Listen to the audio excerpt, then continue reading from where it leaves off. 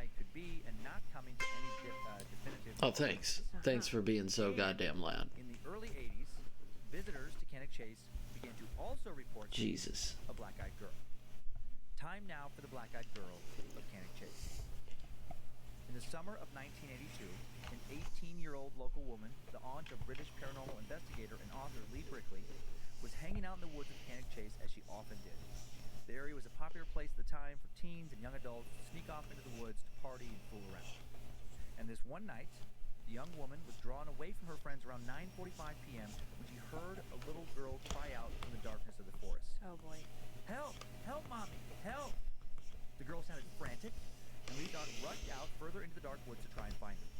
Walking through the dark trees and brush, she soon stumbled upon a trail, and that's when she saw her. She saw a girl who looked like she was maybe between 6 and 8 years old, running down the trail away from her, still shouting, "Help! Mommy, help!" Lee's aunt ran after the girl, was shocked by how fast she was running. Lee's aunt was 18, in good shape, and yet this little girl was outrunning her and pulling further and further away. Lee's aunt tripped, gashed her toe, fell to the ground while chasing the girl, quickly got up, started chasing again. The little girl kept yelling, "Help! Mommy, help!"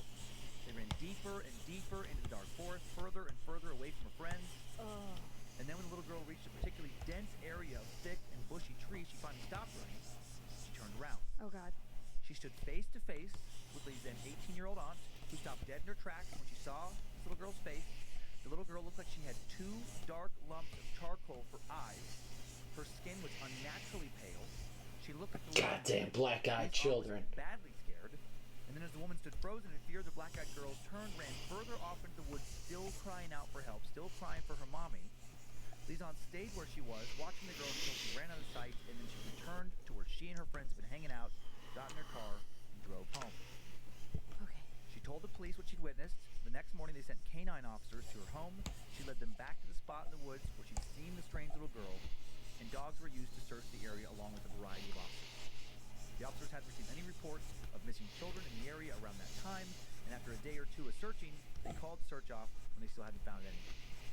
They did make Lee's aunt aware of a series of little girls that had been abducted and killed by a local auto mechanic named Raymond Morris in that same portion of the forest in the 1960s.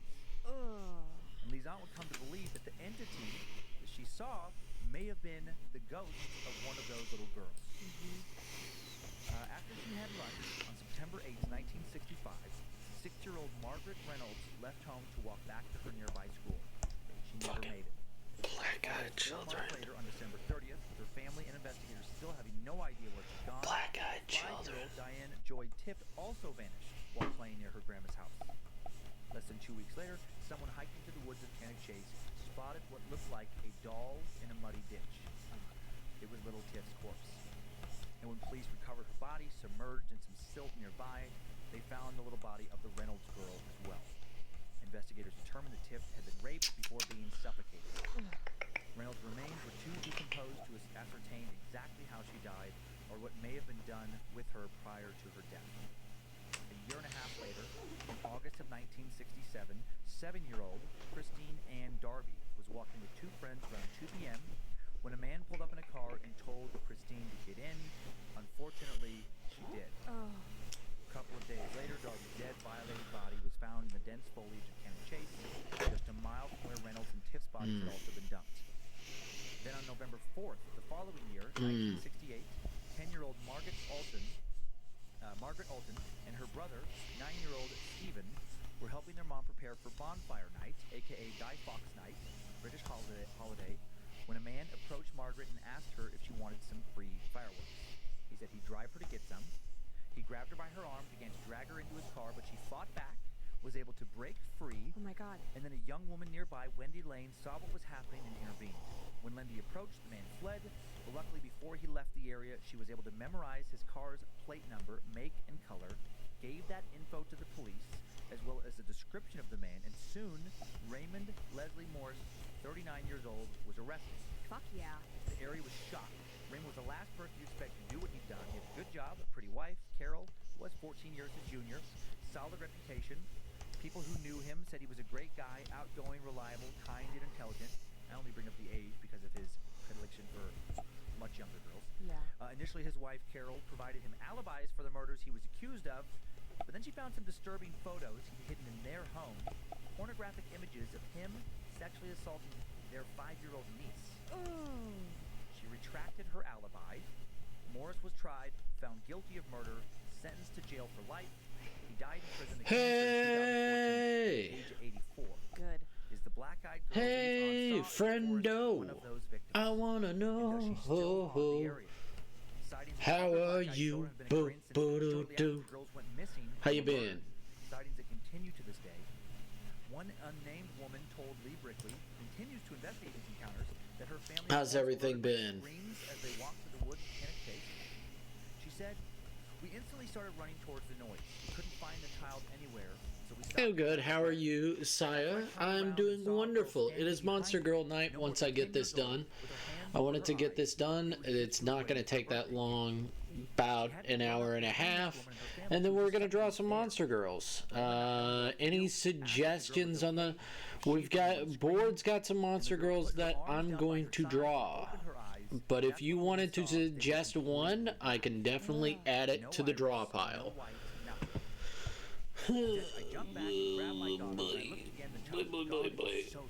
Because it is Halloween! Officially, it is Halloween. Yes. Yes. Yes. Think. I will have them all on the Discord when after stream, so don't worry if you can't stay. That's totally fine. I totally understand. He claims the team was chased by this entity, that she even verbally warned them, "We're watching." Tom said it looked like a child dressed in white. While being chased, he said you could hear her running on the footpath behind us. And then after this being warned them, a being with enough of a physical presence to let others hear her run, she vanished. Will anyone ever know who or what this black-eyed girl is and what she wants? Or will the mystery of the Kenneck Chase black-eyed girl forever remain unsolved? So we have some photos. One is, I mean, it is, you know, it's creepy woods. This first photo, Kenneck Chase, was pretty. Here in this first one. Pretty but creepy. You know, just thick forest. I mean, there is something always a little disturbing when you're alone or just with a few people way out in the woods where other people can't hear you. This next one is a little spookier photo. Female Zorn, that'd be a sight to behold. Talk about expensive. Date, Zeal would be another candidate, but for Lechit and Bob's. Female, Decanter Goblin? Ooh. Ah, Spider Gal. Alright. Spider Girl, Spider Gal? Alright. Spider Gal. This one is supposedly a real take of the black-eyed girl taken by that last story, paranormal investigator Tom Buckmaster. That last sighting, that's what he claims he saw. That's what he captured on their investigation? Yep. That's highly zoomed in. I would have shown the picture backed out, but it's like when you really back out of the original photo, it's like a little speck of light. You can't tell it. And then supposedly zoomed in, digitally enhanced. That's what's there. I mean, I'm just trying to think if I could. I'm trying to think of it zoomed out. Yeah, you got a lot.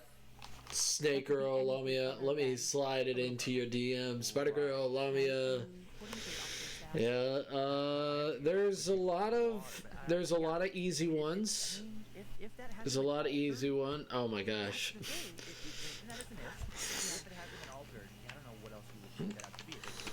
Yeah, it really does. Things like because like you know your mind will play tricks on you, your eyes will play tricks on you. Yeah. Right. So and if I'll you get it. want to see Hey, Dr. Cherry Pep. I don't know. Looking at Yum. very. Now, Dr. Cherry Pep, how many flavors is there? That's the question. Is it Dr. Cherry Pepsi? Is it just Dr. Cherry Pepsi? Or is it Dr. Cherry Dr. Pepper? Oh yeah, I had Like, I don't know. I don't know which one. Oh, looking sick so far. Hey, Inner Joke. By the way, everybody, it's Inner Joke. Wonderful streamer. By the way, Dr. Cherry Pep is also a wonderful streamer. Also, Real Kazoo Gaming is also a great streamer. Also, the FNAF version of your OC is amazing. Ah. It's all, oh my god, so many flavors. That's what? That's only... The way that our bedroom is set up, and because I sleep... Isn't it 32 distinct flavors for Dr. Pepper? And our bedroom door is just a little bit open. You can see down the hallway almost like a painting, you know, like... I prefer paper over Pepsi. Pepsi is kind of trash in my opinion. Oh, ooh. And honestly, it's nothing. I mean, actually, our house has been feeling... That's an opinion. I actually love I love Pepsi when I could still drink colas. I cannot drink regular colas. I can sometimes drink Fanta now, but that's because the hole in my stomach has subsided over the years, has healed, but not by much. Fanta doesn't get into it like most sodas do. Most sodas go right into that hole in my stomach, and it feels like lead there. But I used to love Pepsi. I liked Pepsi. But everybody's got a different taste for it. But by the way, if you guys don't know, wonderful streamers all around, wonderful people all around. We got SO Inner Joke. It's SO Inter Joke.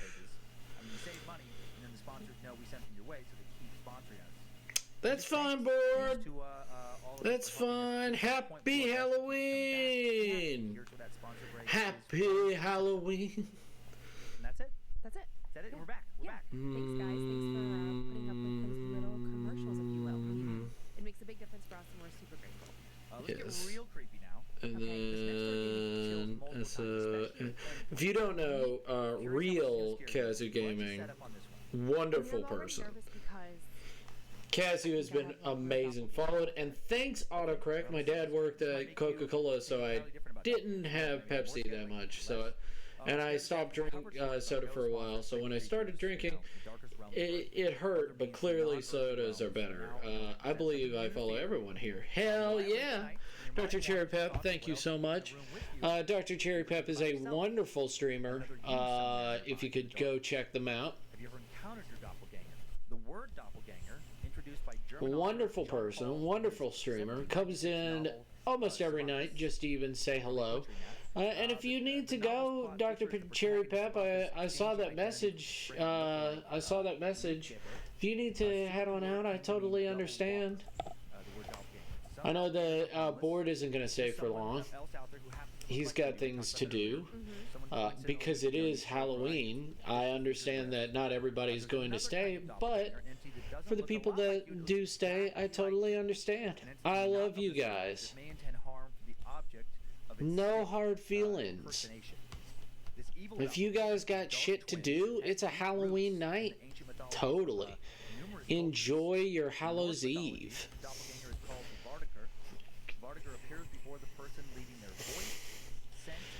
Hope the streaming's been well. Inner Joke, hope everything's been going well for you. Good to see you here. Aw, you're too nice. I try my best to say, I normally fall asleep to your streams. Oh, thank you. I have to get my sleep schedule. Sleep is bae. Yeah, sleep is needed. Sleep is not bae. We know. We already know that you have a bae. It's totally fine. I hope that you don't have that weird condition that makes it impossible for you to sleep. But I think insomnia is not one of those. Insomnia does come from it. I forget what it is. It's where the frontal lobe is messed up a little bit. Good people live in the upper world, and the evil doubles live in the underworld, very reminiscent of Jordan Peele's... I already ate my candy. You got any 8-ball? Polish comes from the cities, wisdom comes from the desert. I asked for candy, not wisdom. Bored and Haven are the people we need to see stream. Yeah, Bet is second waifu. Yes. No, it's just that I know that, How scary is that? Imagine you know waking what, up, I'll stop talking about it. yourself, staring at version of yourself, I literally learned it from double taking your life one of from these you. Also podcasts. terrifying to think about that happening to Sleep deprivation, and its form, its dark form, and actually found out that there is a condition that can slowly make it so you don't sleep. I mean, And I wish that it didn't exist, because that sounds like a horrible way to die. Doppelganger, they would still have fear. It wouldn't change. Sounds like a bad way to go, my friends. Incredibly unnerving. But yes, Board has given us some Monster Girl suggestions. Dr. Cherry Pap! Dawn of the 17th century. Dr. Cherry Pap! Doctor! Doctor, give me the news! Oh, my brain is taking damage, I'm sure of it. I would bet money on CTE. I'm a night bird, but if you push me too far, I'm gonna sleep with my wife, my teddy bear. Lol. What are y'all doing on Halloween? I don't think I'm gonna do anything. Dr. Cherry Pep. Yes. Thank you, Dr. Cherry Pep. No, you're fine. This is what I'm doing on my Halloween. I'm going to be here doing art, because FNAF is not coming out until...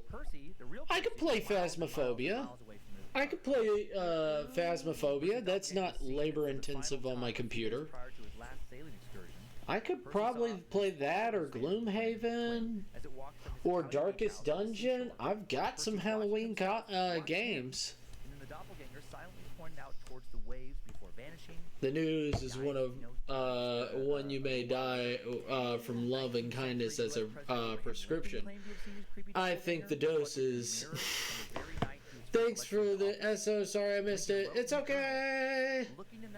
Kindness as a prescription. I think the dose is too high. Art sounds like a best Halloween. Yes! Death from Love sounds better than my original prognosis. You should do gaming stream. I know people watch more of that than art. Yeah, but that's not the reason I do this. I do this because I want to be productive.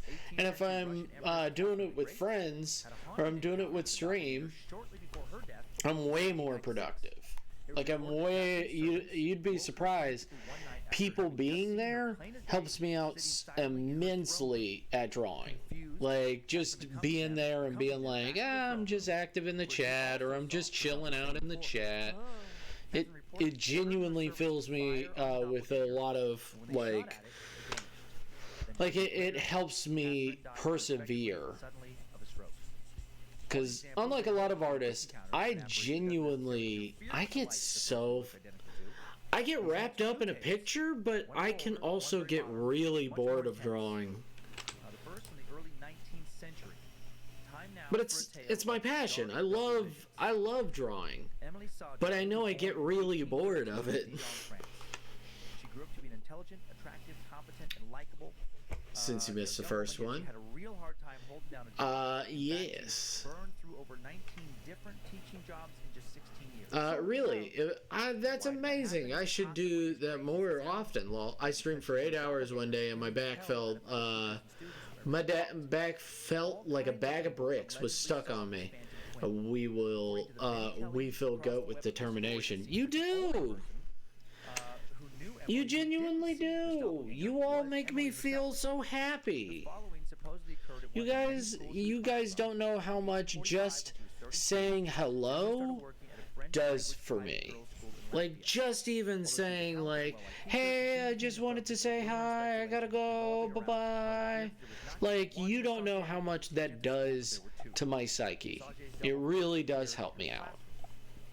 Like, genuinely, you guys are wonderful people for doing what you do. When Miss Sage turned around to see what her class was distracted and gasping about, her twin vanished. you guys coming in here and being wonderful is more than anything you ever know. Like, for reals. We support Goat. They are amazing, and so are y'all. Yep. I'm thankful we're on Goat's pacifist run. A new flow of my creative flow. We be awoken to who has spoken, has shown me of what I awoken, and to that I spoken. A rank of astrals as rain and call name, as I claim a new style, and it has slept for a very long while. Yay, hugs. Hi, Soulfire. Hey, Delon. Seems you're in the rhyming phase. Have you tried sonnets? Or have you tried soliloquies?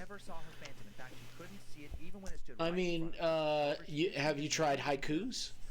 See if you like those as well. And then there's limericks. You could try limericks as well. But you're doing pretty good at rhyming. I'm real bad at quick rhymes. My brain just, I can rhyme, it just takes me a goddamn second. It's real bad. Hope you're doing well on this Halloween. This wonderful Halloween. This is Halloween, Halloween, Halloween. Da, da, da, da, da, da. In this town we go home, suck my dong and fuck your hole.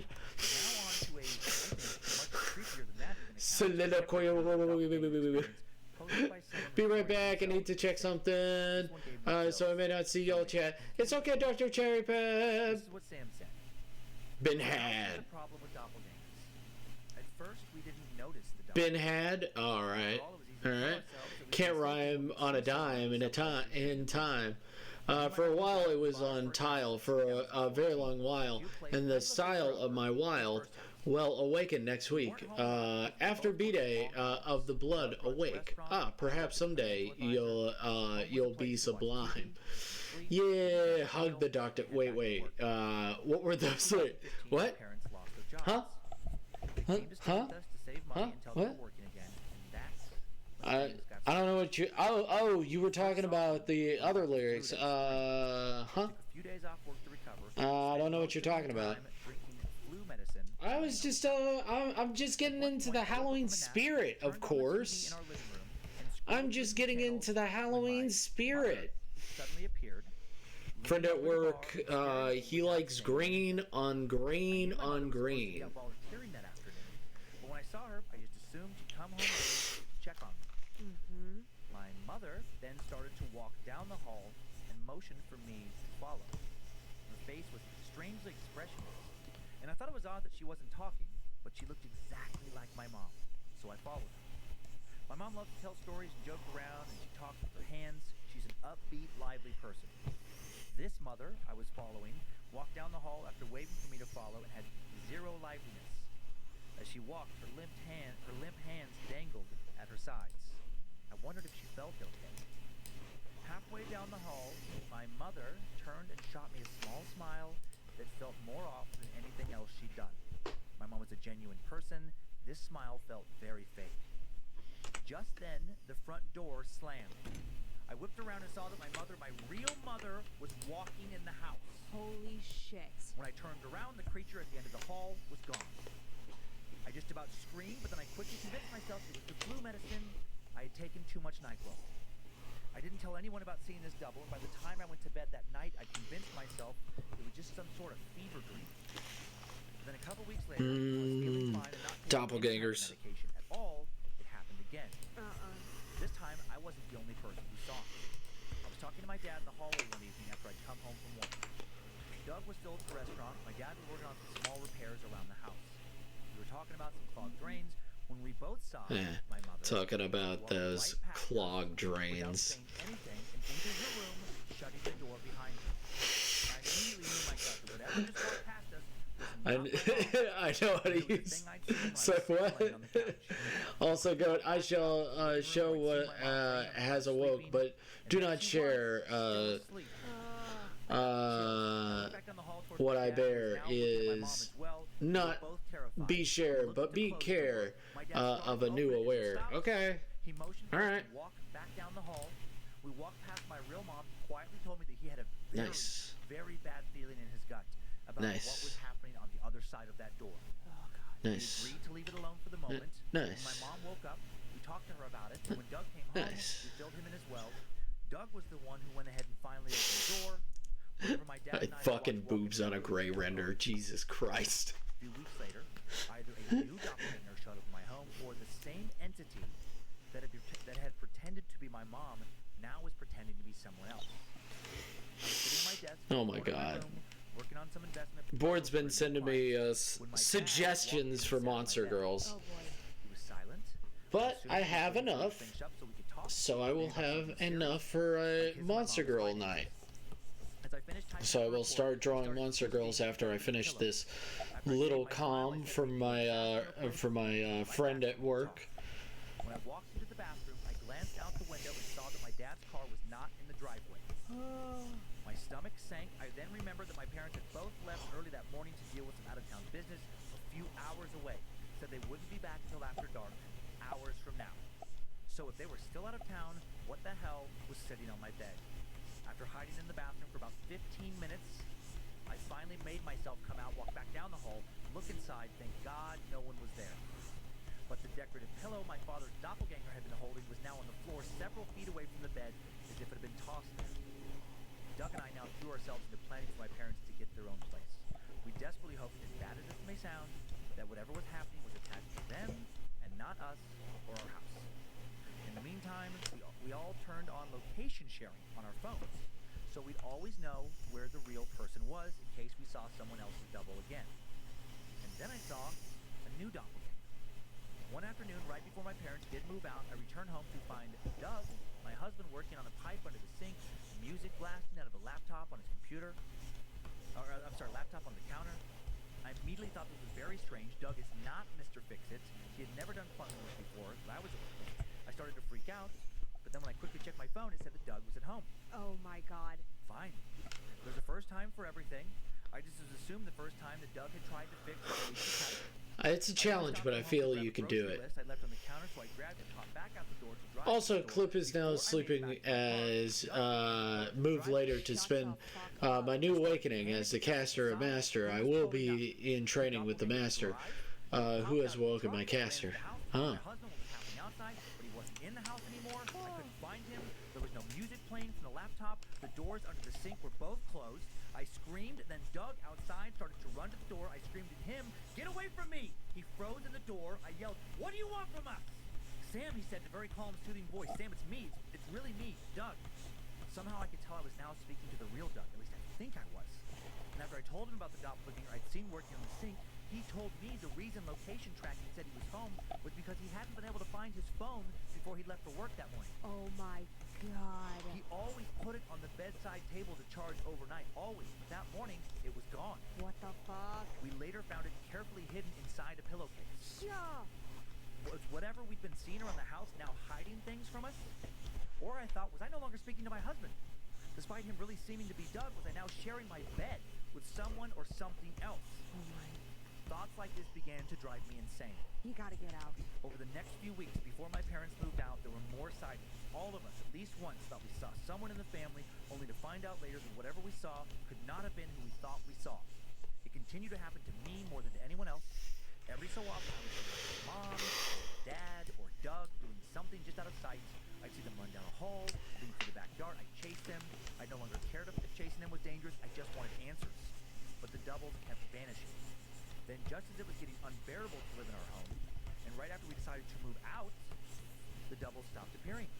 My parents moved to a cute little town about an hour away, and about 2 months after that, I got pregnant. And then, since the doubles had stopped appearing, we decided not to move out anymore. No. I wish we had. Several months into my pregnancy, I started getting up several times in the night to pee. And the past few nights, I started to see a new doppelganger, my own. I'll see this other me in the mirror out of the corner of my eye. When I start to walk out of the bathroom, Welcome in, Runari. Hello, Does it Runari. vanish when I turn my Hope you're head to get doing better look? I'm not well. sure because they haven't done Hope it. you're I'm too doing scared. And then earlier today, I took a incredible. nap in bed while Doug sat in the chair Hope you next to it, got some next to it watching food. TV. When I woke up, he told me Dodo how he'd now Meki, also seen my a female doppelganger. demon with He long said that arms he covered watched in me birds. crawl back Oh, to the edge of the bed earlier, that got would up to use be the bathroom. that would He be said he thought it was difficult. strange that I was I could moving do like it, that, considering how I'm in the but I last could month of do my it. pregnancy. He tried talking to me, and then when I didn't answer him, he walked over to the door to follow me down the hall, and I wasn't there. And then when he looked back down at the bed, I was still there, sound asleep. Oh God, oh God. Now I wonder, why am I the last to appear? And since it never speaks, I wonder, what does this thing want? And how long will all of this go on until she or it gets it? Holy shit. They have to move right now. How creepy is They're that? gonna see a baby doppelganger. Oh my god. Oh that's my really God. just like, woo, that concept. No thank you. No, thank you. Let me. Freaky. I kn- See yourself? Okay. I mean, it does remind me of the movies. That movie. Yeah, yeah, yeah, Like, yeah. oh. But okay, if that happened in our household, Yeah. okay, and I'm seeing doppelganger Kyler, doppelganger Monroe. I mean, Monroe is like a little dangerous, anyways. But then I see doppelganger you. Then I see me. God. If I see me, I immediately think I'm gonna die. That's it. That's my first thought. I'm fucking freaked out. And does it drive you to just like kill yourself? I know, it drives you insane. Insane. How would it not? Oh my god. So got some pictures here. This first pic is Doppelgangers. Ba ba ba. Ba ba ba. Is this challenge? No, I'm not sure if it's real. I mean, it seems doctored. It does seem doctored. High five. Is it high five? Is this a challenge? Is this challenge? No, this is just this is for a friend. This happened since the past of my cast was later raster. With New Awoken, the people of the people will be choking. Today is day. I kiss the dearly G-pin.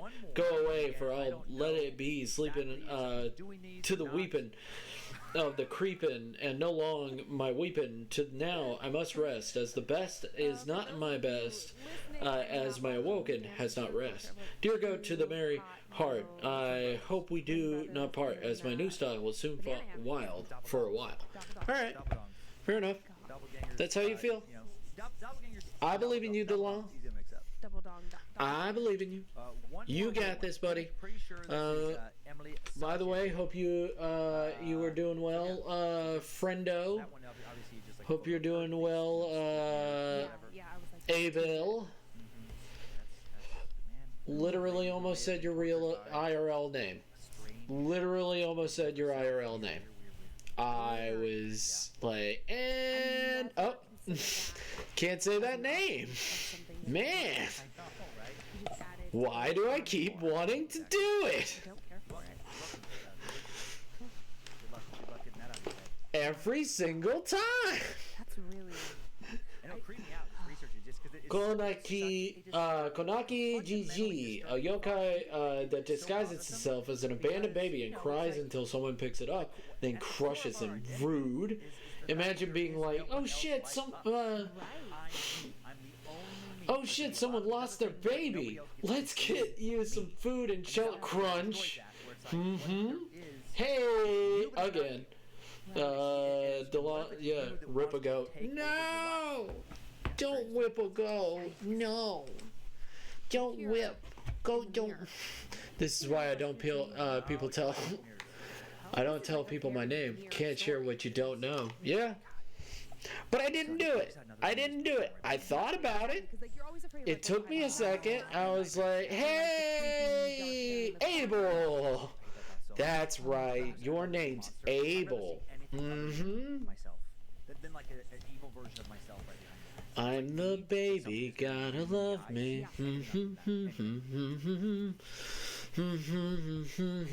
Really, my brain is going so hard into like, what would that be like?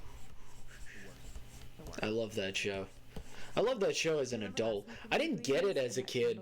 In all honesty, I thought dinosaurs sucked as a kid. And then when I became an adult, I was like, man, you know what? I should give that show a chance. I never really gave it a chance.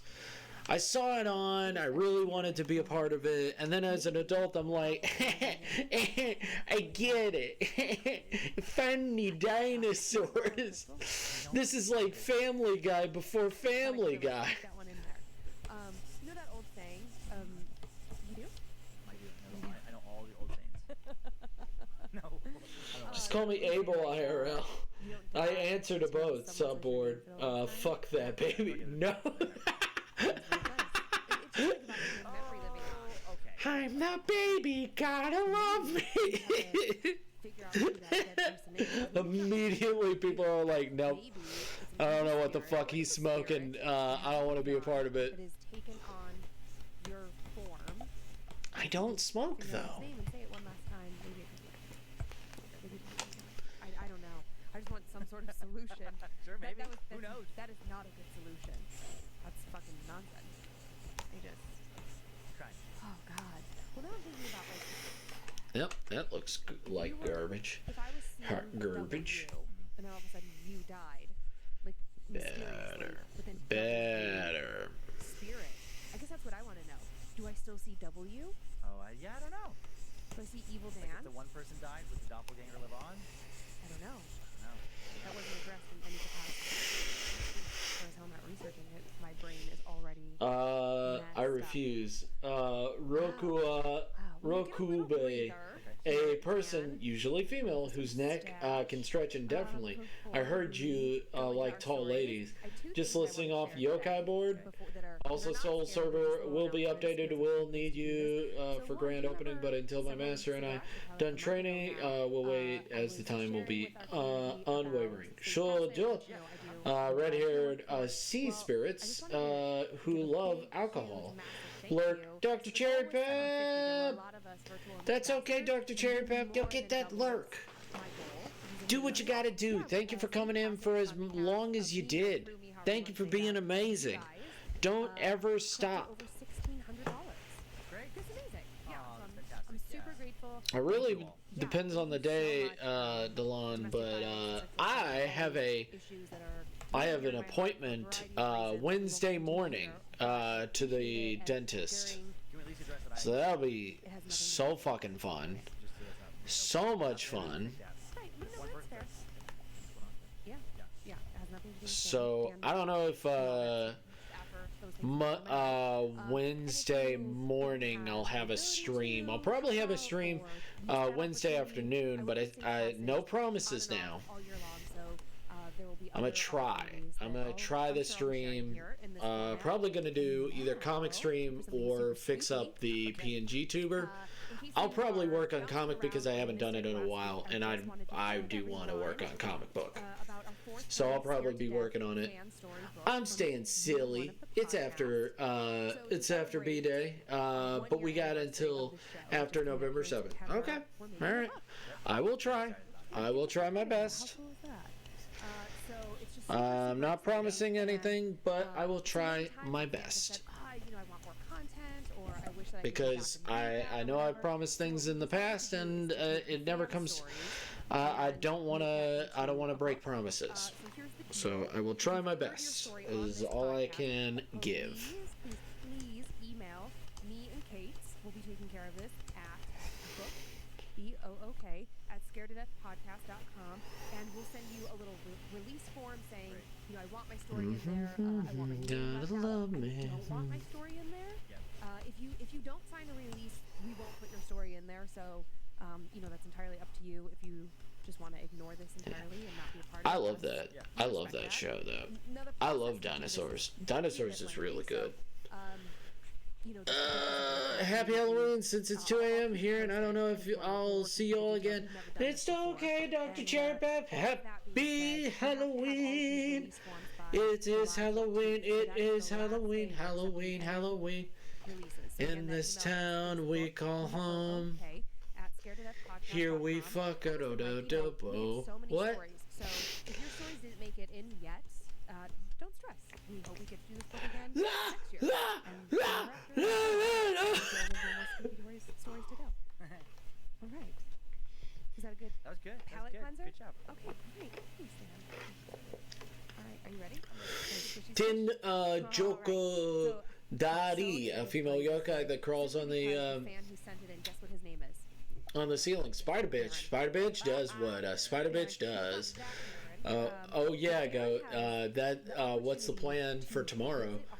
What do you mean? What's the plan for tomorrow? I work. What do you mean? What do you mean? What do you mean?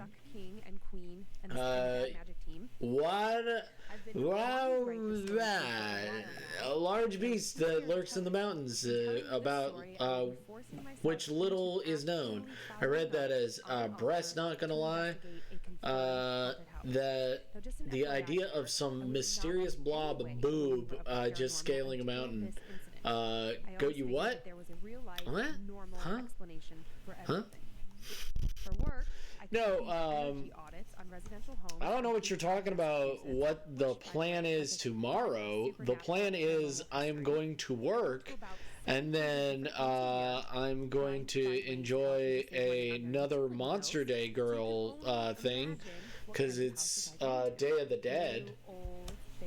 I could do Spanish monsters, but the only one that I know of is the Chupacabra and the Bigfoot. Bigfoot is also in somewhere in Mexico, but I don't. I was just gonna keep doing Monster Girls. The night after that, I was gonna do Monster Girls. What's your plans? Do you have plans for tomorrow? I mean, you could hang out with Big Battle. You could do whatever you want, man. I would love to hang, but I got work.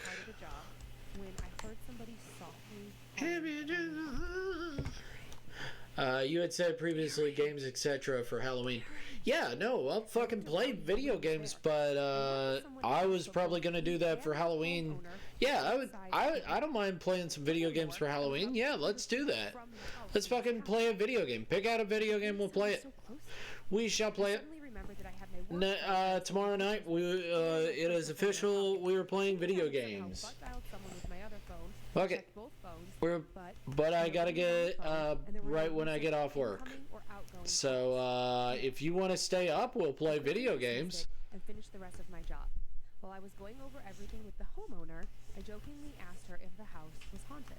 Now, I do this with almost every customer who lives in an old home because it's so fun to hear stories about people seeing things moving or doors opening and closing on their own or other things that happen with no explanation. I don't know what your plans are for Day of the Dead. Say, yeah, my house is haunted. I've got Monday off. Oh, yeah, then hell yeah, we can fucking play some video games. Yeah. All the things that make them feel crazy. Go for it. We can play some video games together. Asking this particular homeowner, is your house haunted? If you want, we can try to get Tria and we can play Phasmophobia all together. I looked at her sideways and said, or we could see what real Kaz is up to. Get him to play with us because I know he has it. Or Burnsy. I think Burnsy has it. Not sure. He might not. I think they may have even named him. The last person I haven't checked. Or someone like that, someone who had a job kind of like mine. He had been outside the house taking pictures just as I had been when he saw somebody. Could get Jason as well. Hell yeah, we could get Jason. Yeah.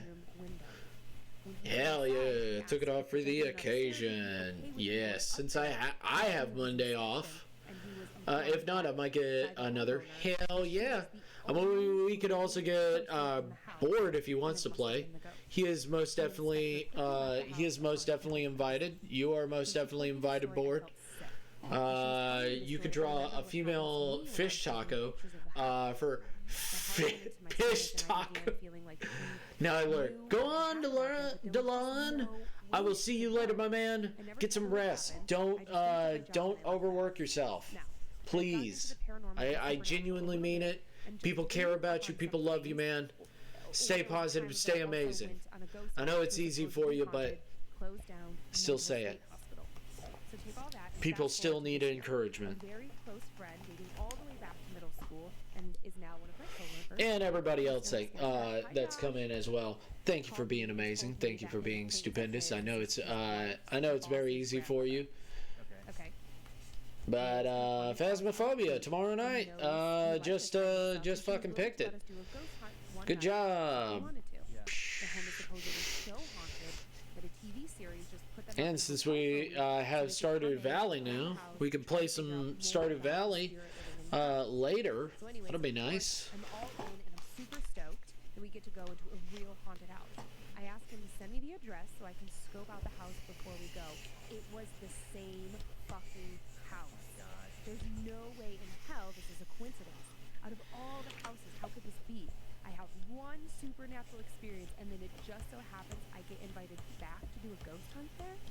The homeowner never knew about my experience because I never told her, and my friend never told her because he didn't put two and two together. Now they are worried that the spirit is getting upset. They have been hearing aggressive noises since the ghost hunters left.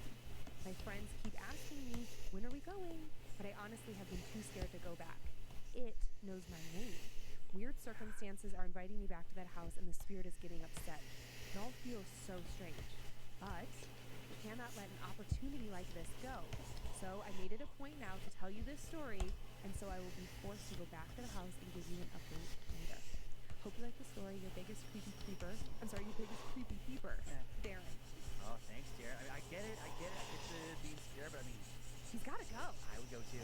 He has to go. Just curiosity. I would just be like, oh my god, what is going to happen?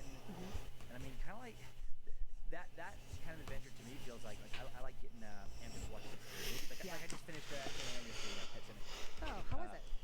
I seen it as a kid. I think it's still really scary. Was it?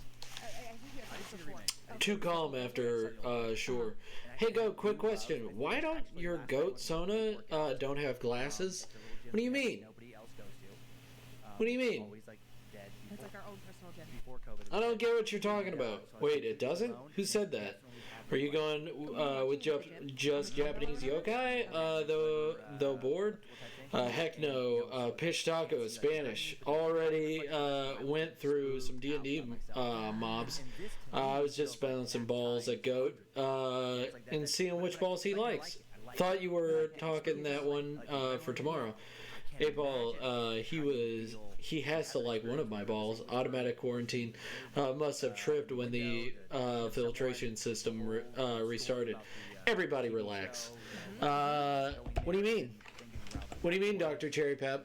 I'm very confused. Why does my Sona not have glasses? I don't know what you're talking about. Because we were yelling at Darren like, stop, knock it the fuck off. I have no earthly idea what you're talking about, Dr. Cherry Pep. Why would it have glasses?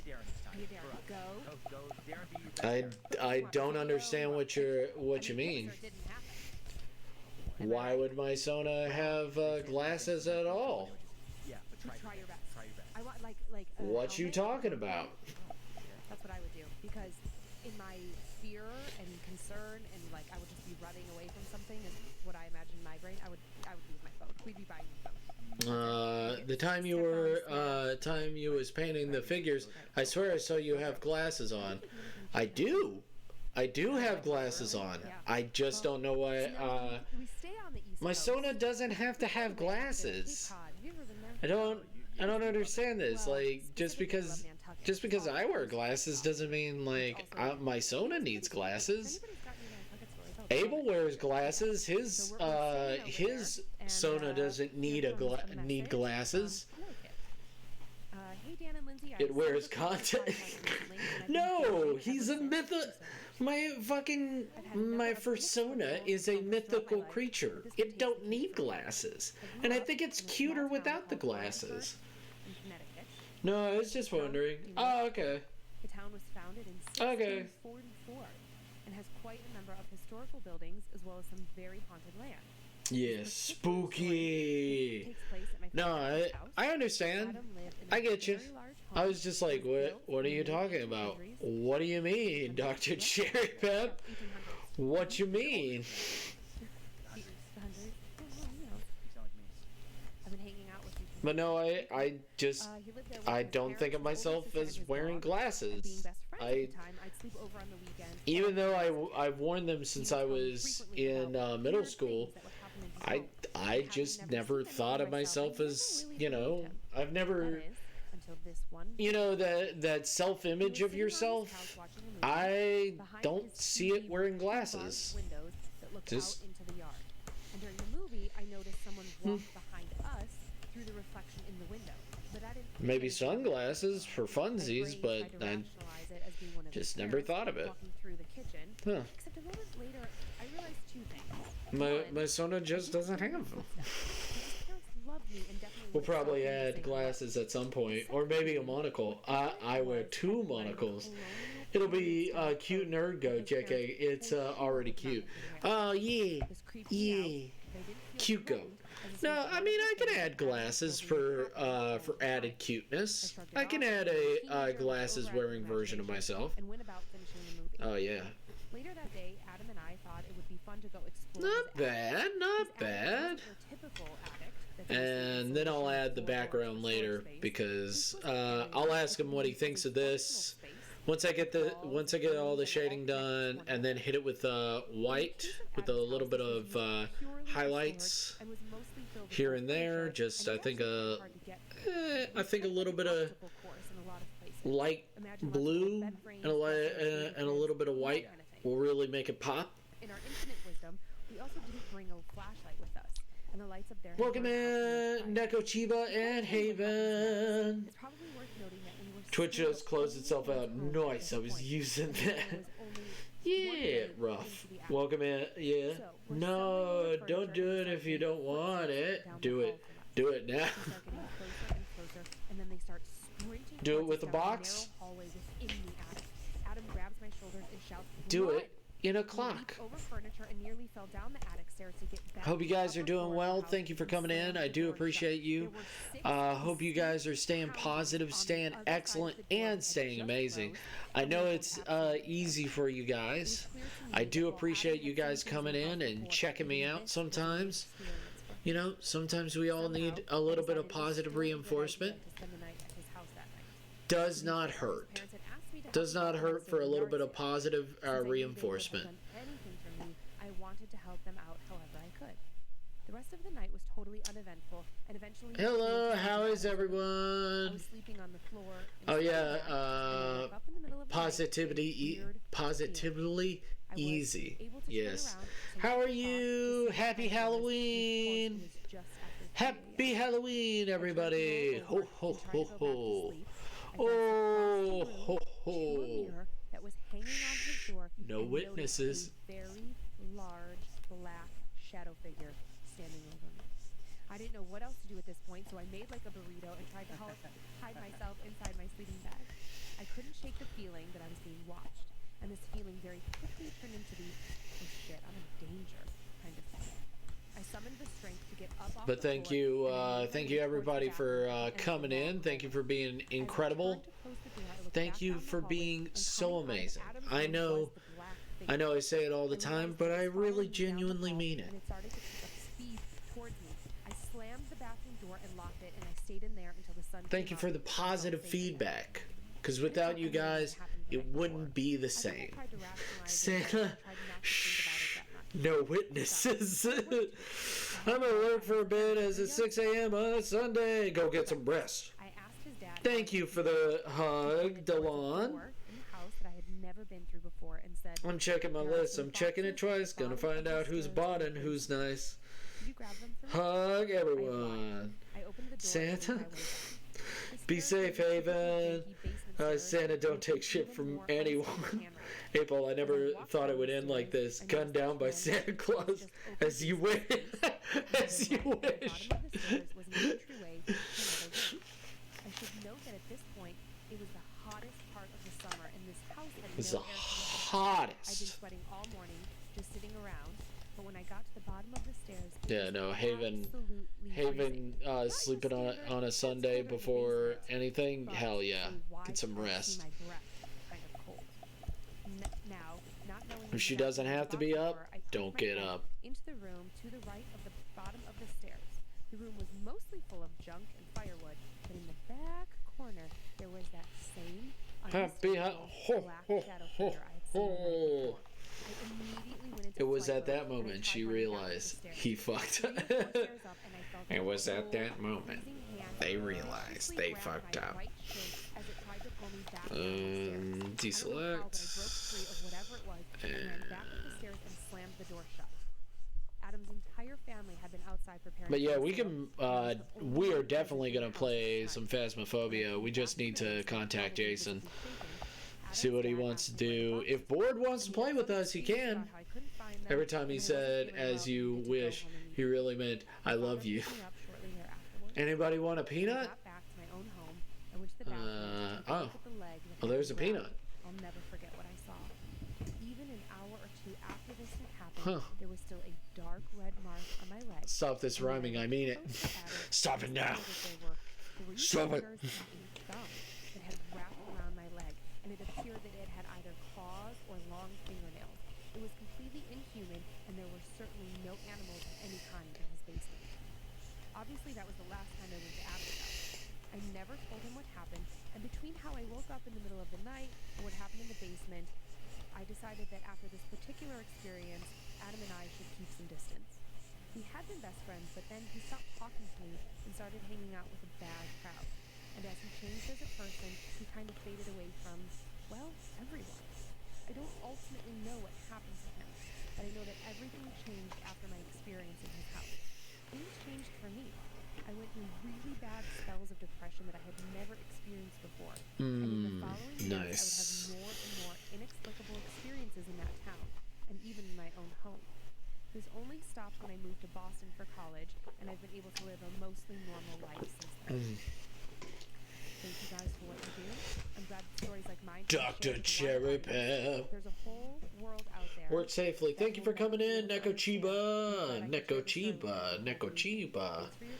Neko Chiba. Hello, Neko Chiba. I was thinking during that one, like, what a weird thing. Like, Dr. Cherry Pep. You guys like cheese? I do like cheese. I'm just lurking while finishing up at work. That's okay, Neko Chiba. Thank you for coming in, you wonderful person. Probably won't be playing games. This thing is hella butt chugging. No, I'm good. I just need to fucking hardwire it. I'm just gonna fucking get an Ethernet cable and connect it all the way to the fucking living room so it doesn't do that.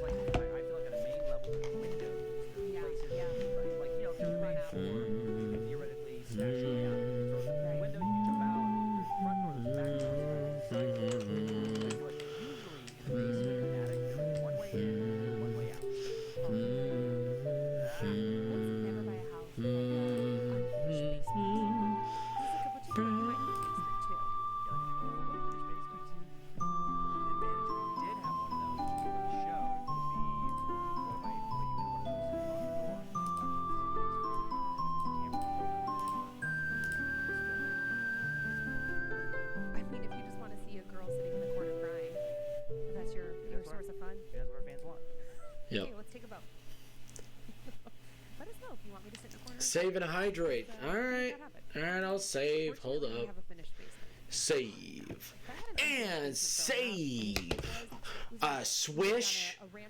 Your Discord isn't linked to your Twitch. I didn't realize you were live. Also, give me more Zelda music. Hey, you don't. Yes, it is. It is fucking. Hold up. What? It is connected, is it not? Backside that was creepy. So it was like the laundry room with the cement floors. We never put linoleum or anything down. There was a creepy ass shower in our basement. Yeah, it was just there. You know, so we would like use it mostly. Like a butcher shower? No, I mean it. You know, like the shower. No one's gonna know what this means. But you know the shower at your grandparents' house? Is it not connected? I thought I was connected. Am I not? Let me see. Hold up. Let me go to my. No, I'm really confused. I'm online. What? Yeah, or like if you got. Hold Yeah, up. if you got really muddy or something out in the yard playing with your friends, my mom would be like, go to the basement. User settings, streamer mode. Streamer mode is enabled. Yeah. Yeah, streamer mode. Yeah. Yeah, makes sense. The older I got, the scarier it got. I get it, yeah. I don't know. It says that streamer mode is enabled. I don't know. I don't know why it's not working. It's weird.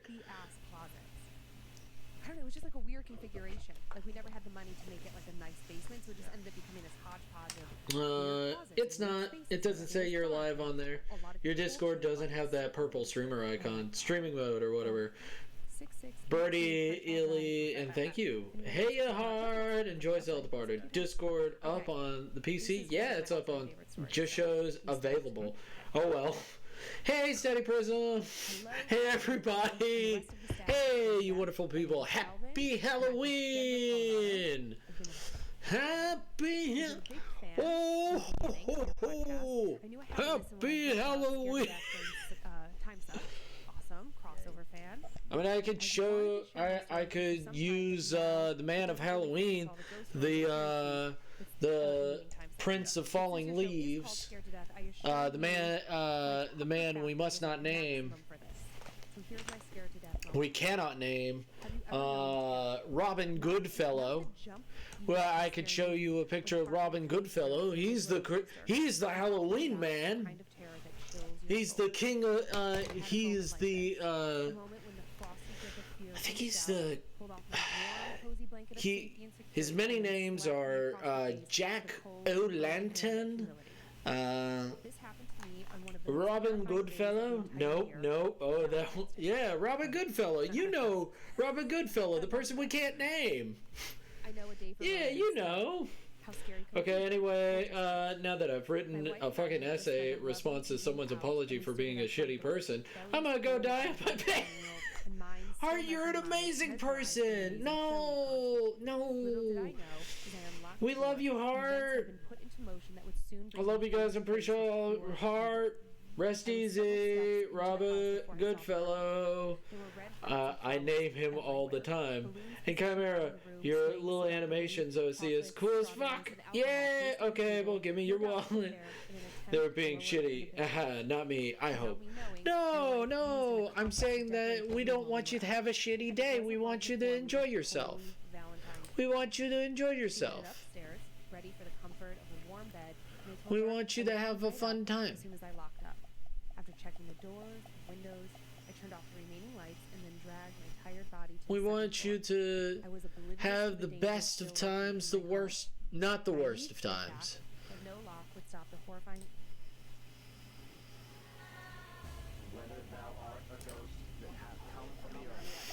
Well, I need sleep first. I could go grocery shopping. Fuck. It's a Sunday.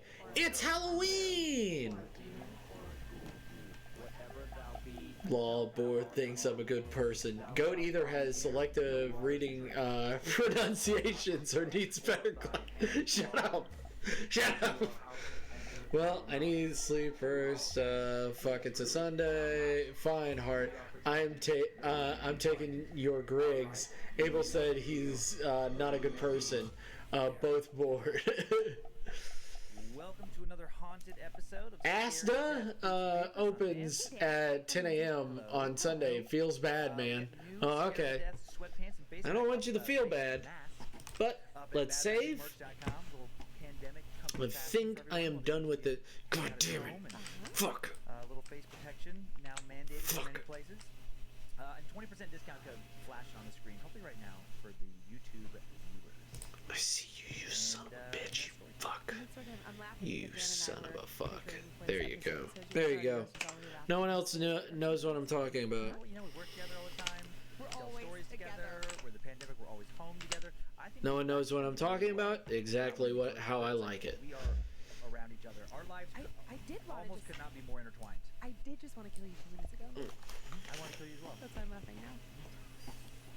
Usually when you want to kill me, I also want to kill you. Oh, that's usually good to know. Mutual destruction thing. Oh, that's fuck shit, bitch. Fuck, bitch. Okay, good. How many stories do you have? Rip a heart. I'll sleep now, then go to Asda as soon as I wake up. Thighs. You okay, Delon? His thigh hole. Shut up. Don't talk about his thigh hole. It's fine. It's fine. Spoiler alert. Alright. We will hold it off on that one because I need to know what he thinks about a background. Fuck. Yeah. Alright. Okay. I will get that later. Scary stories, they don't always have a happy ending. I gotta save it as a PNG. Don't end well for I gotta save it as a PNG. Save as. I gotta save it as a PNG. possession story. I have to save it because if I don't save it, I'll forget to do it. Because that's the biggest pain in the ass. Now, we have a list of monsters that I gotta go through and pick out which ones I want to fucking draw for Monster Girl Night. Monster Girl Night, da-da-da-da-da-da, where it never ends and we're all gonna die. Wait, that's not how the song goes. Oh no. No! I just need to show you my No! So apparently half of the German mythology, breasts are just, beasts are just shapeshifters or creatures with bobs. No, I was quoting what Goat was doing. Yep. Plus, he read it and it cracked me up. Welcome in, Study Prism. Challenge accept. Woo, Dad, give me your arm, people. Gummy bears. I'm all hyped up on fucking Mountain Dew. Actually, Fanta right now. Drinking. Selective reading pronunciation. That's my channel. Hey, welcome in everybody. This is my channel where I pronounce everything wrong. I need a pronunciation guide for life. And also, I have the memory of a goldfish. So, get ready for that. I'm also a pretty good writer and also comic creator that has a horrible memory. I can't wait.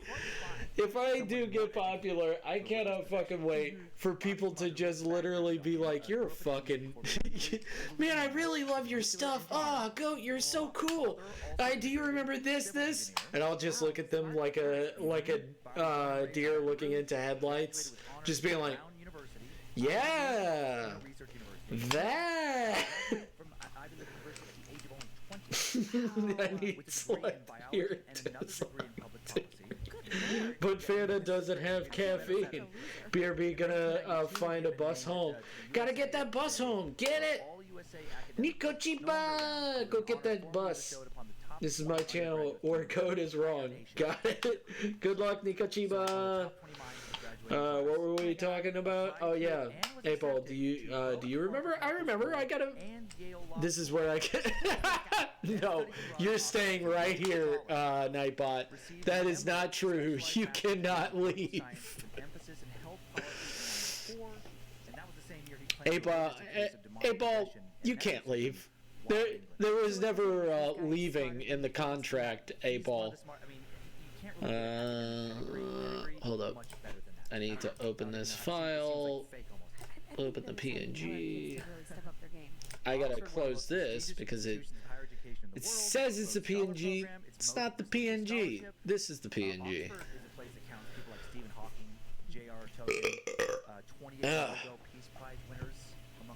Oh god. You say there's no caffeine in it. There's just lots of sugar. Lots and lots of train. Italian mythological beast, Dahu, literally just a fucking mountain goat. Sir, have you ever heard of weed? I don't do weed. I don't do drugs. Can I have some? April, are you the Lord of Cinder? Dab request sent to the static file handler. Oh god. Let's see. That's what. Let's see. Change image resolution from that to from inches. Gonna go with 4. See what that does. And then save it. Then save it.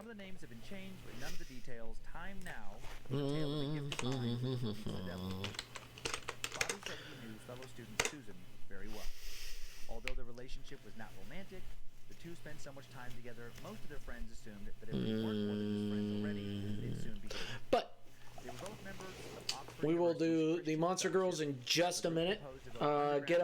Get some candy, get some snacks. Oh man, the Squatch was something to behold. Bobby noticed that Susan was in an extremely sullen mood instead of riding the emotional high she usually felt after some prayers and fellowship.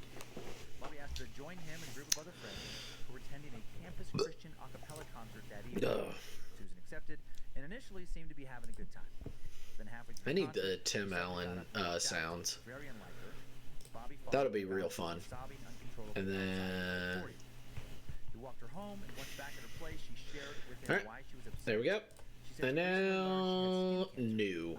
Let's make a new file. Let's, She was scared by the brr, diagnosis, and then we go, other brr, friends had and been then we seriously go, told her brr, they told da her da da da da da. procedure Da, da, da, da, it da. was a long wait for some kind of death sentence. And Alright. Susan tried to pretend that the diagnosis didn't bother Get outta her, here. but it did. Get out of here. And that night at the concert, all her worries had been finally pushed down, suddenly bubbled to the Let's surface. do this. She told Bobby This she was going to great. die. Bobby comforted her. And then we gave her a do shoulder to this, cry and on, told her then he'd we accompany her to the doctor's office add. in the operating room, We and she wouldn't have to face do any this, physical and illness. then we, And that comforted and calmed her. When Bobby went home that night, and he was happy to be a strong friend for Susan. and then this, But then we when he saw Susan add the next this. day, he suddenly No, seemed we put it in this. distant. Yep, And the we following put it in months, he file, more and folder more 1, distance, and now we saw go each other over less here. and less, And now leaving we Bobby start feeling on Monster utterly Girls. confused. Alright, first one. Finally, Susan First told him why Monster she Girl acted of like the she was night. acting so strangely. The skin Spooky, cancer scary diagnosis was real. It was stressful, but it wasn't truly. She'd also been suffering from intense, recurring nightmares. And she always told Bobby about them in the Ugh, concert, God but she damn was it. afraid he wouldn't understand. And she Oh wouldn't. man, the Bobby wanted too to bring bright. the nightmares Positivity, and brought best her drug I ever had in my life. cancer up. Next to negativity of my hellish life. This does not promote any drugs of any sort. Edited. Alright, done wilding today. Now I sleep. Go to bed! Now we start on Monster Girls. Monster Girls!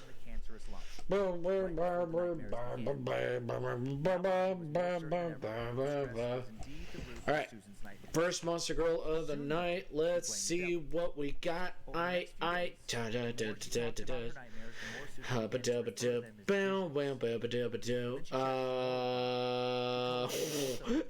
just looked over in fucking Discord.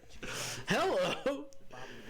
Chicken fish with fucking breast? What the fuck? L German history. What the fuck?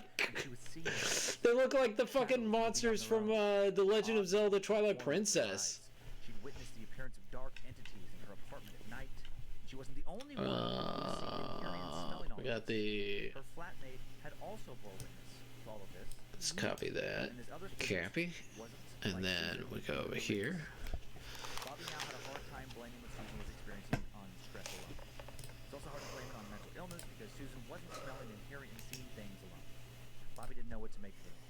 He talked to the leader of his Bible study group, who asked him if he believed in angels, spirits, and other such apparitions. Yeah. Not too loud. Pretty good. Ooh. He recently heard a priest confidently proclaim that the Bible's words on phenomena such as demonic possession and exorcism were never meant Dab, to be dab, interpreted dab, dab, dab, dab, dab, dab, dab, dab. Incidents involving spirits were merely metaphors for tangible, explainable events. And Bobby, when the priest told him all of this, thought it sounded very reasonable. But when Bobby told his campus Bible study leader, this fellow student proceeded to describe additional recent supposedly demonic incidents he'd witnessed involving a woman they both knew. A woman who claimed that literal demons had attacked her and left actual physical scars on her arms. What? When Bobby heard this, talking to the campus Bible study leader, he remained Dab. quiet, but incredulous. He'd never personally witnessed anything. and it was How many you doing very tonight? difficult to accept. I'm gonna try to do He wanted to enough. trust that Susan was telling him the truth, but although he was also religious, he was a man of science. and So we got a few. and his mind did not wish to embrace anything he was Let's see. When he told Susan about his struggle to believe her, she was not happy. She lashed out. Well, yeah. The She told him she didn't want to see Azure. him again. She was hurt that he didn't trust her enough to believe her claims. So, no matter how outlandishly sounded. We'll see. Bobby tried We'll to see reach how out many again over I the get next few to. weeks, but she I don't wouldn't know. have anything to do with it. The next We time he got saw the her, at Bible study, they both Cole her Pachi. operation was about to So take let's. place, and now everyone had gathered around to pray for her cancer to be removed and for her to make a speedy and Let's just complete write them recovery. down. The meeting started, Ka- as did many other UCF Pa- gatherings, with group songs and a few prayers. All the students sat in a circle on the Compositive, floor, facing the Grieg, Susan refused to acknowledge Bobby's presence. Grieg, Susan sister asked for a period of meditative prayer, and the entire group fell and silent. All then individuals the prayed aloud as the Spirit led them. L. After this group prayer, Wetcher, Susan made a movement to end the meeting, and L. that's when things got spooky. Out of nowhere, Susan began to emit strange How do you spell guttural that? sounds, L. and Wet, she fell to the floor. She began Rit, to thrash about as if she were having a L. seizure. Wet, Susan's Rit. sister ordered everyone to gather around Susan and place their hands upon her sister's body. Bobby didn't move. He was frozen in horror. He later wrote, "I will never forget the first comprehensible sound that came from Susan. Alright. She screamed my name with such an urgency that the chill still traveled down my spine whenever We have a list somewhere? Oh no, Board has a list. He gave me a bunch of monster girls that I could pick from. And then we have Spider Girl. Japanese Spider Girl. I don't know what to call it. Japanese Spider Woman from Cass. Spider Woman. In a voice Bobby had never heard before, Susan accused him of no love for his friend. Nope, nope. Some of these aren't serious, but it'll be fun. Nope, nope. Kumo something. Hello, hey, Nico Chiba. Nico Chiba, Nico Chiba. Reminds me of that fucking Venture Brothers joke of Mecha Shiba. Mecha Shiba. Oh, a bunyip? Bunyip, huh? A Squash looks like it's up to something. The Squatch looks like it's up to something. Satan, I command you to leave this woman. How you been? We're gonna draw some monster girls. Squash. Squash. Squash. Oh. I'm dumb. No, I'm not dumb. No, I am dumb. I do have dumb brain sometimes. I literally looked at the word and then I was like, yeah, I know how to spell it. He tried to push past his doubt and pray and found that the words literally wouldn't come out of his mouth. He could talk but not pray. While Bobby struggled, a local minister with experience in demonic possession See, and then what is it? Bunyip. Bunyip. We will try to do all these tonight. So let's start off with the Capocinth. Bunyip. Could do a female Alicia. Well, let's see what we got. Hee hee. Nicochiba. Yeah, Bunyip. They have silly names. They look nightmarish. Something that made it hard to breathe. Being a biology major at the time, he definitely tried to think of a rational explanation. Bunyips, Australians. Well, some of them just look adorable. That looks adorable. They're kind of river monsters. Yeah, they're all river monsters. With big fangs. Some people who draw them very cute. But we're doing monster girls, so pick my favorite one and go with it. Shortly after the spiritual abandonment, briefly escaping from the many hands still trying Copa Cinch. A Copacinth, gargoyle? Are Copacinth gargoyles or what? I think they're just gargoyles, man. If they're just gargoyles, that's totally fine. There are a ton of river. Yes, Bunyip are just cute. Yeah. Yoi is the spider one.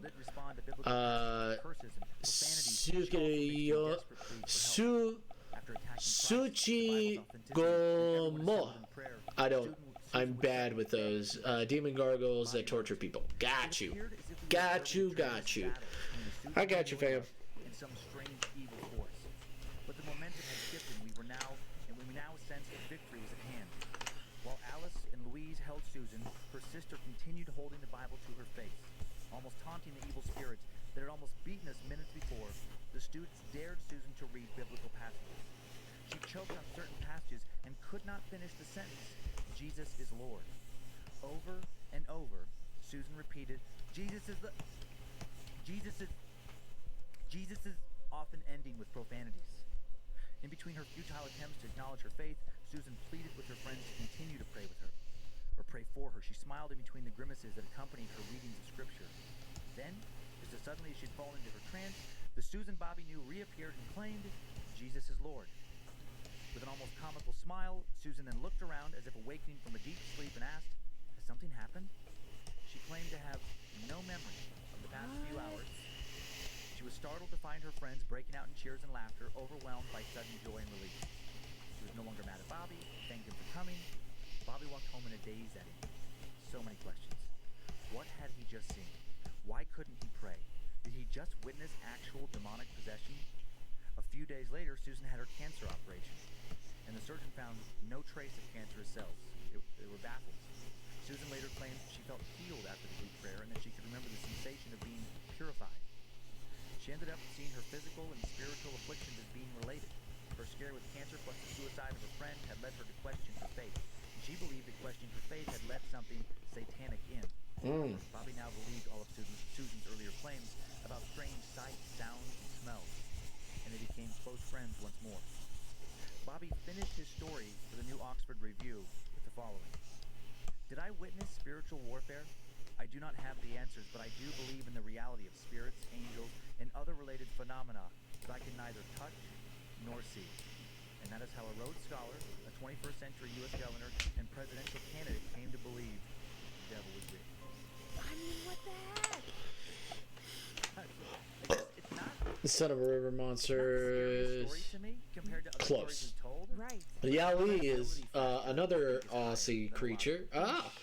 Kapuya is basically a giant demon garg that's primary purpose in life is flaying you because it finds it amusing. Bunyips basically act like a hostile water hippo. Well, you mean hippos. Yeah, there was a lot of details I cut.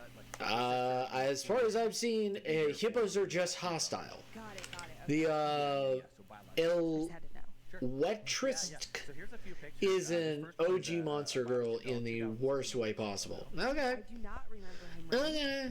He didn't make but he was a two-term governor Okay. in Louisiana and a rising star in the Republican Party for a while. I don't know what his status is exactly right now.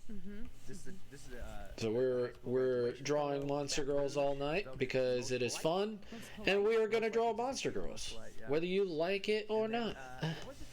And I'm gonna draw them my way, and it's my way. This is a poster from it. The Ivy League Exorcist. Not a big budget thing, and not a full length. And I'm gonna draw them my way. I know that a lot of people like them like anime girls, but I'm not drawing them like anime girls, so you can suck it. Very young, he has tried to distance himself from this story. Wait, what? I didn't mean that. That wasn't me, guys. Politics. He has some success. People are gonna bring this up. That was my imaginary friend, guys. I didn't say that. I would never say that. It all feels very politically Never fuck with a hippo. It's free real estate. Yeah, it is. Hell yeah, it is. Let him know that we're trying to bring it back. We want to maybe risk hearing from his attorneys. I don't know. I just imagine Bobby Dindal's like, excuse me, can you please take that episode I'd down? sooner dick around with a croc than a hippo. I refuse. Yeah, I'm with Abel on this one. Draw it whatever you want. Yeah, I shall. In the story, but I couldn't get the details, and they would have like little links to the original. Thank you, article, Nakachiba. and a lot of those links were dead over and over and over again. So I had to get a subscription. I had to pay for a subscription to this New Oxford Review to access this particular article from their archives. Well, now we've got access to Oxford. No, that's not the same Oxford. Though. This is like a. Oh yeah, okay. No, I do. Because I got confused looking into it too. And first I was like, wait a minute, it's published out of like the Bay Area. If I told you, Yeah. like, if I was Susan in this story, Right. would you believe me? I was like, hey, I would believe that you think you're seeing those things. I will say, just in general, and this isn't with you. This is with anyone. that's what's so tough about this. If you're not the person seeing it, that's why I like stories where there's multiple witnesses. It's Can I AFK a hot minute? Need to stretch, drink, and anything not fall asleep on a keyboard too soon. No, get some rest. Draw whatever you. Either way, it's gonna look amazing. Thank you. Yeah, I'm probably going to start getting ready for bed. So if anyone needs me, type really big. I always need you, bored, but you go to bed, man. I always need you. You're my friend, my companion, and you're my confidant. So I always need you, buddy. We need you in life, but you also need bed, champ. So go rest up, bud. Go rest up, bud. You start like revealing secrets of people that you don't know. That I know there's no way you could know that. Yes. Then I'm like, okay, there's something else in play here. Can we make a deal? Yeah. Okay. If this ever happens to me, Okay. God, I hope not. And if I ever start speaking in Latin, Yeah. can you please record it? I failed Latin not To show once, your old Latin teacher? but twice. Well, I failed once with an F, and then he passed me. Sleep is needed, so do it. Yeah. I say that's even a thing. Also, yeah, the art looks bad. A badass AF. Monster Girl, bed. Go to bed. Monster Girl, deathbed. The bed that kills people. Totally. I've been trying to learn Spanish for like 7 years. Still hasn't happened, you know? You don't understand. I need to Are make you ready for your story? Yeah, I guess so. make Okay, little bit the of setup on movie this story as well, and you know what? And Deathbed, I the bed that Oh no. eats people. You got a tickle in your throat? Maybe you have coronavirus in your throat. Like that's always the thing now, right? Like if you have a cough, you have a sneeze, you have Bed is second waifu. every summer. every single No, the bed is the monster girl. I know, I feel constantly Welcome in, Okay, so a little bit of monster setup, girl in your bed. maybe not quite as much Welcome as the in, story. Kira, Nasi. Kind of relaxing. Bed is second waifu. So Rosa, Risk is now in her high, 30s, but the took a prize. visit to the home Makes and sense. considerable Yes. amount of time in it. Hope you are doing well, Nakachiba, by the way. I hope you got a bus. I hope you found a bus. Thank you for sticking around and hanging out with me on this happy And now, Halloween. over a century later, it was to be demolished. I don't know how that means in other countries, but hope you enjoy it. After a slow and steady onset of dementia in recent years, during those years, I know you could be in other streams right now, and I do appreciate anybody that comes in to check me out. Shortly before she was moved out, a plumber was called in to inspect some water drainage issues in the downstairs sink, and he reported hazardous conditions in the home to the town health inspector. And when the health inspector visited, she actually had the place condemned. Oh wow. Yeah, so Rosa and her other family members now, get one last chance to kind of come in there and gather, family heirlooms, personal belongings. Makes before the sense. building is actually going to be officially condemned. Sure. Oh. They had tried for years to help, her grandmother not let the house. Teeth fall is into brought disrepair, up. but she was Yes, I did on the prideful, way stubborn, home to wouldn't give allow candy her to the care kids fixing. in our street. It's not a big Rosa thing pulled up here the in house, us. ready to get It's not that final big of a walk. deal. Makes sense.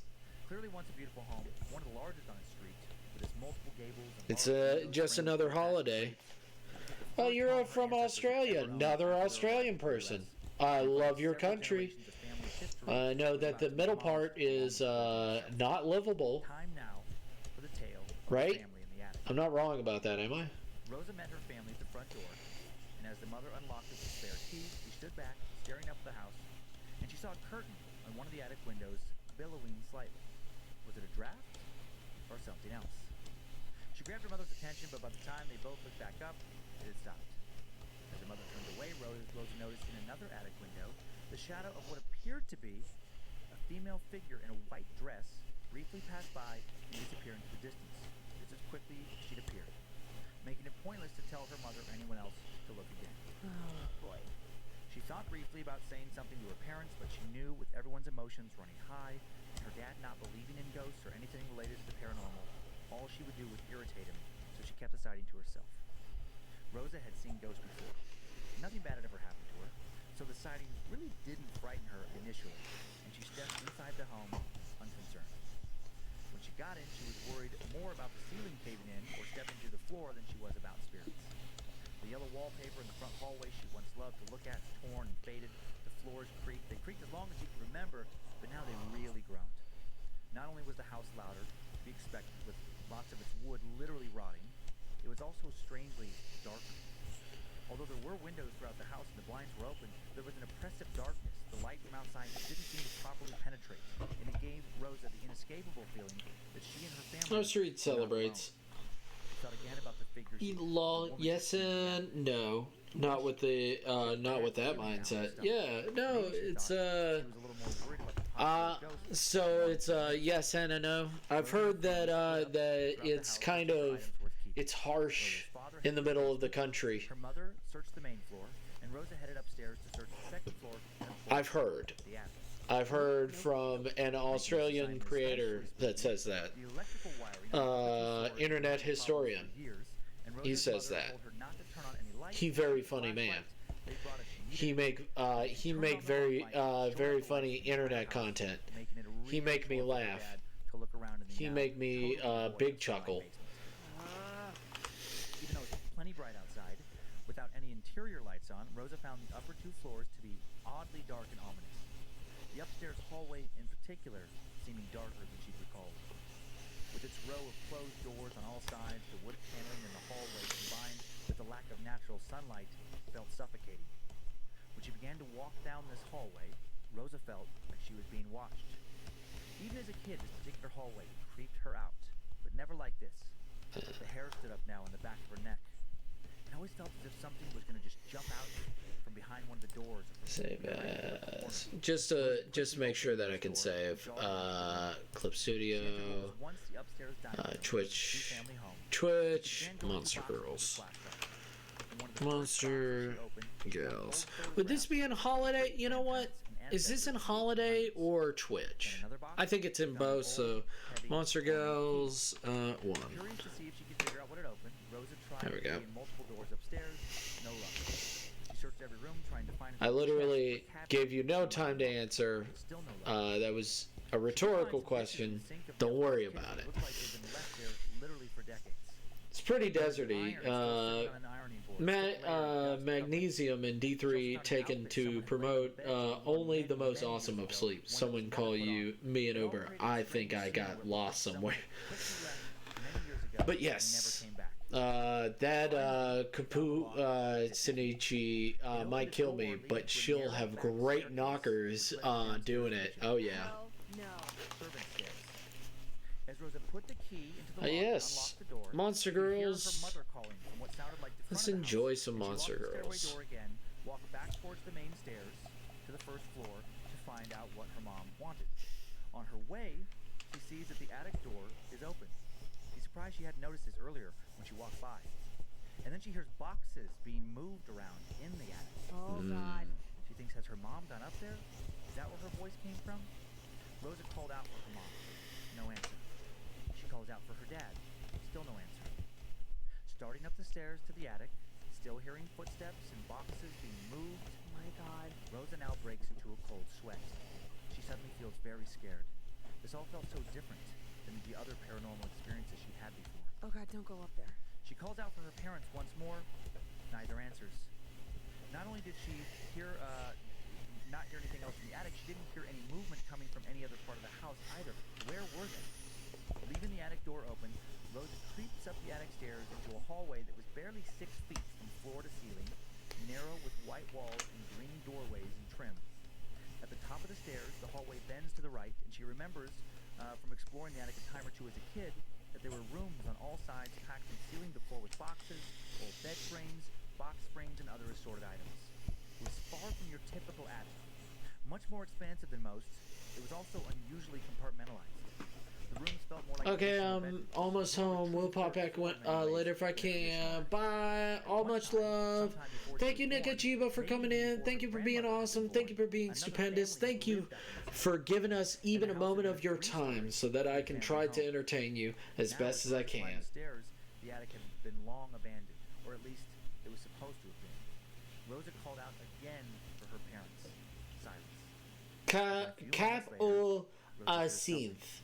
Correct. Here's the rustling of paper bags from a room at the very end, I don't know why the captain owns a synthesizer, but hey, let a man do what he wants, right? not because it was cold, Yes. Thank you for being awesome, Nico Chiba.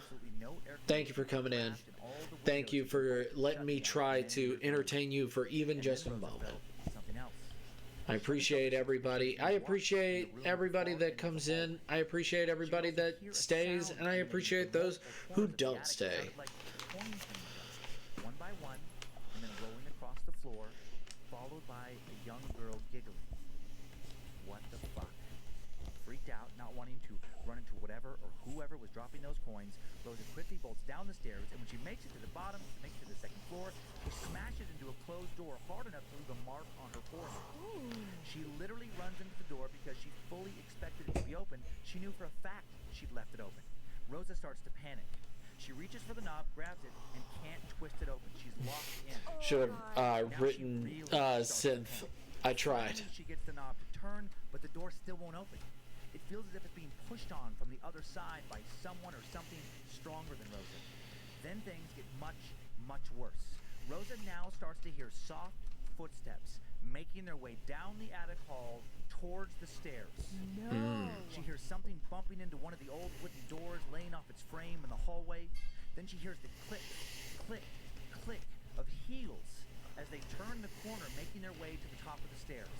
Her heart racing, her palms going sweaty as she pounds on the door for someone to let her Mom out. spaghetti. She screams out for her mom. She cries out for her father. Where were they? How could they not hear her? Then she hears the sound of the heels stop at the top of the stairs behind her, and she grows quiet. Fuck. She wants to turn around but can't bring herself to look at whatever is heading towards her. Click. She now hears the sound of a heel stepping down onto the first step towards the second floor. Oh my god. Click. Whatever was behind her had just taken another step. Click. How many steps until it was directly behind her? 10? 12 at most? She can now see a shadow emerging on the cracked white walls above her. A humanish shadow that grows larger with every step. Click. She pushes down on the doorknob and tries to break it off the door. Click. She throws her shoulder into the door, trying and failing to break through. Click. She pushes down again. Damn it, she Oh, just hi, isn't strong enough Cthulhu. to break the doorknob. Click. How many steps away now? Fail. 6, 8, maybe just 3 or 4. Klingon, but close. Basically, you can cut your 4,000 times in one night if you do so while running. Yeah. She screams, twists the doorknob, slams her shoulder into the door again with everything she has. Finally, the door flies open. She literally falls into the hallway in front of her, and then before she can look back and see what was standing behind her, boom! The door to the attic slams itself shut. Rosa runs downstairs in a panic, and when she gets to the first floor, she literally runs into her mom, and they both nearly tumble to the ground. Her mom swears she had never heard Rosa call out for her. Her father, who just run up from the basement, swears the same thing. They're both alarmed by how panicked Rosa is. Just when Rosa starts to wonder if she was losing her mind, all three of them hear footsteps coming now from the second floor. They can hear someone pacing around across the upstairs kitchen directly above them. Rosa can now see the panic she felt begin to take root in her parents' faces. Her father, a huge skeptic, who doesn't believe in anything in the paranormal, whispers that someone must have broken into the house and is hiding upstairs. He sneaks upstairs via the back staircase. No, no, no, no. The one Rosa had found the key for, the one she unlocked the second floor door to, and then locked it back up again. When her dad makes it to the top of the staircase, the door Rosa had locked was slightly cracked and is slowly opening. Rosa felt that something clearly wanted them to come up to the second floor. Something was inviting them. She tells her dad they need to leave. He insists on pressing on. GTFO, baby. Rosa and her father search the entire upstairs of the house, the second floor, then the attic. Rosa really does not want to go back up there, but she also is not comfortable with her father going up alone. Her mom is too scared to head up with him. She can't talk him into not going, so she follows. Oh, come on. And they find no one. They find no one who could have made the noises she just heard. When they begin to leave, Gotta earn your Rosa answer. follows her father back downstairs. She just been trapped. And when she makes it about halfway down, she screams out and almost startles her dad Disclaimer, by I'm falling not down the even last a few steps. novice in Klingon. I search for the quote to put in 8-ball in hopes of finding Star Wars fans flat-footed. There's also Morse code in there. Any straight yes or no is not in English. You gotta earn your answer. 8-ball, this bad boy can fit so many indirect answers. Do or do not. There is no try. Fuck you, Yoda. She won't step foot in this house never again. She and her mom now wait out in the front lawn for her father. Her dad searches the second floor one last time for squatters. About 20 minutes later, he finally comes outside. His face is pale, and he's flustered. He's a bit angry with them. Uh-oh. He accuses Rosa of playing some kind of practical joke on him. He claims that when he'd been in one room upstairs, all the rooms were connected with multiple doors to each. He would hear a doorknob turn in another room. Then, when he'd look up, he'd see a door slowly clicking shut, closing. When he'd go over to that door, open it, look around, there would be no one in the room, but suddenly, the door to the room leading to the one he was just in, that would now shut behind him on its own. He'd go to that door, look inside, find no one there, and another door behind him would shut. And this pattern kept repeating. Sometimes the door shutting would be followed by footsteps, clicking in other nearby rooms. Rosa's dad also claimed to have heard a female voice calling out his name. He couldn't figure out which room it was coming from. Sometimes the voice sounded like Rosa's voice. Sometimes it sounded like his wife's. When he'd entered the room he thought the voice was coming from, he'd now hear it again, coming from somewhere else. He thought Rosa and his wife were messing with him. Rosa and her mom told him they swore they'd been outside the whole time. He just didn't believe them. Rosa thinks he just didn't want to believe. He was too scared, and he kept insisting it was all a big prank. His prank details scared the hell out of Rosa. He told her that out of the corner of his eye he saw movement several times, and once he thought he saw a woman walking by. But when he turned to get a better look, nothing would be there. After her dad loaded up a few more boxes out of the house quickly, Rosa and her parents took one last look at the home and then all got into their respective cars. As she drove away, Rosa thought she saw that flicker of the same woman in the white dress in the attic window. Who was she? Go thirsty. Don't forget to save code. Hydrate. And sometimes, not often, she would still very What a much Star Trek. and her grandmother's eyes would light up. And this was one of the times What a trek. she told Rosa I about a will great hug grandmother Nick who lived in Sosky. that Thank attic many, many you. years ago Thank you, with her family in the Nix. 1940s. I shall. She and one of her I children shall both get me died some from more scarlet Fanta. fever. I will finish this Fanta She said off it was tonight. tragic. She said after her daughter died, she refused to let anyone bury her. She just Goat couldn't. is sometimes And thirsty. later, as soon as Go to her bed. grandma was gonna tell something Go the fuck to important, sleep. maybe that she'd also heard or seen a ghost, a disease that was ravaging her mind struck again, or what she might have said was lost forever. Dang it. A few months later, her grandma passed away in her sleep. Rosa wonders, was the daughter who died of scarlet fever the girl she'd heard giggling? Was her mother the woman who'd follow her down the stairs? And now that the attic has been demolished, where have their spirits gone? I mean, what does happen to them? Yeek. I don't know. That, Creepy attic story. yeah. I mean, if you didn't like addicts before, now you really don't like addicts. I mean, this one is, one of those, like I talked about it before, the many, many kind of websites are out there that have random submissions. So they're not accompanied by pictures. Mm-hmm. I did just do some Googling for like scary attic photos. Woo-wee. Yeah, was it good? There's some creepy shit out there. You can show me? Yeah, so this first one, this is the first Google search result. Scary attic. I mean, that's kind of funny. Weird ass old doll. Why is its legs so long? I don't know, weirdly disappointing. Okay, this next one, probably a scene somebody said, but like, good job. Oh, yeah. Can you imagine walking up in your attic and finding all these dolls gathered around in like some occult ritual? Around a candle with a bunch of coins on the table? Mm-hmm. And I think this next one, I think is creepier. I'm trying to remember now. I can't remember what it's creepy. Oh yeah, just a bassinet by itself over in the attic. What if it just started like rolling? Oh my god, that would be something. If you went up into that attic, everything's still, and then all of a sudden that little bassinet starts moving around. And what if you heard a baby cry when it did that? That's when you gotta sell the house. You gotta do more than sell the house. You have to burn the house down. Oh my god. Yeek. Producer Joe Paisley told me something very funny. We were going over the pictures before the show. Yeah. He said that his wife talked him out of doing it. Was like very much Fanta, that's not water. I will soon. Yes. Go to bed. Scary baby dolls in the walls, so that whoever worked on them in the future would open them up and just find that. I think that's amazing. What a great prank. It made me think. I This can't story. believe Aaron said no to that. This story did make me think, like, what if we did that in our attic? Like, if we were getting ready to move, just put a bunch of creepy dolls up there in some weird arrangements. Oh, I love it. Just for, like, the poor, like, odds are, if you become a poor construction worker, you go up there to do some repairs. Well, you have to do Nightmares. it. You would either scare the inspector, Oh, yeah. or you have to wait until the inspection's over and then go back up and do it. Even better if you live in a small town and you happen to know the name of the inspector. What if he did that and then had some kind of little note addressed to the inspector? Oh boy, you're nice. That can really backfire though, because then if he's really angry and thinks that you're fucking with him, but so angry that you're afraid to admit that you are, now you've left him in a real kind of A real pickle. Well, I think you have to do it after the inspector comes, because inspectors take a lot of photos. So if you can still get out of buying the house during the inspection phase.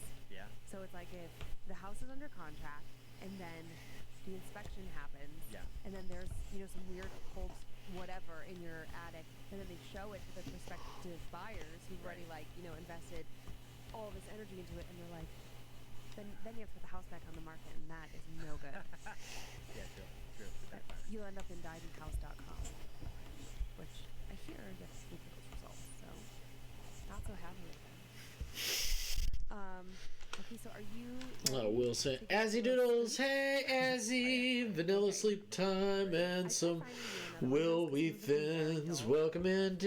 Hey Days Dies, get some rest. Thank you for being awesome. I know it's easy for you. Thank you everybody for being here, you wonderful people. How about you? We're drawing monster girls. We're having lots of fun. We're enjoying a Halloween together, and maybe it'll be some fun. Let's go and enjoy each other's company. Let's hope the internet doesn't crap itself tonight. If it does, that's okay. And if you're These things happen. These are tells the listener tales. So we find like these random ones on the web, the ones that, and then this is your first time checking out Scared to Death. Hell yeah. You find these stories scary. They're all. Right. Hell yeah. They're not Thank you, Days Dies, for subscribing, you wonderful son of a bitch. Thank you for subscribing. And the dab. I'm going sleeper by the minute. How's everyone going? I'm doing good. Alright, are you ready? Yeah. I felt like you were stalling. Thank you for the wonderful thing. By the way, everybody, if you do not know, Alright. And here we go. Hello, Queen of All and the Master Sucker. Days Dies is an amazing streamer. I love time Crappy stuff, internet. and I don't listen believe to it all of your exists. stuff. My reply is Marglar. And I love Damn it. all of your More Marglar. If I listen to dance comedy while I'm I working. even I knew love what listening to Marglar session was. That's gonna be in one of my fucking comics. I in one of my fucking panels, I'll just fucking say Marglar. I don't even know what it fucking means. I'll fucking put it in there. I don't care. When I was 18 years old, I went to job It's now a corps. staple in You this don't know what fucking that chat. is. It's a trade school where you get to live there just like you would in college, except you get paid to be there, and you can also get your driver's license or your GED or those sorts of things if you didn't already have them. How are you, Azzy? Hope you've been doing well. Hope your Halloween is excellent. Hope you're having an amazing day. And I hope it only gets better and better. To the job corps in Really do. Fairfield, Utah. This particular location. Thank you for everybody for coming in. Thank you for everything. This hand looks like garbage. Looks like hot trash. That's okay. I'll fix it. The way it's set up is that when you walk in the front door, there are 4 beds plus 1 extra bed. It goes like this: a dresser, my bed, a short divider, another girl's bed, another dresser. Then Any person, place, or thing is Marglar. I'm going well. Don't have much Halloween plans, but I will be streaming, which will be awesome. Final Inktober Day. Hell yes. Love it. Love it. Love it. If nobody knows, Azzy is an amazing artist. An incredible artist. I'm just so glad that I know her. I turned off my overhead lights. She is an amazing person and an amazing, stupendous artist who makes very cute art. I woke up to what felt like maybe 2 or 3 in the morning and could feel breathing over my shoulder. I felt a hand. I hope your final day of Inktober is good. I know that Willow missed one day. She was a bit miffed, but she's okay. I think she made up for it tonight. And especially not with how much room I still had in You are an amazing artist in person too. Be happy to meet you. Yes, I'm very happy to meet you. I am not in Wyoming, and it is definitely not my ex-boyfriend spooning me. I darted upright, quickly looked around the dark room, and then I saw it. This black, large figure standing in the bathroom entryway. I was shocked, frozen in fear for a moment. I blinked a few times and then shut my eyes tight and opened them, and he was gone. Thinking it was just the stress of the move and the new environment, I opted not to wake anyone up, and I just tried to go back to sleep. I woke up the next morning to hear my mentor asking if anyone had seen the shadowed figure in the doorway last night. I immediately said that I had. My mentor told us that there were apparently spirits that roam the grounds due to it being an old military base. I don't know if it's true, but that was the one and only night I saw him during my time there. It was definitely the creepiest thing I've ever experienced in my life. I love you guys so much, and I love your stories. I often find myself wondering what day it is because I can't wait to listen to the next episode. Keep up the stairs, keep sucking, Ren. Like Ren and Stimpy. Funny reference. Thank you, Ren. Yeah, what a creepy, like, to actually feel like you're being touched. And especially, like, in bed, I feel like that's, an extra, like an extra level of, like, invasion. Because it's so intimate. Right word. Yeah, it's so intimate, and it's kind of like, it's like when you're a kid, Yeah. it's like bed is the safe place. Right. Pull those covers up. Pull your covers Safe. up, getting monsters can't get you, and so, for lack of a better word, it almost feels like the entity is cheating. Yeah, Totally. it's like, no, this is where I'm supposed. This is like the one place I'm supposed to be safe. You can't come here, right? Yeah, so then, because if you don't feel safe when you're sleeping, then you don't feel safe anywhere. Right. I've been having a hard time sleeping again, as you know. I did last night. I didn't tell you, but I woke up constantly last night. Did you see anything? No, Did you feel anything? I did get a little spooked. Uh-huh. It's my I just figured it was my imagination, but yeah, actually. Yes. The stories I've been telling lately, the ones that are in my head. Marglar. You know, basic Marglar-nomics. Goat. Next thing I know, you're going to be telling me you don't know what Wombo is. Stay calm, don't freak out, don't worry. Marglar? Stuff. Like, and I just started to get the chills. Marglar. To ramp up, like I'm feeling real anxious. I had to like forcibly like talk myself out of getting freaked out and calm myself down. Okay, that's so weird because last night we went to bed. You passed out. I have been having such a hard time sleeping for whatever reason. I taken my it's Ashwanagua. It's a Sleep vitamin thing. yes, a sleep vitamin. I taken that, and I still couldn't fall asleep. And I also was hungry, so I went upstairs and I got a bowl of cereal. And I was like, oh yeah, I saw that bowl in the scene this morning. yeah, I was like, oh, I could just stand at the kitchen counter and eat it. And I felt like, no, because what I don't like about that is when you're standing at our kitchen counter, if you look over to the right, you can look upstairs. And without, the kids are at their mom's house this week, so there's no, like, glow from Kyler's bedroom up from, like, playing a video game. There's no light on in the hallway for Monroe. Like, so it's dark, and it was just enough that I was like, So I went and I sat on the couch, and I read my book a little bit, and I ate. And then I was still a little bit hungry, so I went back in the kitchen and poured a little bit more cereal, and I ate in the kitchen. And the whole time I was standing there, my chest was so heavy and tight. And I was like, calm down. And I had the light on, like in, like we have open concept, right? So it's like actual kitchen cooking area, kitchen table, sort of like a couch family area. And there's two separate light switches, and I left the light on above the couch, as opposed to Look at her. So there's two lights on, and I was like, okay, I'm gonna leave that on because I don't. Did you leave that on when you went to bed? Yes. Look at her. That was why, like, when I got up this morning, I thought it was weird that I was like, I don't remember turning this on. Okay, so I clearly got up after you. Yes. And then turned that stuff off when I went down. Yeah, because then I was like, okay, because if you leave the kitchen light on above the sink and the light on above the couch, you can like make it across to the stairs without being in the dark. Then you flip the hall light on, and you go down, and then you go in and you turn on the bathroom light, and then you reach behind you and turn off the hall light. Yeah. And then you use the bathroom. Whole system. You leave that light on, and then you reach around and you turn this light on. And Yeah. the whole thing, I was losing it last night. Honey. And I left on my nightlight last night too, like the actual. When I came in, you had to turn it off. That was this morning, wasn't it? It was late last night. Yeah, like real early this morning. Like 2, 3? Something like that, yeah. Yeah. Yeah. They have like a against Dan's better wishes, best wishes. I don't even know what I'm saying. Preference. Against Dan's wishes, I have a Himalayan sea salt light. Is it Himalayan sea salt? I don't know. Yeah, Himalayan salt lamp, not sea salt. That's what you put in your food. Yeah, I'm telling you, and we've both been saying like our chest is heavy in the house. Too many stories. Yeah. You ready for another one? Yeah. I had only chocolate bar, and now I'm going to starve. I'll be lurking, gonna do setup stuff and art prep. Yay! Love you, Azzy. Stay awesome. But here I am. Thank you for coming in. We do appreciate you, Azzy. Monster Girls all night. All night. Okay, so I will be putting them on my Discord, and I will be putting them up on all my my stuff.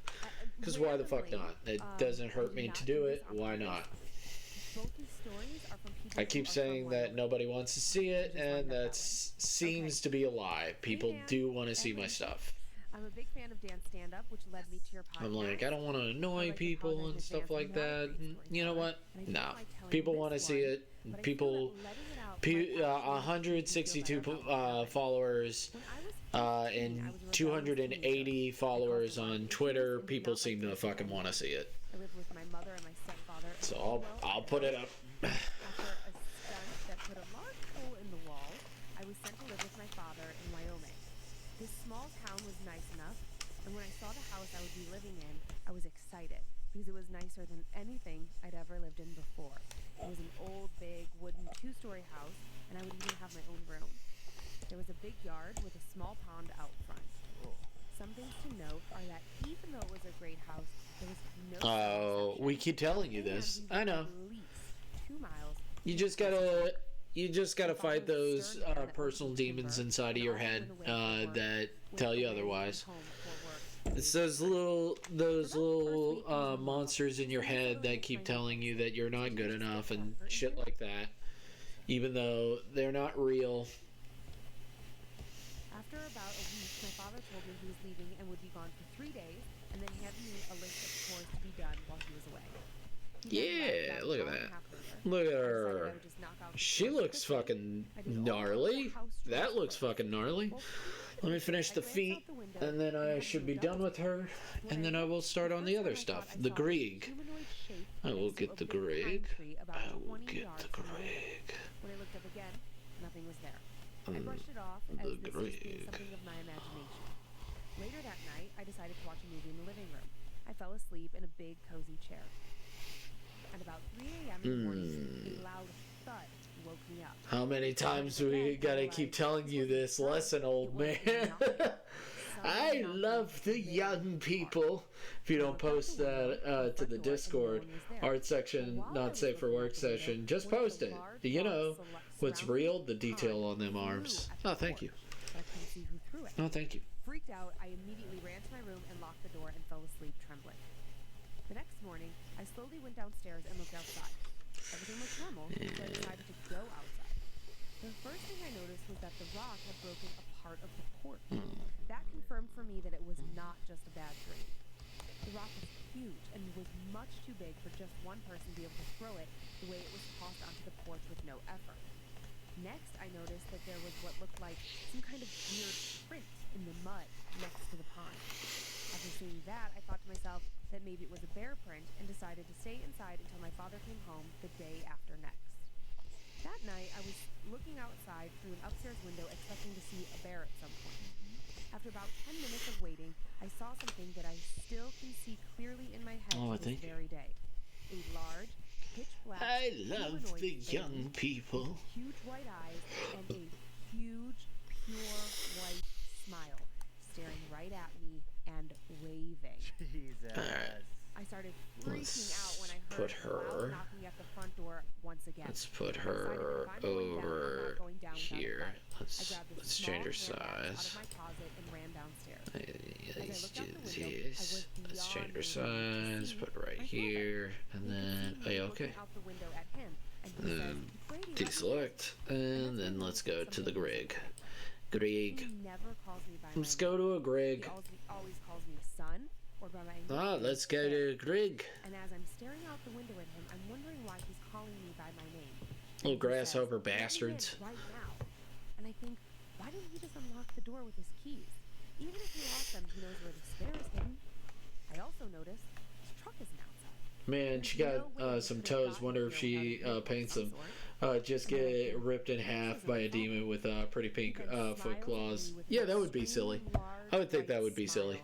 And says, "Please I'm let thinking me of in." that fucking sound alert with toes. Are very yellow, not at all white. The scariest thing is I really did want to let him in, and I almost did.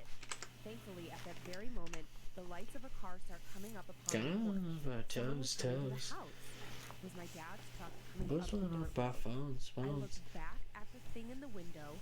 It snarls at me and made a sound that could never come from a human, and then morphed into that black, large shadow and ran back into the woods.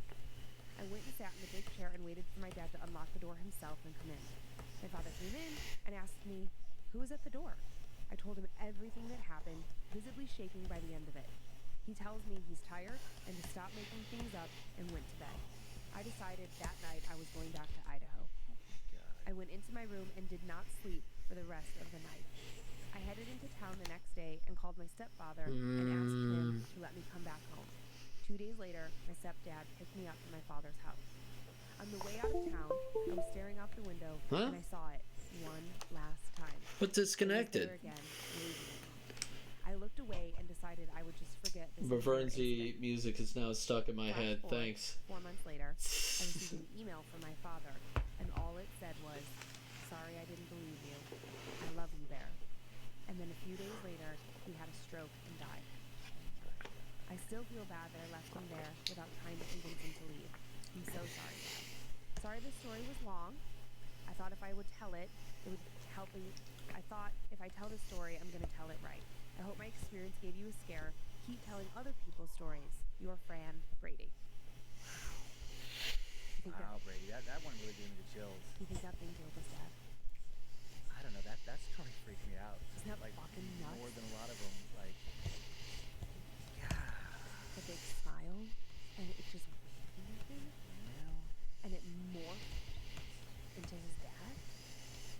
That is fucking crazy. It's a really, really cool story. Isn't it awful? Yes.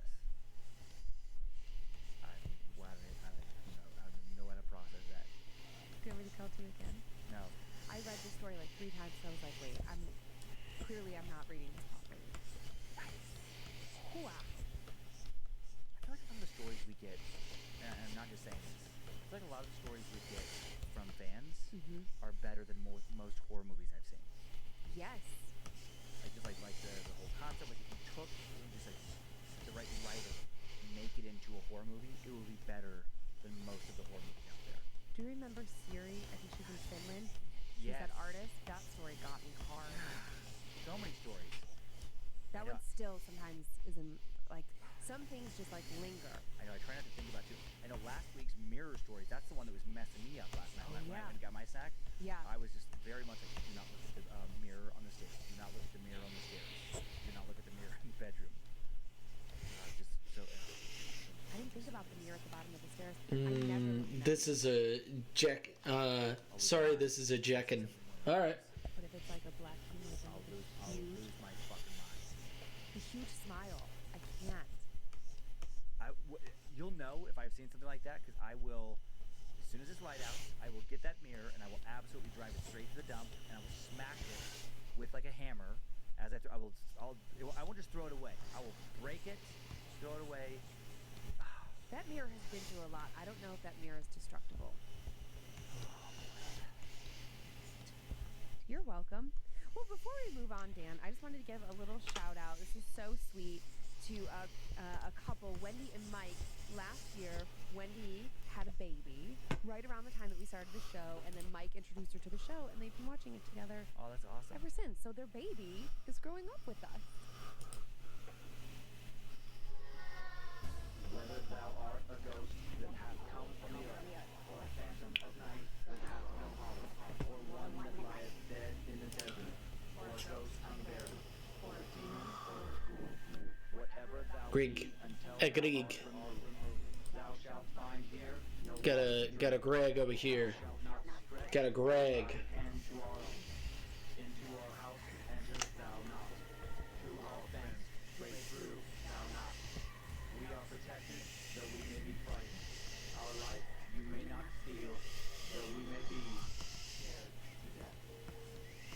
Welcome, Scared to Death, Creeps and Peepers. I'm Dan. Hey Dan, I'm Lindsay. Hello. Hello. 50 weeks of nightmares. I mean, It's the 50th episode. you know what? What? I haven't been committed. You haven't been committed. You've made it almost a year. Almost a year. We'll see what happens next year. Yep. We got with the big year anniversary episode coming up in 2 weeks. Yeah, you're doing good. I believe it. It's been such a fun ride. Thank you all Thanks, so much for guys. being part of it. I know, it's amazing. I feel so grateful. Got a big old blanket in the Scared to Death store at badmagicmerch.com now. First blanket, I believe, for Scared to Death. 60 by 80 inches, 100% polyester with a super soft Sherpa fleece lining on the bottom. The part you pull over your face peepers. Uh-huh. And then the design is the same from the fan storybook cover for this year. Oh yeah. I have bad news. Okay. We were setting up and I was getting ready. I got my cozy You got socks. no blanket. My blanket's not here. No. Joe or Kate or Logan, just put it in and run it in. Put it in. Oh, get her blanket. Well, I just got so uncomfortable. I was like, something doesn't feel right. Before we started, I was like, Yeah. what am I saying? also check the screen right now, YouTube viewers, for the merch discount codes. Oh, so fancy. All right. While you're getting your blanket, we get to story time. Okay. How many stories are you gonna have today? I believe 2, right? I have two. I have like one shorty and one juicy. That's That all- one. That's all I have. I have two, a shorter and a longer. Also a trigger warning for today's second story. The second story involves details related to the very real murder of 6 people. I know I don't normally give warnings, but trying to get better based on listener emails. Little heads up, if stories Thanks, deviate. producer. Thank you, Thanks, Joe.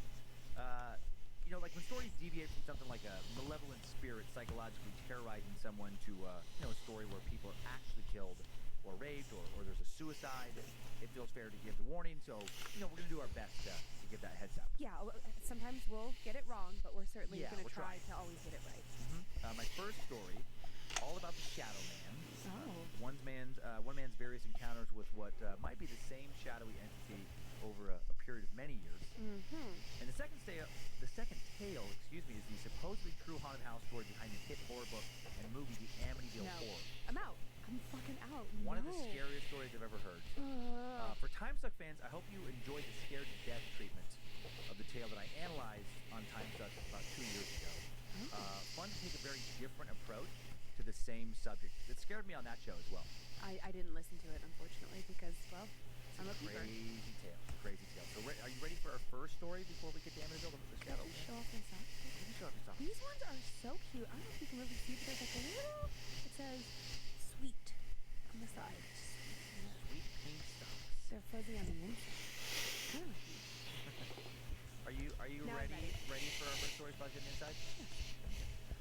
Zero setup needed for this one. We're just gonna Oh. dive right in. Go. Time now for a tale called Mom Still Won't Talk About It. Yeesh. This is Blaine's tale. When he first saw the Shadow Man, he was just 10 years old.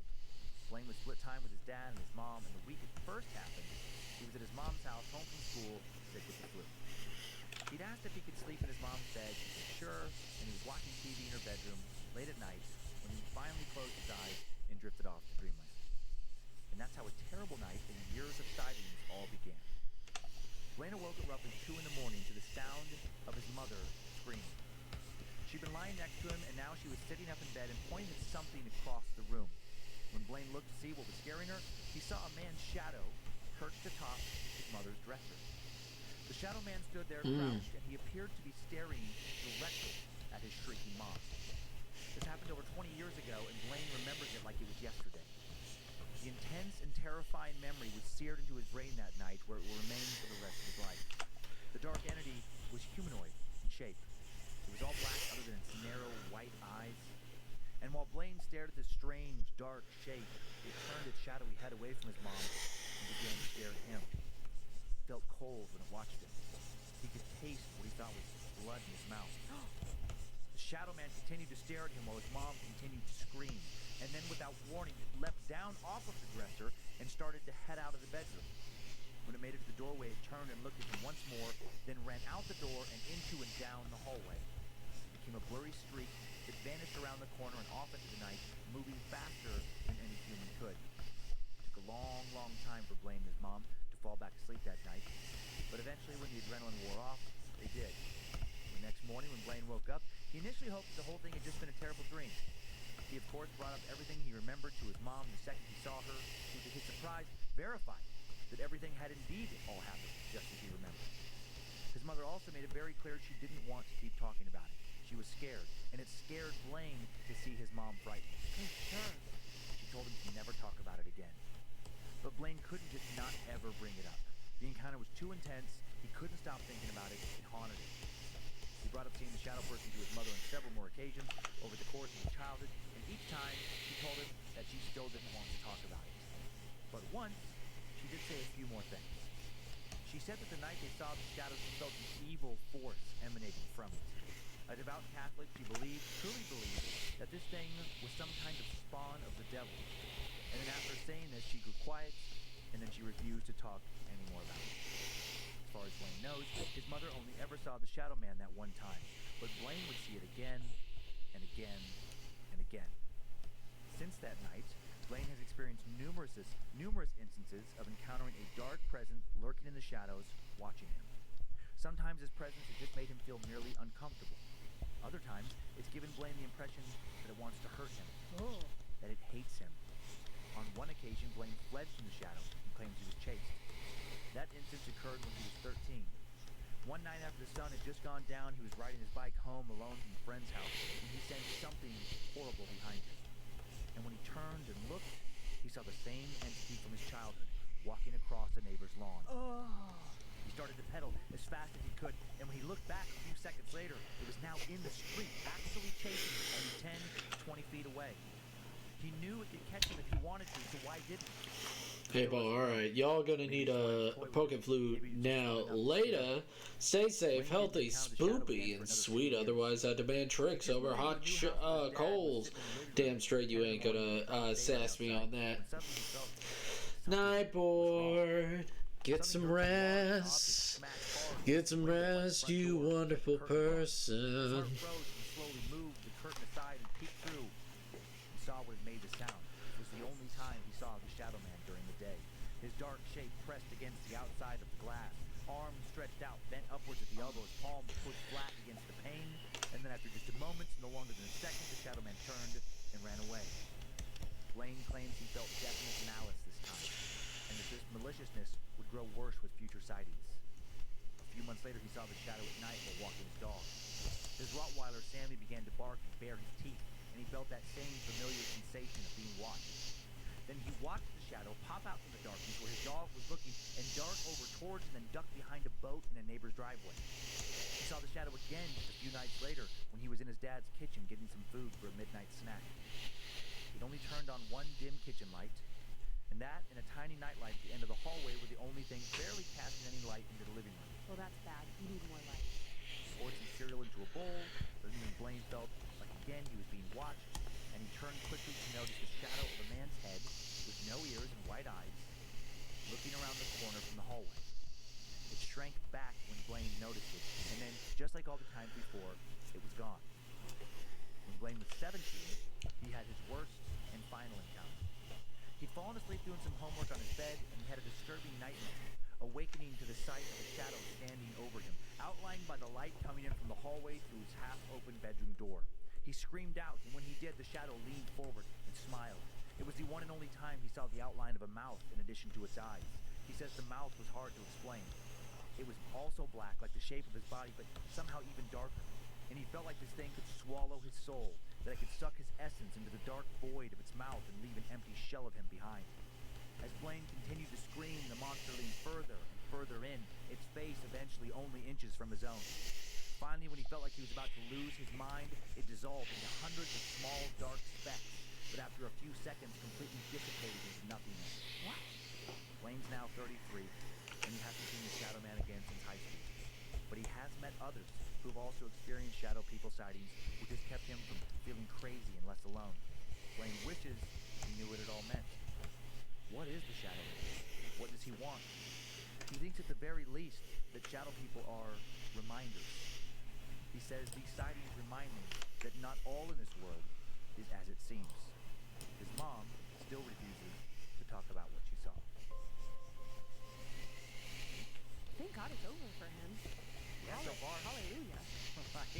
I literally wanted to scream out amen. Yeah, weird series of adolescence, I guess, encounters. Well, And then it started when just he was goes 11 away. until he was, what, 17, 18? Yeah, 17, 18. It's a long time. Long time. Because it seems like, Something like that encounters, yeah. It also seemed fairly, oh my god, words are hard. They seemed fairly far apart. So it was like, oh, just when you think it's okay, it's been 2 Right. years, and then bing.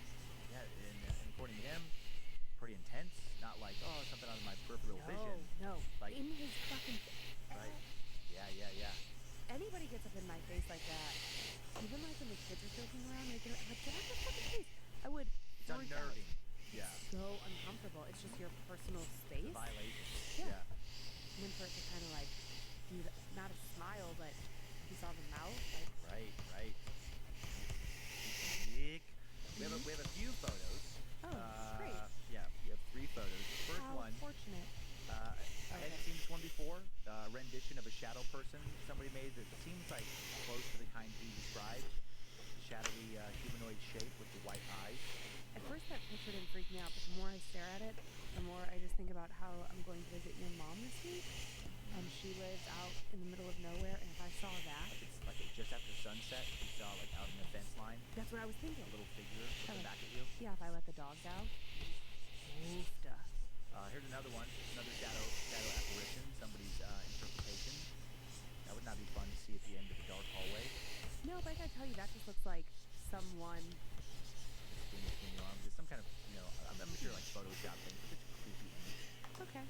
And then I found one more that I thought was similar to what he claimed he saw. Some type of shadowy apparition. That seems right. I think that's a shadow woman. Yeah, that's Shadow Woman. That's what you hope for, Yeah. right? I mean, If it's that or one of the first ones, then yeah. I keep using it in my crystal. Sorry, I keep touching my eyes. I'm like, what's with my eye? I keep seeing like a white orb light. Freaking me out. Well, poor Blaine. Blaine. So what? The note that I wrote down that kind of got me was like, oh dang. Think about the blood in your I'm gonna mouth? get all these Remember? monster girls done, and then Kept saying, like, Oh yeah, you kept tasting blood in your mouth. yes, and Right. I know that we've been saying recently, like, last week we talked about and then I'm gonna go to bed, looking up for cereal and Yeah, how it felt like yeah. a little and then it's not gonna be right in the nice. house for some reason. Right. I mean, our bedroom has felt a little bit off. I've just been like, I've Yeah. been sleeping with my little nightlight on Yeah. again. I'm sleeping like I don't know if it's the mirrors story coming back Yeah. subliminally, because I just like I don't want to look at our mirror. The other night I begged you to let me sleep on the other side of the bed, on Oh, your yeah. side. I felt way better. I felt so much better away from the mirror side. I know. It's always like hard to tell. Like, are you sensing something real? I'm not talking about you. I'm talking No, about, like, but it could be universal me, you. yeah. Are you sensing something real, or are you sensing something because the imagination is going because of the stories that you just heard, which I always think about for myself too. Because and before I forget, say this next thing, new listeners, audio listeners, we put the pictures from the episode on Instagram and Facebook. If you're like, I can't see these pictures. What are they talking about? Just go to Scared to Death on Instagram and Facebook. Well done. Yeah, but I woke up. I freaked out today. The mirror story got into my head. It was like 2 nights ago because Yeah. I woke up at exactly 3 a.m. I woke up, felt like a little spook, looked at my phone, and it was 3 a.m. on the dot. And I was like, "Yay!" And then I thought it was a mirror thing. I'm like, "No!" And I had to go to the bathroom. But I was making a real hard effort not to look at any mirrors. I was a little worked up. When I asked you to switch sides with me the other Yeah. night, how did you feel sleeping close to the mirror? I was so tired. Yeah. Yeah. Maybe that's a new thing. That's also the crystal side of the bed, though. Oh boy. So, I also had a couple weed gummies in me. yeah. I can't decide if the weed gummies help or make me a bit more paranoid. Yeah. They do help me get through the night, though. I'm less likely to wake up. Even if I wake up and I really have to pee, I'm like, I can sleep. I would rather see an if I hadn't seen an entity, like it would be scary. I would rather see it when I had a bunch of stuff in me. Oh, yes, you could excuse it. Yep, then I could just blame it on that later. That's the weed. Yeah, weed always. Weed demon. Ah. You ready for our next story? Yeah, let's do it. 50 episodes feels pretty special. I mean, it feels incredible, actually. I'm pretty stoked about all this. not the 1 year quite, but still a significant, marker of we've been doing this a little while now. So I wanted to throw in one of my favorite horror stories into this episode. And that's where the Amityville story comes in. Is I thought, 50, I want to do something. Not that I don't like them all, but I'm like, what's one of my favorites? Sure. Quite a bit of setup on this one. Plenty of time to settle in. The tale I'm about to tell, as I said earlier, I covered on the Times Up podcast a few years ago in a very different way. And again, if any creeps or peepers are curious to hear a comedically analytical approach to the same topic, you can check out that episode. And despite how analytical I tried to be, the story really stuck with me. Made me want to launch a horror podcast, actually. That was one of the episodes where I was like, oh man, this would be so fun to tell in a different way. Yeah. Skeptically, as I tried to approach it, definitely haunted me. Kept thinking about it long after the episode was recorded. The story of the Amityville haunting, along with the tale of Annalise and Michelle's demonic possession, those are the ones that really made me truly believe, for the first time as an adult, in the very real possibility that there's something out there that exists that science can't explain, and that there's stuff out there that is not nice. That That's one way to say it. Evil type entities that mean to do us harm. What stood out to me with this story, and still stands out more than anything else, is how it started. The story begins with a mass murder that undoubtedly happened. Bodies were definitely found, police reports were definitely filed, and 45 years later, a 67-year-old man definitely still sits at the Sullivan Correctional Facility in the town of Fallsburg, New York. And based on what he did, it's unlikely he'll ever get out. This crime is so disturbing to me, and so creepy, this detail I'll explore here. At roughly 3 a.m. on November 13th, 1974, Ronald Joseph Butch DeFeo Jr., only 23 years old, took a .35 caliber Marlin rifle, a rifle commonly used to hunt deer, and went on a very different type of hunting spree. Hours before dawn, Butch used this recently purchased rifle to execute every single member of his immediate family, all of whom were sleeping in the DeFeo family home on 112 Ocean Avenue, Amityville, Long Island, New York. Ronald J. DeFeo Sr., 43, his wife Louise, 42, two of their sons, John, 9, Mark, 12, and their two daughters, Allison, 13, and Dawn, 18, all found shot to death over 12 hours later when Butch showed up at Henry's Bar, a tavern near his home, at approximately 6:30 p.m. shouting, "You've got to help!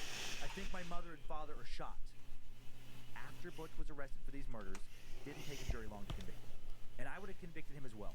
But I also would have been really bothered by one extremely peculiar detail. Dr. Cherry Pep, I might have to call it here. I'm getting ready for bed. Lol, if you still see me in your chat, it's because I fell asleep to stream. That's okay. Hey, get some rest. If you need to fall asleep to, if my stream is good enough to fall asleep to, that's good. Means I'm doing something right. I'm keeping it chill. 4 different rooms on 2 different floors. If you wake up, I'm here. If you wake up and you need to talk about things, like you had a sweet dream or anything like that, I'm here. He shot all 4 of his siblings 1 time each.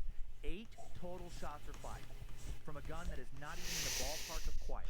If you're like, oh man, there was this cool dream I had, bruh, and I'd be like, oh, cool. I don't know if you'd say it like that, but you know. This is not a 22. This is not a pellet gun. Like, you fire this in the living room at 3 a.m., you're waking up the whole house. Could there be a silencer on it? There was no silencer on it. For sure. But, the way they would have been able to tell based on the way the markings on the bullets. Oh yeah, like gunshot residue. Yeah, chill vibes. Oh, thank you. Same goes for you. Make sure you get enough sleep, though. We don't want you going to work tired. Yes, I know. I know. I slept today, and I took a shower before starting the stream, so I'm fine. I'll be fine. But thank you. So weird. Do appreciate it. Crime scene photos. The victims were all found laying in their beds, like they'd been all shot in their sleep. Who sleeps through? Now get some rest. We will see you next time. It's all good. Ken Gruguski. Hey. Ken, stupid name. Former. That's a joke for listeners about Lindsay's last name was Radziminski. But they are Polish names. They do fucking suck. The last name. Yeah. No, it's your problem, not mine. Ken Gruguski, whatever. Former Amityville police chief. They're like all tongue twisters. was one of the first law enforcement professionals at the scene, and he thinks it's just as improbable as I do that anyone could sleep through a murder spree like this. Years after the murders, he said in an interview, why someone wasn't able to get out of that house is beyond belief. And the neighbors on each side of the house were home when the shots were fired. They didn't hear anything. One heard a dog barking. That was it. So they could hear something, but they couldn't hear the rifle. Weird. How? Was something unnatural changing the way sound traveled in part of Amityville that night? Butch claimed in court to have heard voices telling him to kill his family leading up to it. No. Did he? Were those voices somehow connected to this peculiar volume issue? Were they connected to the haunting I'm about to tell? When I first heard all this, I thought the Fayos must have been drugged. That's how they didn't wake up. Nope, the coroner checked thoroughly. He was also baffled. Dr. Howard Adelman, Deputy Chief Medical Examiner. I hope you have an amazing night and good rest. Have a croissant. Thank you. He said, even if they were sleeping, Delicious. the report Thank of you the for the weapon croissant. that was used is supposed to be so loud that it would Nom have, nom nom nom nom so nom. to speak, awaken the dead. Croissant. He added he A did extensive croissant. toxicology not only on the blood and urine but on all Oh my the gosh. organs that Oh were my gosh. removed. So many And it turned out wonderful zero. people. There wasn't So anything many in the wonderful bodies. people. How very strange. 6 victims found face down in their beds, no signs of struggle, no drugs in their system. Forget asking why would anyone do this to their family. Instead, wonder how could anyone do this to a family. And all face down, which really like how do Creepy. how do all people sleep in the same position? We don't sleep Right? in the same position. We move. So weird. Were they tied down? Nope. It really creeps me out. It gives me the chills every time I talk about it. I don't like it. And while you're thinking about all this, let these thoughts influence your interpretation of this story that follows. As interesting as all this is, the meat of the story is about the family that moved in after the DeFeos emerged. What happened to the Lutz family in the same house Oh yeah. would inspire a 1977 book and then a 1979 horror movie classic of the same name, The Amityville Horror. Time now for the tale of the demons of Amityville. The Lutz family moved into the DeFeo house barely a year after the murders in December of 1975. No fucking thank you. And they'll only last 28 days in their new, very unhappy home. George Lutz is 28 years old. His wife, Kathy, is 29. They moved into the Amityville house with Kathy's 3 kids from a previous marriage, Danny 9, Christopher 7, and Melissa, a.k.a. Missy, only 5, and then the family dog, a black lab named Harry. The Lutzes, of course, got one hell of a deal on the 3-story, 5-bedroom Dutch colonial that sat on a 50 by 237-foot lot with a heated swimming pool and a boathouse near the end of the Amityville River leading to South Oyster Bay. Local priest, Father Frank Mancuso, came over to the Lutz's new home on the day they moved in to cleanse it. He knew about the DeFeo murders.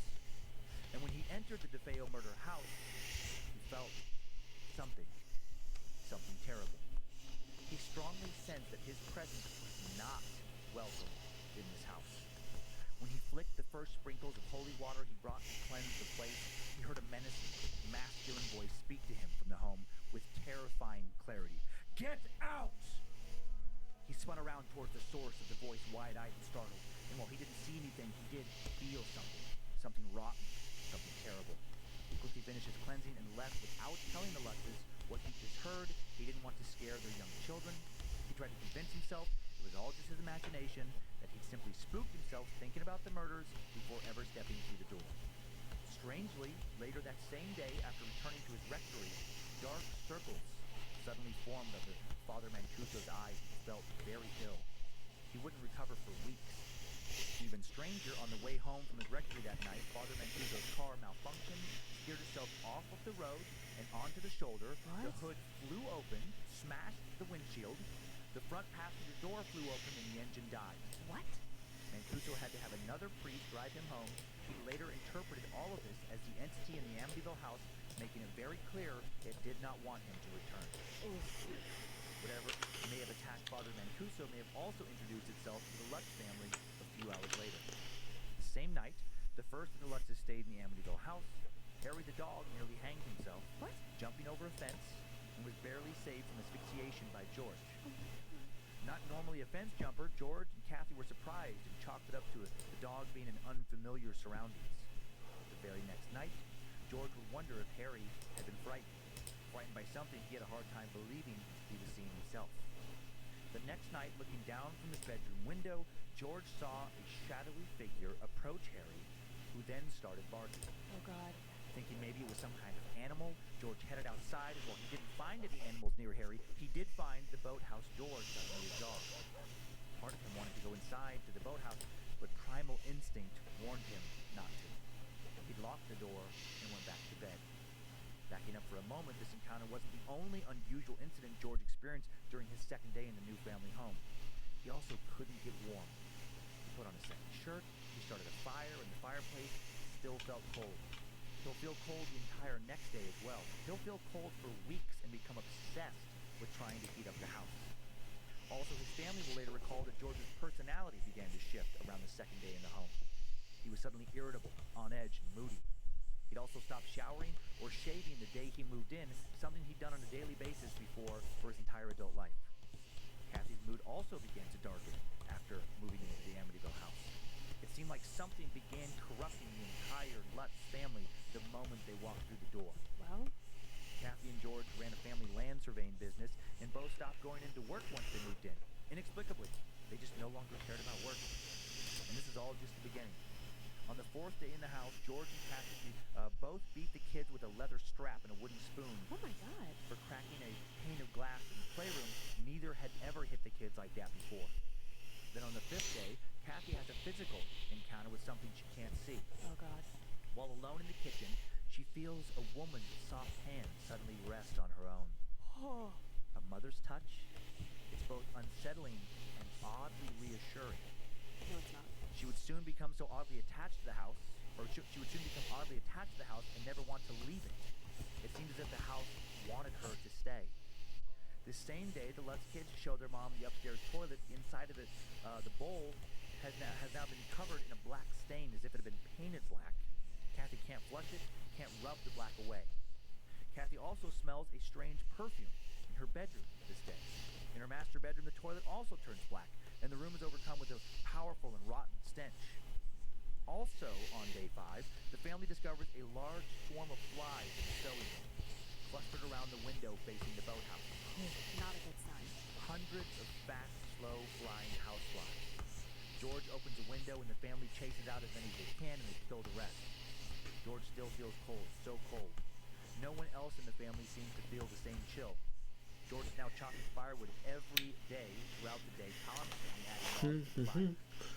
Early in the morning on the 6th day, Kathy wakes up in the middle of the night to find George trying to put the front door to the house back on. He said it is off. Will you stop? Day 23. Get out! Kathy tells George she wants to leave. George tells her to return to visit the Amityville home Why? and refuse shits and none of this stuff ever happened, and it was concocted by the author who wrote the Amityville horror book. His name escapes me right now. Yeah. That like there was this big plan to move into the house, the site of a infamous murder, and they got the priest somehow to go along with it. I mean, there's gonna be detractors.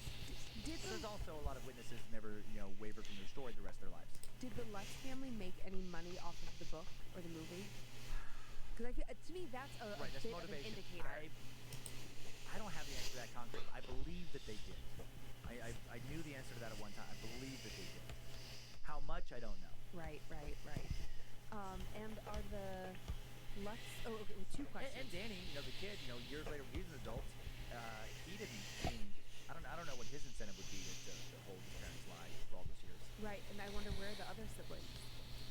A lot of times with these stories, I feel like they don't want to talk about them. Right, they kind of disappear. Yeah, so like their presence just kind of like, as far as interviews and stuff, just completely disappears. Sure. And I'm sure that they move away. I would change my sometimes fucking change name. their names in some cases, and just have no interest in being bothered. Yeah. And then tell me about DeFeo. So he's still in prison. He's still in prison. And is he crazy? Like, Some people think so. He tried insanity. I mean, some people think that he claimed to hear voices prior to the murders, so he could get an insanity plea. he was which setting wasn't it up. taken- Yeah, that he was setting it up. I mean, there are people who would think that too. He did change his story numerous times over the Oh, years good. about how, like, what happened around the murders. Yeah. Yeah, I mean, what I just find interesting is nobody seems to think that he was this awesome dude. Like, he had threatened his dad before. I mean, there was some, like, he definitely seemed unstable. Okay. However, the investigators, like the central investigators, like the main detective, the corner. A lot of them are also still baffled by that one, by the details of the crime scene. It's just so odd, where it's like, if no drugs were found in their system, how do you sleep through that? And then when you look back at it all and you combine that story with the Lutz story, Yes. it just paints a really creepy overall picture. Do you think we could write to DeFeo? Oh yeah, I'm sure you can write to whoever in I prison. just have a lot of questions. Yeah, you could. You could absolutely. I mean, Does anybody want a pen pal with him? what you say? I say that I want to do it, but I won't. Every day, I cannot clear my space. Yeah, I feel like, I mean, I guess you could get something back, that might like reaffirm beliefs you have about the story. But I just never believe when somebody goes to jail for multiple murders and they don't confess in the courtroom and their story changes a little bit. I have a hard time taking anything they ever say again seriously. Yeah. Okay, that's fair. Before we get into, I just want to address. Oh, yes, I have a new new squish. squishy. The fans sent in. Lane and Kayla, thank you for sending this in. I'm going to combine your names into naming this little squishy, kind of creepy gingerbread entity. What is it? Layla. Layla. Thank you, Layla. Layla. I love Layla because also Monroe had a doll. Oh yeah, she's really into Layla for a while. She's real into Layla. I couldn't go anywhere without Layla. Layla has to come everywhere. Layla was. She was not a nice doll. Layla was a dick. Yeah, Layla was rude. Yeah, that's what's weird. Layla, Yeah. like her doll, was caused a lot of problems. It was never Monroe's fault. No, It was just never. like, she just like, hey, I get it. I don't like it any more than you do. But Layla doesn't want to eat dinner tonight. Do you Layla doesn't want to go to bed. do you remember when Monroe was little and she blamed it on Puppy Dog? Oh yeah. Oh yeah. Smashed Kyler in the head as hard as she could. Puppy Dog With did a it. hard little figure, and then went and mumbled in the corner for timeout about how she didn't do anything wrong. It was all Puppy Dog. And why she in trouble with Puppy Dog for 20 minutes. Oh god. Oh lord, that one. Okay, are you ready I'm for ready. I'm ready. two awesome stories, Dan? I'm ready. Okay. So this story felt a bit relatable for me. I used to try and spend the night at my aunt's house all the time, Okay. my Aunt Joyce, Okay. and I just could never make it through the night there. And every time I would go, my parents would be like, "Are you gonna stay the whole like?" 'Cause Yeah. we didn't live close by them. It was Yeah. a huge undertaking. My aunt had 2 boys, and so she was very not patient with this frustration. Yeah. So yeah, no one would listen to me, unlike our writer, who gets some validation from her family. So let's find out what's happening in Sophia's aunt's house. This message goes, "Hello, my name is Sophia. I've been a fan of your podcast for a few months now. Thank you. I thought I might share with you something that I experienced while living with my aunt and my cousins. When I was a kid, my parents worked a lot, and I would oftentimes live with various family members for short periods of time. I spent most of my time at my eldest aunt's house because of how close in age my cousin and I were. To this day, we are still remarkably close and even call each other sisters, but that's besides the point. My entire family is very superstitious, especially my eldest aunt that I would stay with.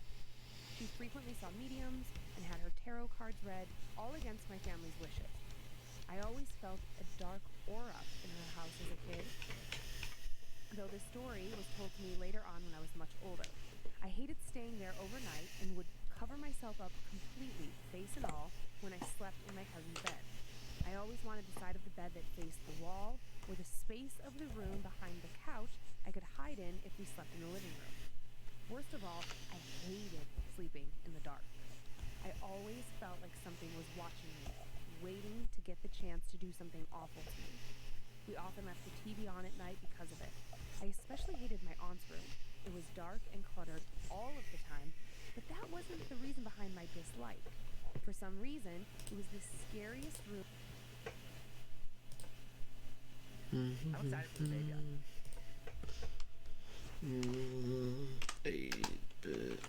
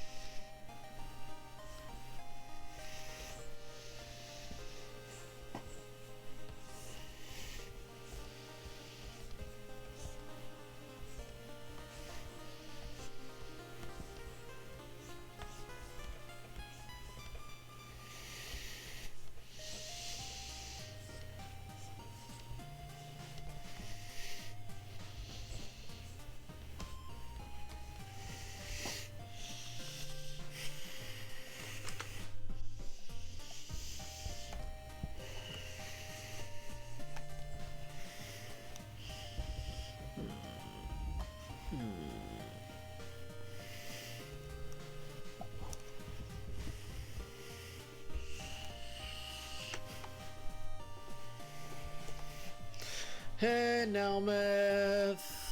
How are you? How's every little thing? Hope you're good. Hope everything is excellente. Hope everything is good. Hope you're doing well. Hope the Nal and Meth has been good. What's been going on with you? I'm just in the middle of drawing monster girls that Board found me. And Board had to go to bed. Because he needed rest.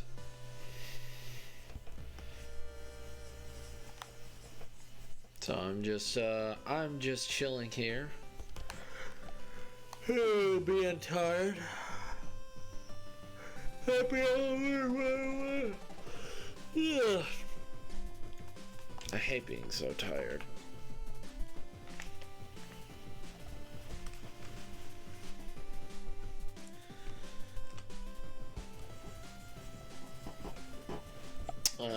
What is rest? What is rest? Baby, don't hurt me. Doing alright. Thanks for the raid. Don't have any alerts and stuff set up for your, though. I'm in between setting up, some stuff because I'm working on writing my own bot. Oh boy, yawning. I was just doing a bunch of that with my buddy. Yep. Yep. Now math. Yep. Yep. Oh. It's all good now. I'd say okay. Hope everything was going good. Hope you're setting up a bot and everything. Thought you have a bot set up by now, but hey, say okay. No problem. No problem. I've set up a lot of my bots just because it makes things way fucking easier. But also, my mod has helped me out a lot with my bot, so... And also my other mod has been pushing me to be like, hey man, you should really do this. You should really do that. And I'm like, okay, alright. You should really do this, and really do this. Boo boo. He doesn't say boo boo. He doesn't sound like Yogi Bear trying to explain things to me. He's like, I think you should. I've used a couple of different bots, but they don't allow me to do what I want to. Writing it myself allows me to do whatever I want. Hey Paul, is it easier? You can't do that here. Yeah, I don't know how to write a fucking bot. I don't know anything about that, man. Like... just looks... I mean, eventually I want to do something, you know, make stuff and stuff like that. I would love to be able to program and stuff like that. It's just... it's a lot of fucking work. It's a lot of work. What I want is I want to have a big old overlay. I want to have an overlay on this screen and be able to act like a bar and have like different things that I could activate for when people come in, subscribe and stuff like that. But I ripped out all the alerts and stuff I had set up before. Yeah, I'm a programmer, so I can do that stuff. Yes, exactly. I have wanted to do a little bar setup and have all my female characters and some of my male characters in there, and you know, just have an actual like small little bar setting and stuff like that, and then they actually introduce the person for me. So something really sweet.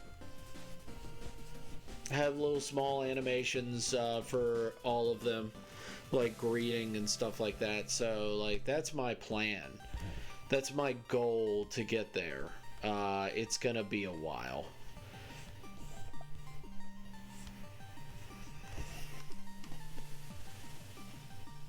Sounds doable. Yeah, it's most definitely doable. I just gotta, you know, do it. But I was working on Halloween Monster Girl night so that I was having some fun.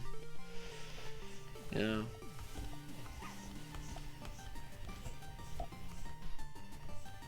I'm pretty like, you know, Monster Girls, I don't care where they're from, and Board just picked out a bunch of them. I was like, okay, fair enough. But yes, that's cool, you're a programmer. That's awesome. That's fucking radical, bro. So you don't have to, you could be like, fuck this. Fuck these bots. Fuck them. Fuck them all. I'll do whatever I want.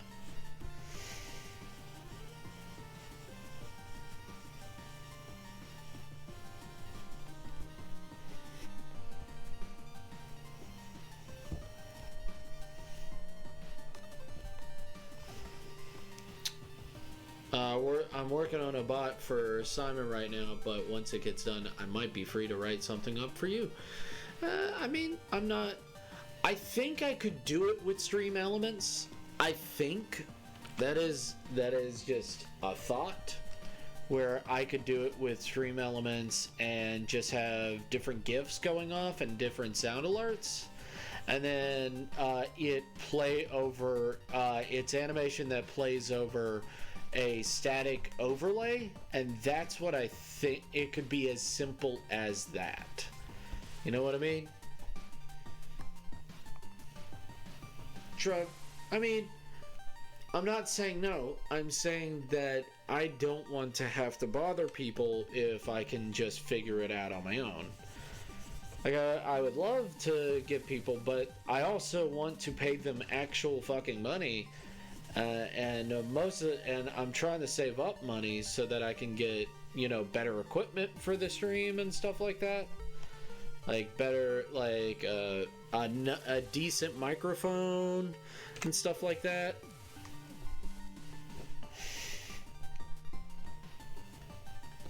Like something that actually sounds nice. You know, a recording, something that actually like doesn't sound like hot trash. Like the mic right now works, but that is not a like solution of like what it sounds like. Whatever works, go Chimera. If it ever comes around to it, we can talk about it. Yeah, man, we can always talk. We can always chit chat about it.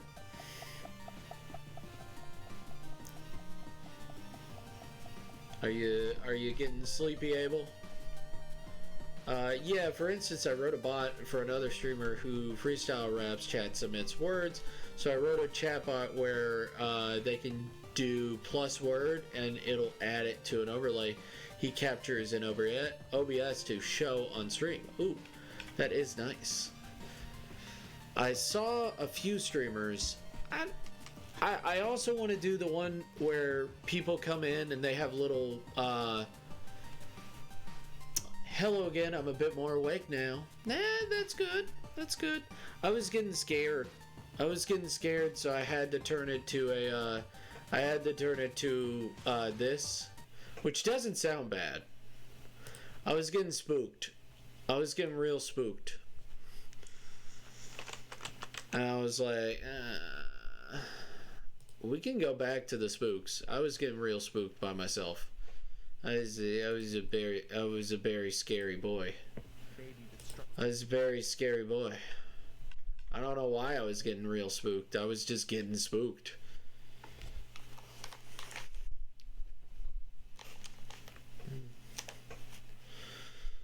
Let's see. Yeah, it was the...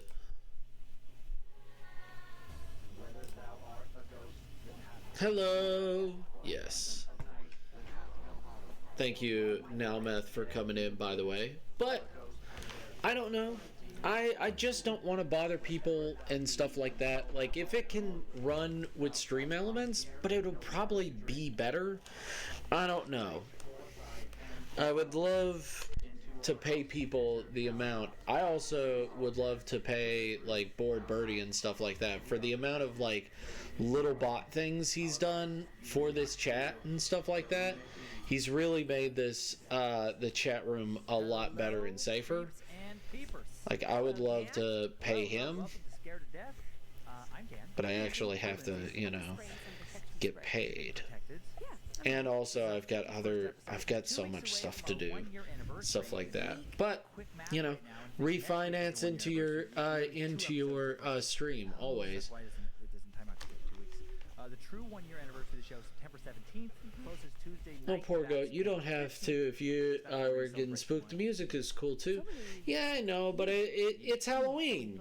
The whole point of Halloween is that it's supposed to be a little bit spooky. It's supposed to be a little bit spooky. I'm just a scared little. I just get scared though. I get the spooks.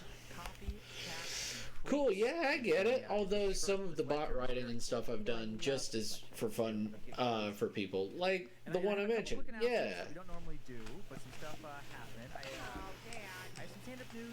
I mean, I don't really have any like major needs. I wanted to do that what is it? That where they have their little stream avatars and stuff like that, and they're walking across the stream.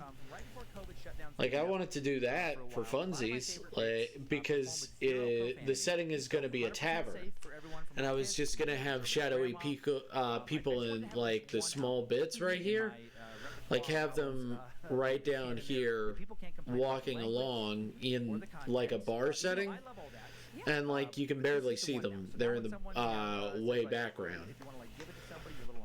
Oh, thank you for the hug. Thank you. This is the one that you give to my dad. Like you did this for my dad. And now that anybody says like, well, if you were really funny, you wouldn't have to use foul language. I can There's a point to boy. this album and hear the laugh. There's a little bunny boy here. It's totally clean. Go fuck yourself. I love you. I love you. And so that was the good stand-up news. Bad news. Following my agent's advice, and I do agree.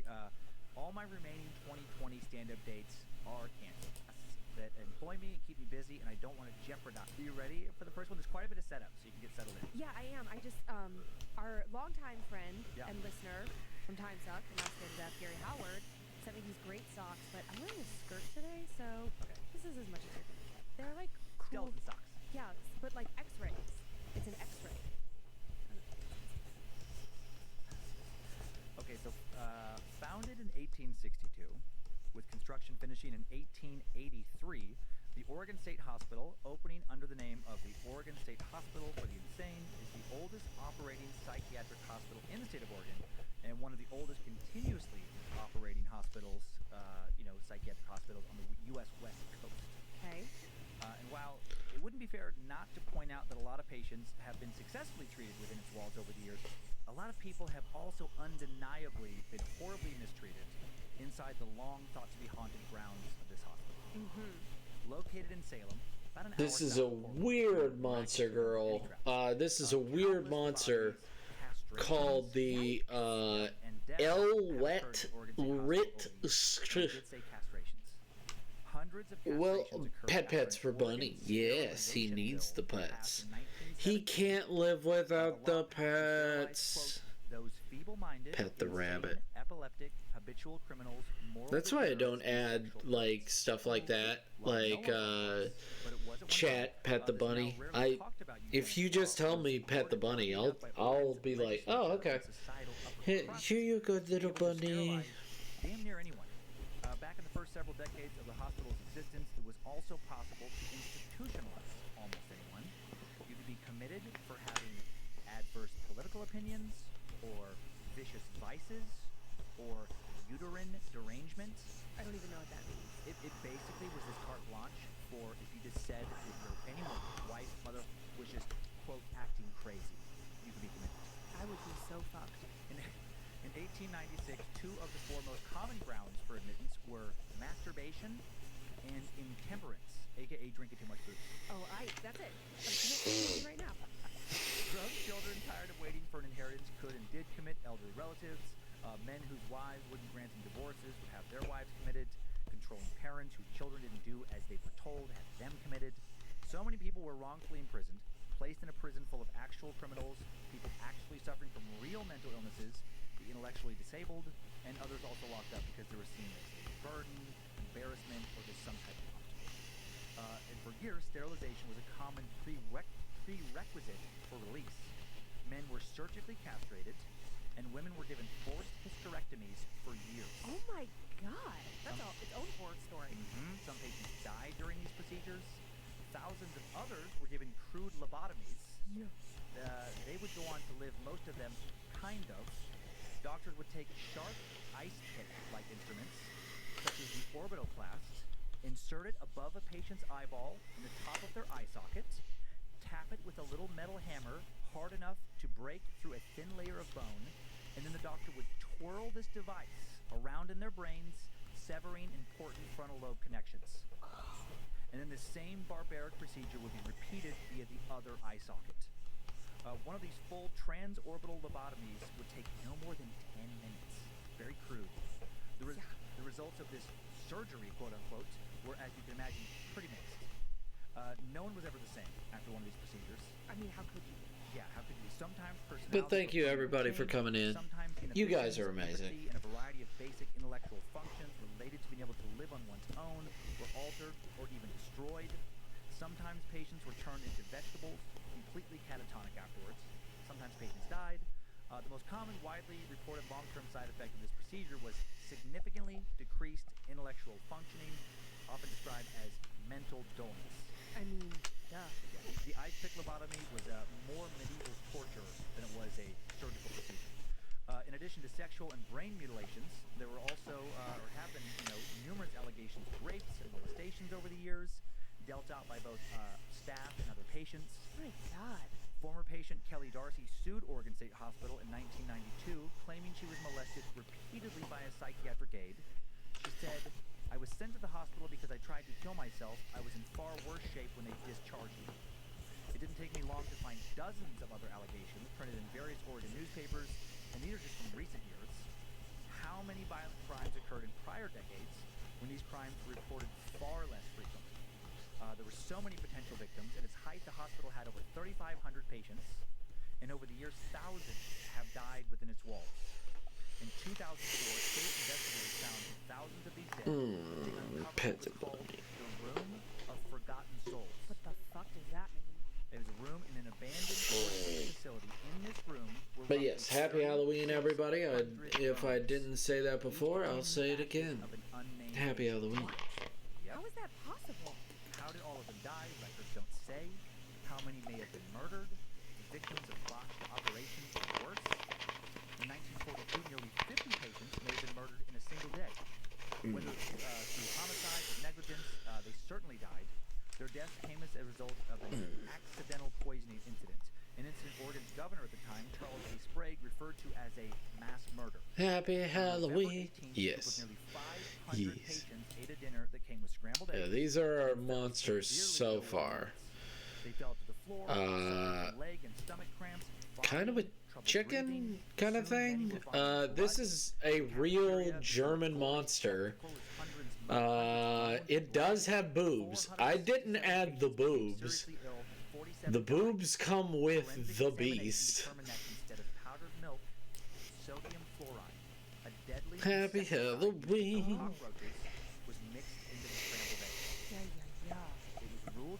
I was... But wasn't. What kind of chicken eats powdered milk? The boobs just come with it. No one ever went to try. A lot of bad things have happened at the Oregon State Hospital in its over 130 years of operation. And not surprisingly, based on history, many think the hospital... I'm loving the first one. Oh, you mean the first beastie? Yeah, the capo synth. The capo synth. Then we got the Grig, then we got the Grig, and then we got the Elwet Rit. Love the Goat has to state, I didn't add the boobs. Hey, I was gonna say, that's a large-breasted chicken there. Yeah, it's a real fucking monster. I have to say that because I'm drawing Monster Girls tonight. And then fucking Board brought this to my attention, and I was like, oh, The okay. most intense report of paranormal activity I was able to find coming from the institution once named, again, the Oregon State Hospital for the Insane. Oh, hello. Posted their paranormal encounter anonymously. For more effective storytelling purposes, I will refer to them as Michelle. Okay. Time now for a tale I'm calling What's in the Tunnel.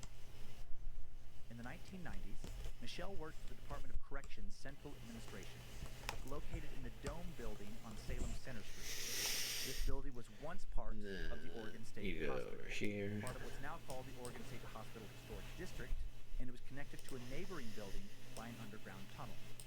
The Department of Corrections was renting the building from the mental hospital. It seems to still be the department's headquarters.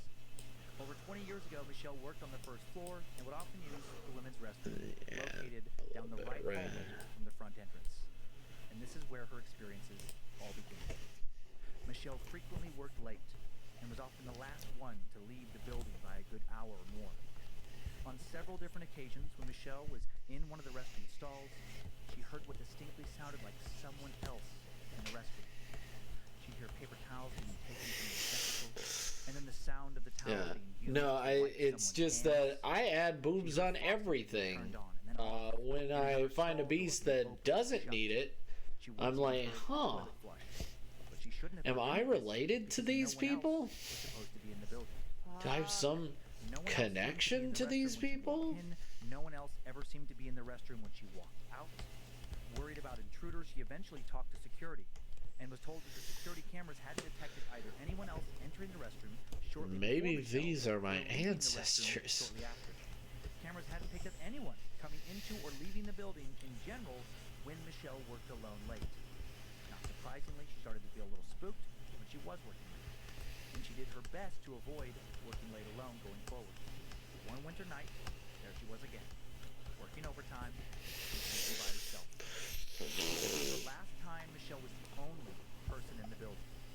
And when she walked down the hallway to use the restroom before a long 40-minute drive home, something above her caught her eye. She looked up, and near the very high ceiling, roughly 4 stories high, were several dark, orb-shaped, small cloud-like objects swirling around. Michelle felt almost hypnotized by them. She didn't initially feel any fear. Not yet. And then after staring at these orbs for roughly a minute, she proceeded to use the same restroom. What is which she this heard strange paranormal things thing you're many listening times in to? the past. Oh, it's a podcast called Scared to Death. It's a podcast called Scared to Death. It's with Dan Cummins and his wife, Lindsay.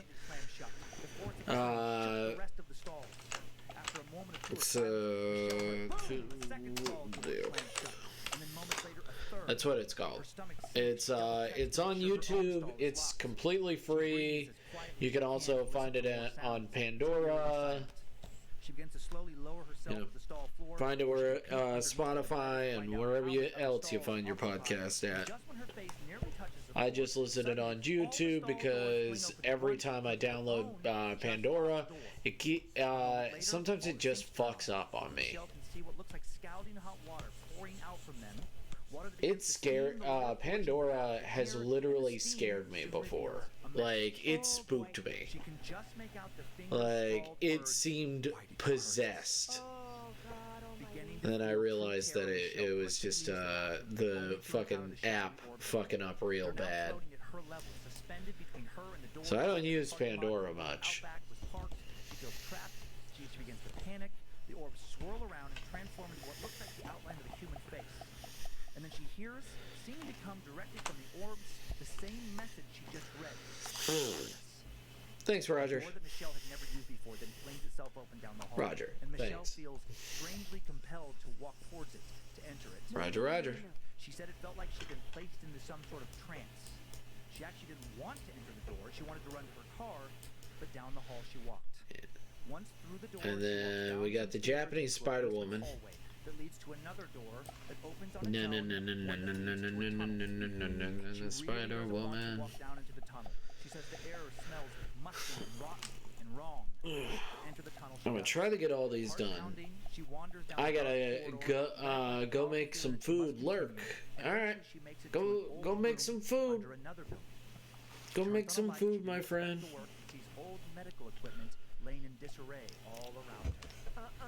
She's looking at the remnants of lobotomies, shock therapy, castrations, hysterectomies, hydrotherapy, God knows what else. Equipment used for forced ice baths and folded to be pumped into a strapped-down patient's brain with little understanding or care regarding how much it would hurt them. Orbital picks and various saws and scalpels lay on a steel preparation table. And then the orbs come back. She hears the same voice coming from them. With more anger this time. It was like a psychic scream that went off like a bomb inside her head. Why did you hurt us? The lights flicker and the orbs begin to swirl around frantically before she hears the voice again, this time more of a whisper. This time the voice sounds frightened. Hide. He's coming. A door slams open and then shut again from further down the tunnel. The sound and the feeling associated with whatever is in the hall finally snaps Michelle out of her trance. She hears footsteps. It sounds like they belong to someone big. What is it? Walking briskly. It sounds like they're pushing some sort of cart or maybe a wheelchair. She can hear the squeak of its rusty wheels rolling unevenly on the floor. Michelle begins to run. She runs as fast as she can back towards the dome building. She can hear someone following her. She imagines whoever it was grabbing her, restraining her, dragging her back to the surgery room. She imagines being cut into and probed and violated in a variety of heinous ways. It feels so incredibly real what she's imagining. It feels like someone else's memories have been forced inside her head. Michelle runs faster. She runs up the stairs, back into the hall that led to the exit into the bathroom, and then she freezes. What appears to be a real teen girl is standing in the hall by the door. Michelle had planned to open this door and use it to flee outside. The girl staring down at the floor, hair over her face, wearing some type of old medical gown. Oh, God. Food sounds good, but that means getting out of cozy bed. Oh no, comfy. Can't get out of bed when you're a comfy bunny. It's hard to move around without being a comfy bunny. Look, I understand if people got stuff to do, they got stuff to do. Michelle stammers, honey, I didn't hurt anyone. I didn't even... And then more of the girl's hair moves away from her face on its own, and Michelle sees a face of pure rage. The girl now yells in a much deeper and more powerful voice, "What did you hurt us?" And then with a smile, "I'll tear you apart." With that, Michelle stops staring and runs for the door. Closing her eyes, she passes right by whatever this girl was. The door opens and she runs outside. She briefly thinks about returning to at least lock the door, and instead quickly decides she'll call security when she gets home and tell them about having problems locking it. She runs to her car, she speeds out of the parking lot faster than she'd ever left it before. And while she didn't quit, I know this is Abel's most favorite Monster Girl. If she had any extra work to do going forward, she came in early. Anything she couldn't get done by quitting time, she took home. Over the following few years, before eventually moving to Portland and landing a new job, Michelle heard several other employees tell stories of As in, not at all. Other employees told I'm tales of being hearing doors slamming, facetious. keys rattling, lights Because he going on and hates off. it. She thinks at least one other employee had an encounter with the same spirit or spirits that she did in that same bathroom where the horrible night began. Michelle asked him a few questions about his encounter, but when she brought up the girls he'd seen before running out the door, he suddenly didn't want to talk about it anymore. Michelle couldn't blame him. Outside of writing down and posting this account, she doesn't want to talk about it anymore. Mother of God. Yeah. Yeah. Crazy one, right? Oh my gosh, I really, really felt that. Like, deep in my stomach. I was humming it. Ah. Check out, this is not going to make it better. These pictures, Okay. this first picture, and these pictures, by the way, What we're going to the be... fuck is that? We're going to be putting these pictures, they'll be out on Instagram going forward when the episode drops. So Okay. for listeners, yeah, you can check out this for all of our audio listeners only. You can check out Instagram and Facebook at Scared of the Podcast to see these pictures. This first is a early 20th century lobotomy kit. So that's that little hammer I was talking about. Mm-hmm. And that's the basically an ice pick, a medical ice pick. Yes. I would like one of those for my birthday. What are you gonna do with it? I would never sleep if you had one of those. Oh my God. I would never sleep if I knew I had that. This next picture is a diagram of how this thing worked. Just sticking that thing up into somebody's brain very crudely. This went on. Thousands of people had this done across America, and I'm sure many more across the world. Do they pull the eyelid forward and then go up underneath Yep. it? They just go up underneath your eyelids and then just right into your brain. That little hammer. They hammer a pick into your brain. That literally makes me sweaty. Like I'm like, It's terrible. "Oh." It's terrible. Okay, fine. Okay, this next picture, late 19th century artist sketch of the hospital when it first opened. Big and scary. Big institution. Recent picture, this next one, the Oregon State Hospital's main building. I mean, classic, like asylum, like out of a horror movie. Yeah, I mean, unfortunately, there's nothing you can tell me to not make me think that that's a creepy fucking building. Well, this next is creepy. This is one of the many underground rooms. Get out of here. Where no one can hear you in a room like that. Big, thick concrete walls. I know that that's like rust on No the walls, windows, but it just feels like blood. Like blood, yeah. This next one's an underground hallway. No, thank you. No, thank you. And then this is this one more picture. It's super creepy underground hallway. It's like there's so many pictures in space. Like different lighting. That green glow. Yeah. Water piling in the corners. And then before, so I don't forget. Cooling. Random trivia about this. The Oregon State Hospital was actually used as a location for the 1975 Jack Nicholson film One Flew Over the Cuckoo's Nest. Oh. The book the film was based on was set inside the same hospital. Well, I mean, do you need more explanation than that? Okay, so, our studio is in a shared office space, and every time I go into that fucking bathroom, I'm like, I literally am always like, okay, there's no one else in here. I do a little check, but there are so many times that I'm in there that it just. Especially when we're working late, no one else is in the building. Do you remember? It wasn't that long ago that I made you I came into the women's bathroom with me. Because I remember. I don't know what I was reading or working on that night that had me spooked out. Yep. Yeah, but that bathroom actually, when you did the Annalise Michelle time suck, that was the beginning of me feeling uncomfortable in that bathroom.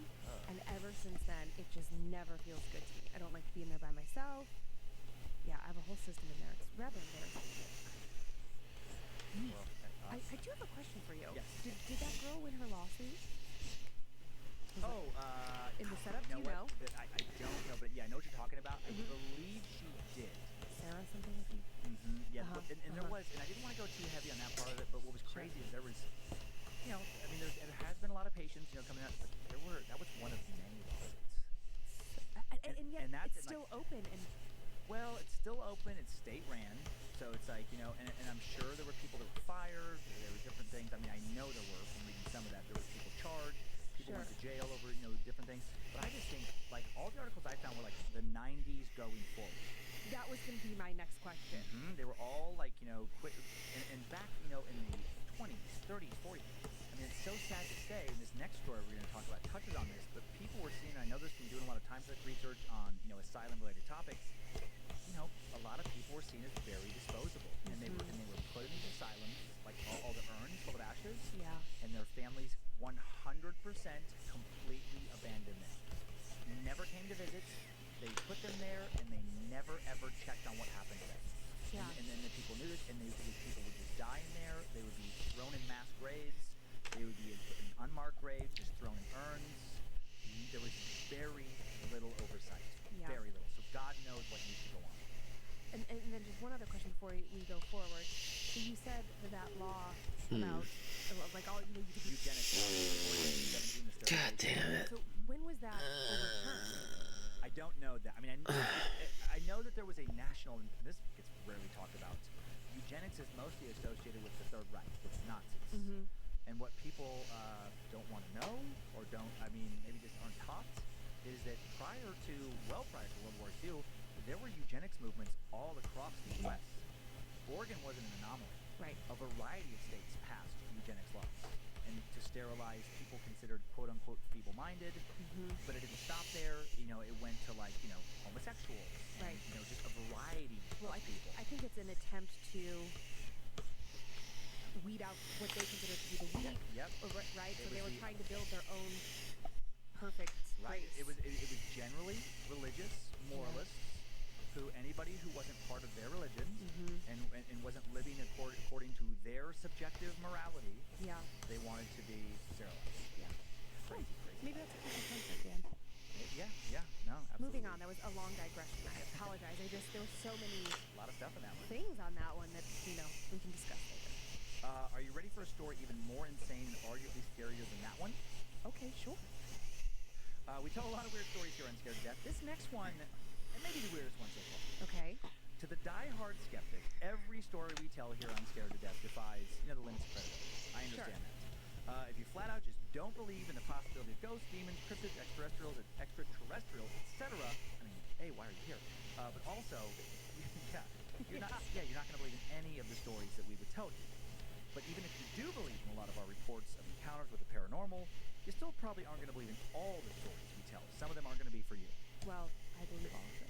For me personally, folklore accounts of creatures like the Wendigo or the 8-foot-tall woman, or more modern, digital-based folklore tales like Jeff the Killer, they're the ones that are the hardest for me to take seriously. But that's just me, because based on creep and peeper feedback, these are some of the scariest tales we've told for many listeners. Yeah. I know the Wendigo story in particular freaked my sister Donna out big time. It did. Really scared her. Obviously, a story that's seemingly more far-fetched than normal to me doesn't mean it can't be real. Right. Doesn't, or have roots in reality, or still be terrifying. It's all subjective. And I just bring all this up because, as I've hinted at, this next story is pretty out there to me. Okay. But also very interesting. And terrible, and sad, and scary if it's true. I have a feeling it's going to really creep some people out. So here we are. Have you ever heard of the urban legend of the Melonheads? I feel like I have, but maybe I'm just wanting to be a part of that club that knows what you're talking about. Based on where you're from, I would think maybe you have at some point. Accounts of the Melonheads come primarily from two places. Or actually, well, two, and then there's a third kind of one. But Michigan and outside of Cleveland, Ohio, specifically from the little suburb of Kirtland. Oh, yeah. And then Connecticut are the three, but mostly Michigan and outside of Cleveland. So what are the Melonheads? Well, there are two main legends regarding what they are, how they came to be. And the first comes from Ottawa County, Michigan, a county that butts up against the western edge of Grand Rapids. And according to this legend, in the days before proper medical care and assisted living facilities, children born with hydrocephalus were sent to live at the now long closed junction in the late 1800s, according to local lore. No. I'm getting so tired. Or hydrocephalus, excuse me, there's no itis in there. Hydrocephalus, sorry, occurs when cerebrospinal fluid accumulates. It's in the only brain been of 3 children hours. Born with hydrocephalus. It's only been 3 hours. I think I can last. I can last one more hour. I can do it for one more hour. You just end up with a very large head, especially like the upper kind of portion of your head. Yeah. Today, hydrocephalus I is think. successfully treated. I don't By an know. operation in which a shunt is placed in the brain I that don't draws out know. the I might not be Decades able ago, to. a century ago, sadly, of course, this I doesn't might. exist.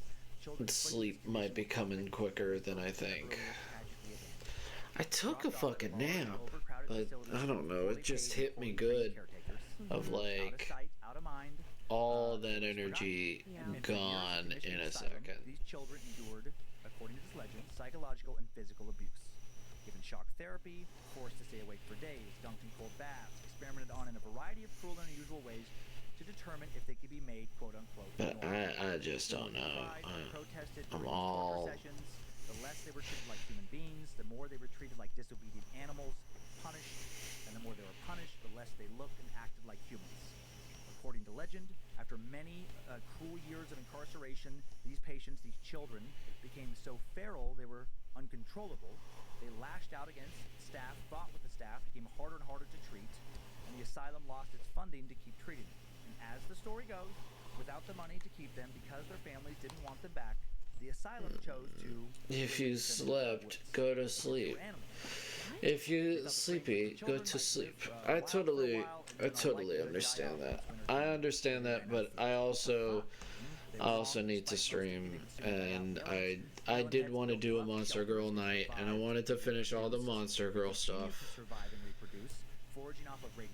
But I mean, because all I got is the squash and the bunyip. And they're looking pretty fun. They're looking pretty exciting. Okay. Some believe they still live in the woods of Allegan County, Michigan today. So that's one legend. Other primary account of how the Melonheads came to be. comes I from know that feeling well. I get that a lot with my illness. Yeah, I just... I say sadder, different kind of sad. Like, I was doing A-okay for like a fucking minute, and then I just He told the caretaker that he was It might be I'm sugar crashing, which is a possibility. I might just be sugar crashing, Sounds fishy. and it's hitting me real good. or at least never seen again looking like themselves. According to this legend, Dr. Crow wanted the children not to raise and care for, but to perform cruel, living experiments on them. Similar to the previous asylum story, Dr. Crow But tortured I the did children get for my years, picture done. with strange treatments to satisfy Well, I got sadism and disturbing the main scientific character curiosity. done. Eventually, the children became hairless creatures with mouths I don't know. emaciated to the point of looking skeletal. Finally, one day, the orphans decided to fight back. One of them proposed to the others that while they were too weak to pull this off individually, they were strong enough together to kill Dr. Crow. That night after Crow went to bed, the orphans wiggled out of their restraints, and while two of them held the doctor down, the third slit his And thank throat you and everybody then for proceeded to stab Dr. Crow sticking over with me. and over until he Thank was you most everybody certainly for dead. sticking with me, even through my Killing BS. Dr. Crow, they then destroyed his house of horrors, setting the home on fire Good. and retreating into the nearby woods. Police figured that eventually the children would either die or turn themselves in, and they were wrong. These children had already learned how to survive on just the barest of resources and in the grimmest of circumstances. And according to this legend, these children were never heard from again for decades, and then Melonhead sightings began to be reported more recently. To this day, they allegedly live in the forest near Crybaby Bridge, surviving on animals and maybe occasionally murdering someone who ends up on a missing person list. Uh-huh. And now that we know the basic, most common origin legends, let's get to today's recent supposed encounter. Time now for a tale called Attacked in the Woods. Tony was driving down Chillicothe Road in Chardon, Ohio, a little 5,000-person town 30 miles east of downtown Cleveland. You got those all correct. Okay, good. When he saw him, now 18 years old and a senior in high school, Tony heard stories about the Melonhead since he was 5, and now he couldn't believe his own eyes. He was impossibly watching one running alongside his car in the ditch by the road. He was driving down a section of road with farm fields on both sides, with an irrigation ditch separating the road from the fields. That's where Tony spotted him. He looked out his window and realized all the stories he'd heard growing up about the Melonheads were true. Tony was amazed. He must have been running almost 30 miles an hour. He was wearing ripped brown pants and a white shirt with a few red stains. Tony estimated he was around 5'7", light brown skin, a large head, 2 holes where his ears should have been. As Tony's car rounded a curve in the road, the Melonhead jumped out onto the road. Tony swerved to miss him, jumped the ditch, crashed his car, slamming it into a muddy embankment. Shocked but uninjured, he did a quick survey of the land around him, and the Melonhead was nowhere to be found. He slowly got out of his wrecked car, and still scanning the area around him. I hope Simon's having a good holiday, by the way. I don't know what he's up to. He didn't think there was any major structural. I hope everybody's having a great holiday. He knew he could get parts for from a scrapyard, but he was stuck too deeply in the mud to get out on his own. So he called his buddy Paul instead of calling his parents. Now, He'd rather have I them was not thinking know about putting one of these in my comic much later, way later. Like as a fun little side story. Paul laughed about the Melonhead sighting. I wanted it to make it like more of my thing, because this is definitely that monster, like the dating monster like anime that they have with the giant snake woman and all that. He's streaming at the moment, so sure he is. Yeah, lol. Someone just threw a rock and hit me in the fucking head.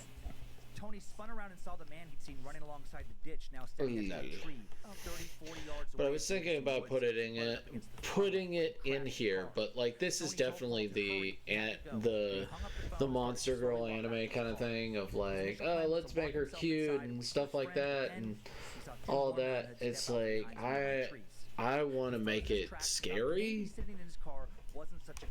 like real fucking scary. Ugh, I hate that. I hate it. It looks fucking terrible. God damn it. Also, his neck was now throbbing. Dazed, he looked behind him and there were 2 more. They were surrounding him. He had to do something fast.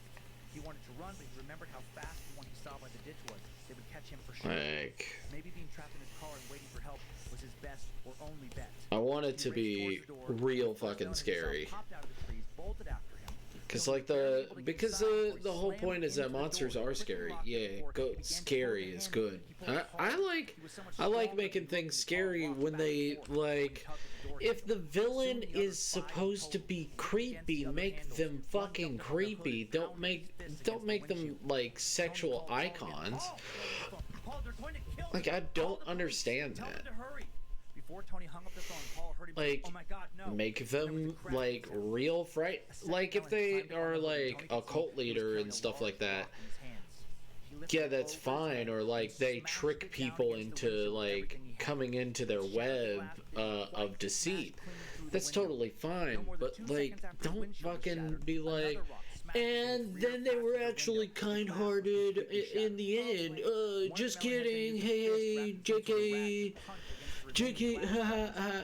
See, you could still have your sex icon. At least not Hero Academia. What is the other one? One Punch Man. The mosquito lady at first. Like, nope. Monster. Fucking creepy ass monster. Pulled into the backseat as the creature on the hood now uses the rock to completely smash through the rest of the windshield. Tony's crying. He knows he's gonna die. A second melon. And also, spiders are cool. Two are pulling him outside the vehicle. A piece of jagged glass slices into his ribs as he's pulled through the busted window. With a thud, he hits the ground. I am drawing monster girls. I'm not. Like, sirens are meant to sexy lure people to death, so that makes sense. Yeah, exactly. Make them sexual, but like when it gets to the actual like killing, you know, don't fucking pussyfoot around. Don't be like, and nothing happens. The people are just fine and they had sex and it was good. Luckily, that doesn't happen. Suddenly the creature, like, yeah, no, like, these are monsters. Fucking make them monsters. And then everything goes black. Tony wakes up in the hospital around 8 hours later. His parents, little sister, and Paul all there. His parents tell him that the driver of a county road grader found him laying unconscious in the ditch beside the road. Tony, of course, asked his parents if the driver saw the melon heads. He didn't see anything. Tony's parents wanted answers, as did the police. Like, these things are fucking terrifying. Make them goddamn terrifying. Don't just 5 years later, Tony says, yeah, there's some good ones. There's some good ones out there that I'm like, that's pretty radical. Melonheads isn't just an urban legend to him, not anymore. That'd probably be what I'd have for my comic. Just something real fucking scary. Something super goddamn scary. And then my main characters have to deal with it. Camping in that area, like ever. Also, I'm holding this sneeze like it's no one's business. No, oh no, can you let it out? I don't know. I think I fought it off, but if I'm mid-talking and all of a sudden I just... Okay, that's why. Here's a artist depiction of the melon. I don't know. I mean, I know that should be a creepy photo, but it actually makes me really sad. I know. It's a sad story. It's one of those ones like it's in Board's thing. Obviously has some scary elements to it, but the base, the root, the origin of it is incredibly sad. Right. Second sketch of a melon head, and that's just again some artist depiction. They're popping out behind the trees. Right. And then this third one, this is a melon head dog. Yeah. Now, for those just listening, this is somebody's dog where they've cut up a watermelon and used it as a helmet, and it is one of the most adorable pictures. It's kind of like a watermelon Dutch boy haircut. It is. That is hilarious. It's like the kingpin. Yeah. Kingpin haircut. Like, it's okay if your anime is, you know, kind of supposed to be silly and fun and all that. And, like, I guess mine kind of isn't. I wouldn't say it is. If I said that would be very untrue. No, there was another bridge. I've never talked about that bridge. Mine is not. That's a lie. I'm lying to you. I'm lying to everyone. Gosh, some bridge or tunnel somewhere. The episode is escaping me that we talked about here as a story that my manga is definitely not super chill. It comes off like that at the beginning, and then it slowly turns into reality of like What would happen if Dungeons and Dragons was fucking hardcore? I mean, I'm just pulling this out of my ass right now off the top of my head, but I believe that the Bunnyman legend was Pennsylvania, so it's not that far away No, from not where at this all. legend originated. They're all kind of in the same area. Yeah. Crybaby Bridge. What happened to Crybaby Bridge? There's a reason why it has that name. We're gonna have to look into that. Okay. Just it sounds familiar from my childhood, and also it's like when I was a teenager, my friends and I would all be trying to scare each other. Sure. The squash is very cute, though. The squash might be the cutest. Crybaby Bridge. Yeah. Yeek.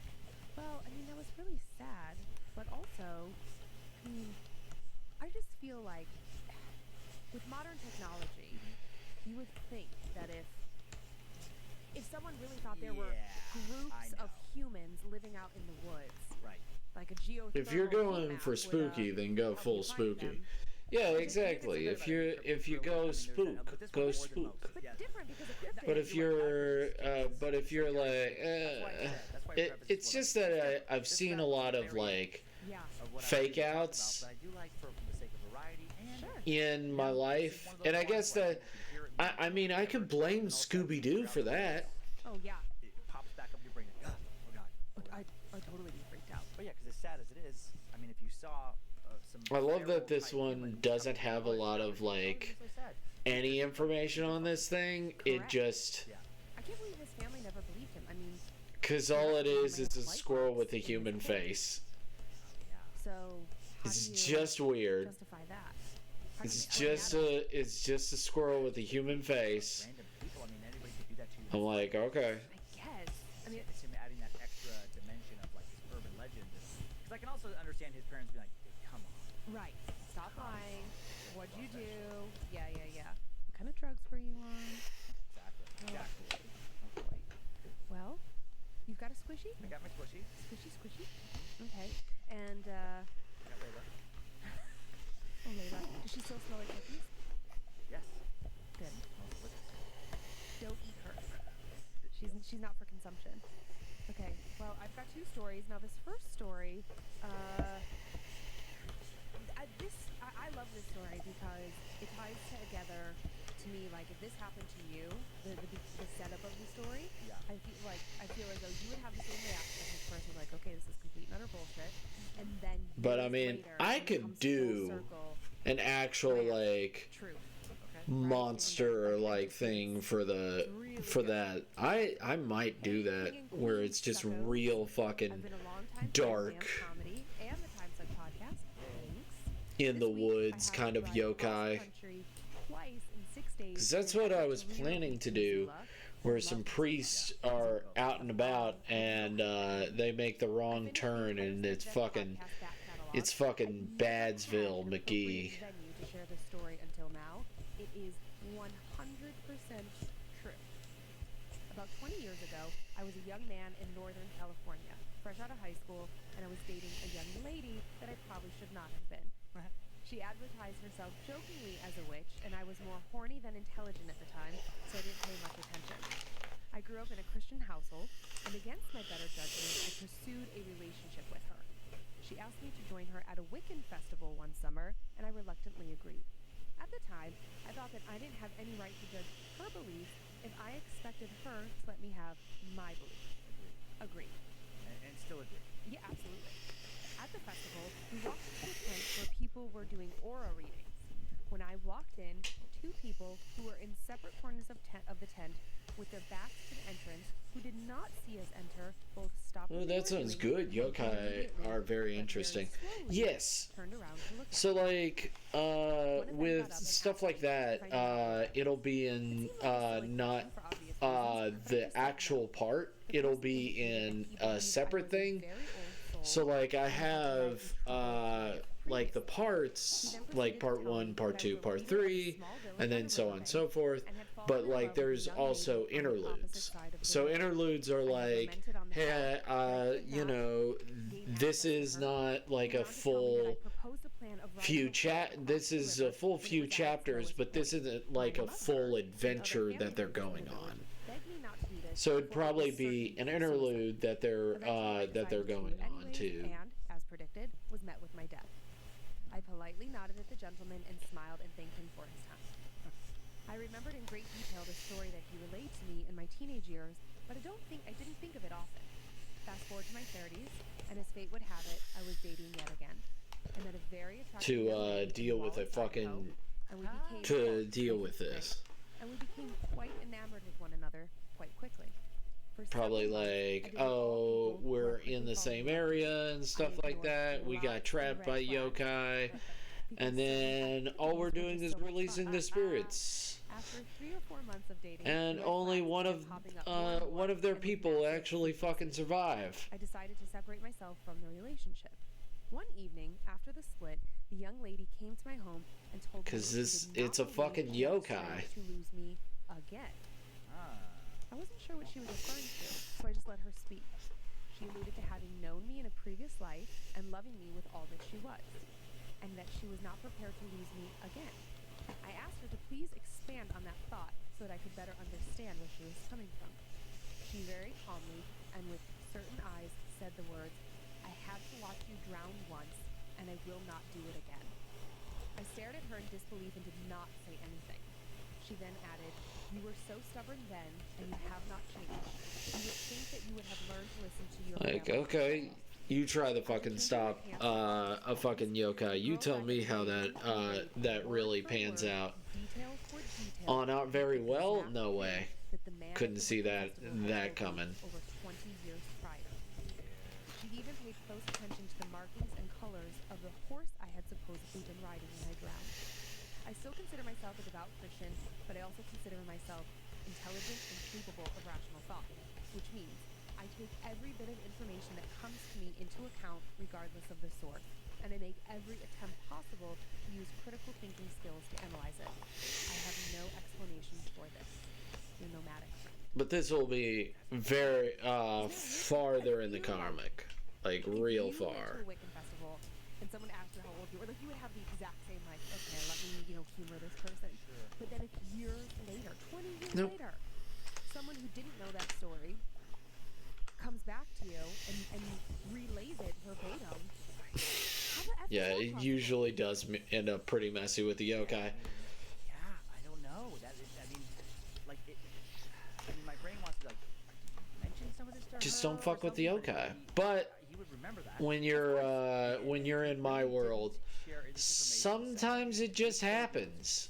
Sometimes you're just walking through the forest and bam, And then to relay those same very yokai specific territory. details, I don't know You weren't even looking for it. Very peculiar. I'm in. I was walking through the forest. Fairy folk. Oh no.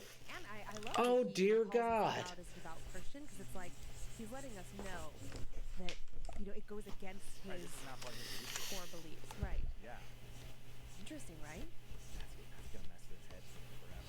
I think it's gonna mess with my head. I mean, yeah, very, very. No, I was very just minding my own bit. Oh no. Now I'm in another dimension. Yeah, just speaking to Oh god damn it. Mm-hmm. Are you ready for one more? Damn, I like that one. Yeah. Okay. So this I is. like them all. Yeah. No, I know. I thought that one was very interesting. This is an interesting story, also out of Michigan. Okay. Okay. So let's go back to Michigan. So our writer. So like with yokai, well, here's the biggest thing with A little bit like of background on my neighborhood. the difference between yokai, devils, and like fae. 1970, about 20 miles from Detroit. Our yard was nothing but lumps of dirt and clay. And when my dad was leveling and digging out the front yard, he Fae found can many make up Indian rules arrowheads. that It's essential once to they imagine because break, my the friends rules have pretended that cowboys changed. and American Indians fought there. Never actually realized So like if they that break the there were rules plenty first, of American Indians the and rules settlers, just not change in your favor. Fast forward to the mid-1980s. My older sister bought a house in the same neighborhood. Mental note: don't walk in goat's forest. Staying alive equals staying alive. So here we are, But there's just wood the two in of there, us and there's hanging out. actually I was like sitting you'll in the need living room when I materials heard and footsteps whatnot. coming Come down the on. hall.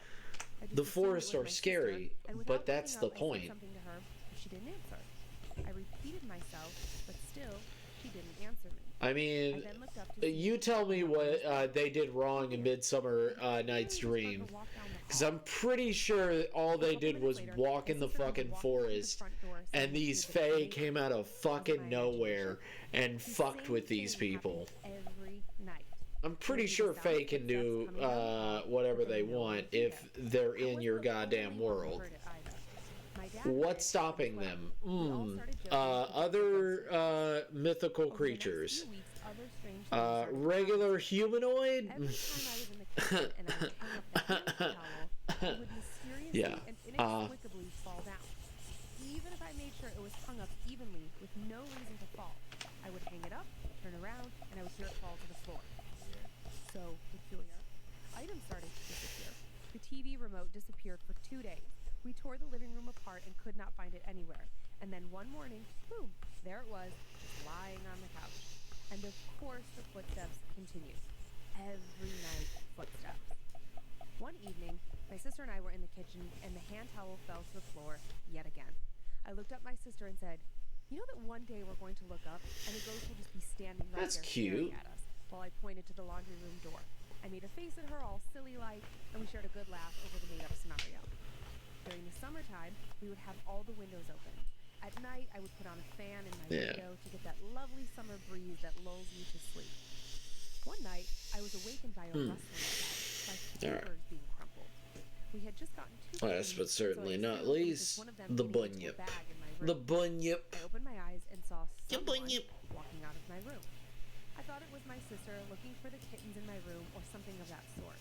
I laid there, waiting to go back to sleep, when a girl walked, stomped into my room. Yeah, so in my forest, get ready, it's gonna be spooky. Spooky. Spook. About a ghost in the kitchen.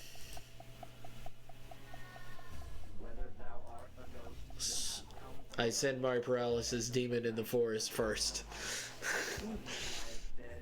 Oh goodness. Oh man. I didn't see that one coming. I've shown you my my stuff for my comic in my world, right? I've shown you my I've shown you what I've drawn for like the Fae and what or not, right? Right, Evan?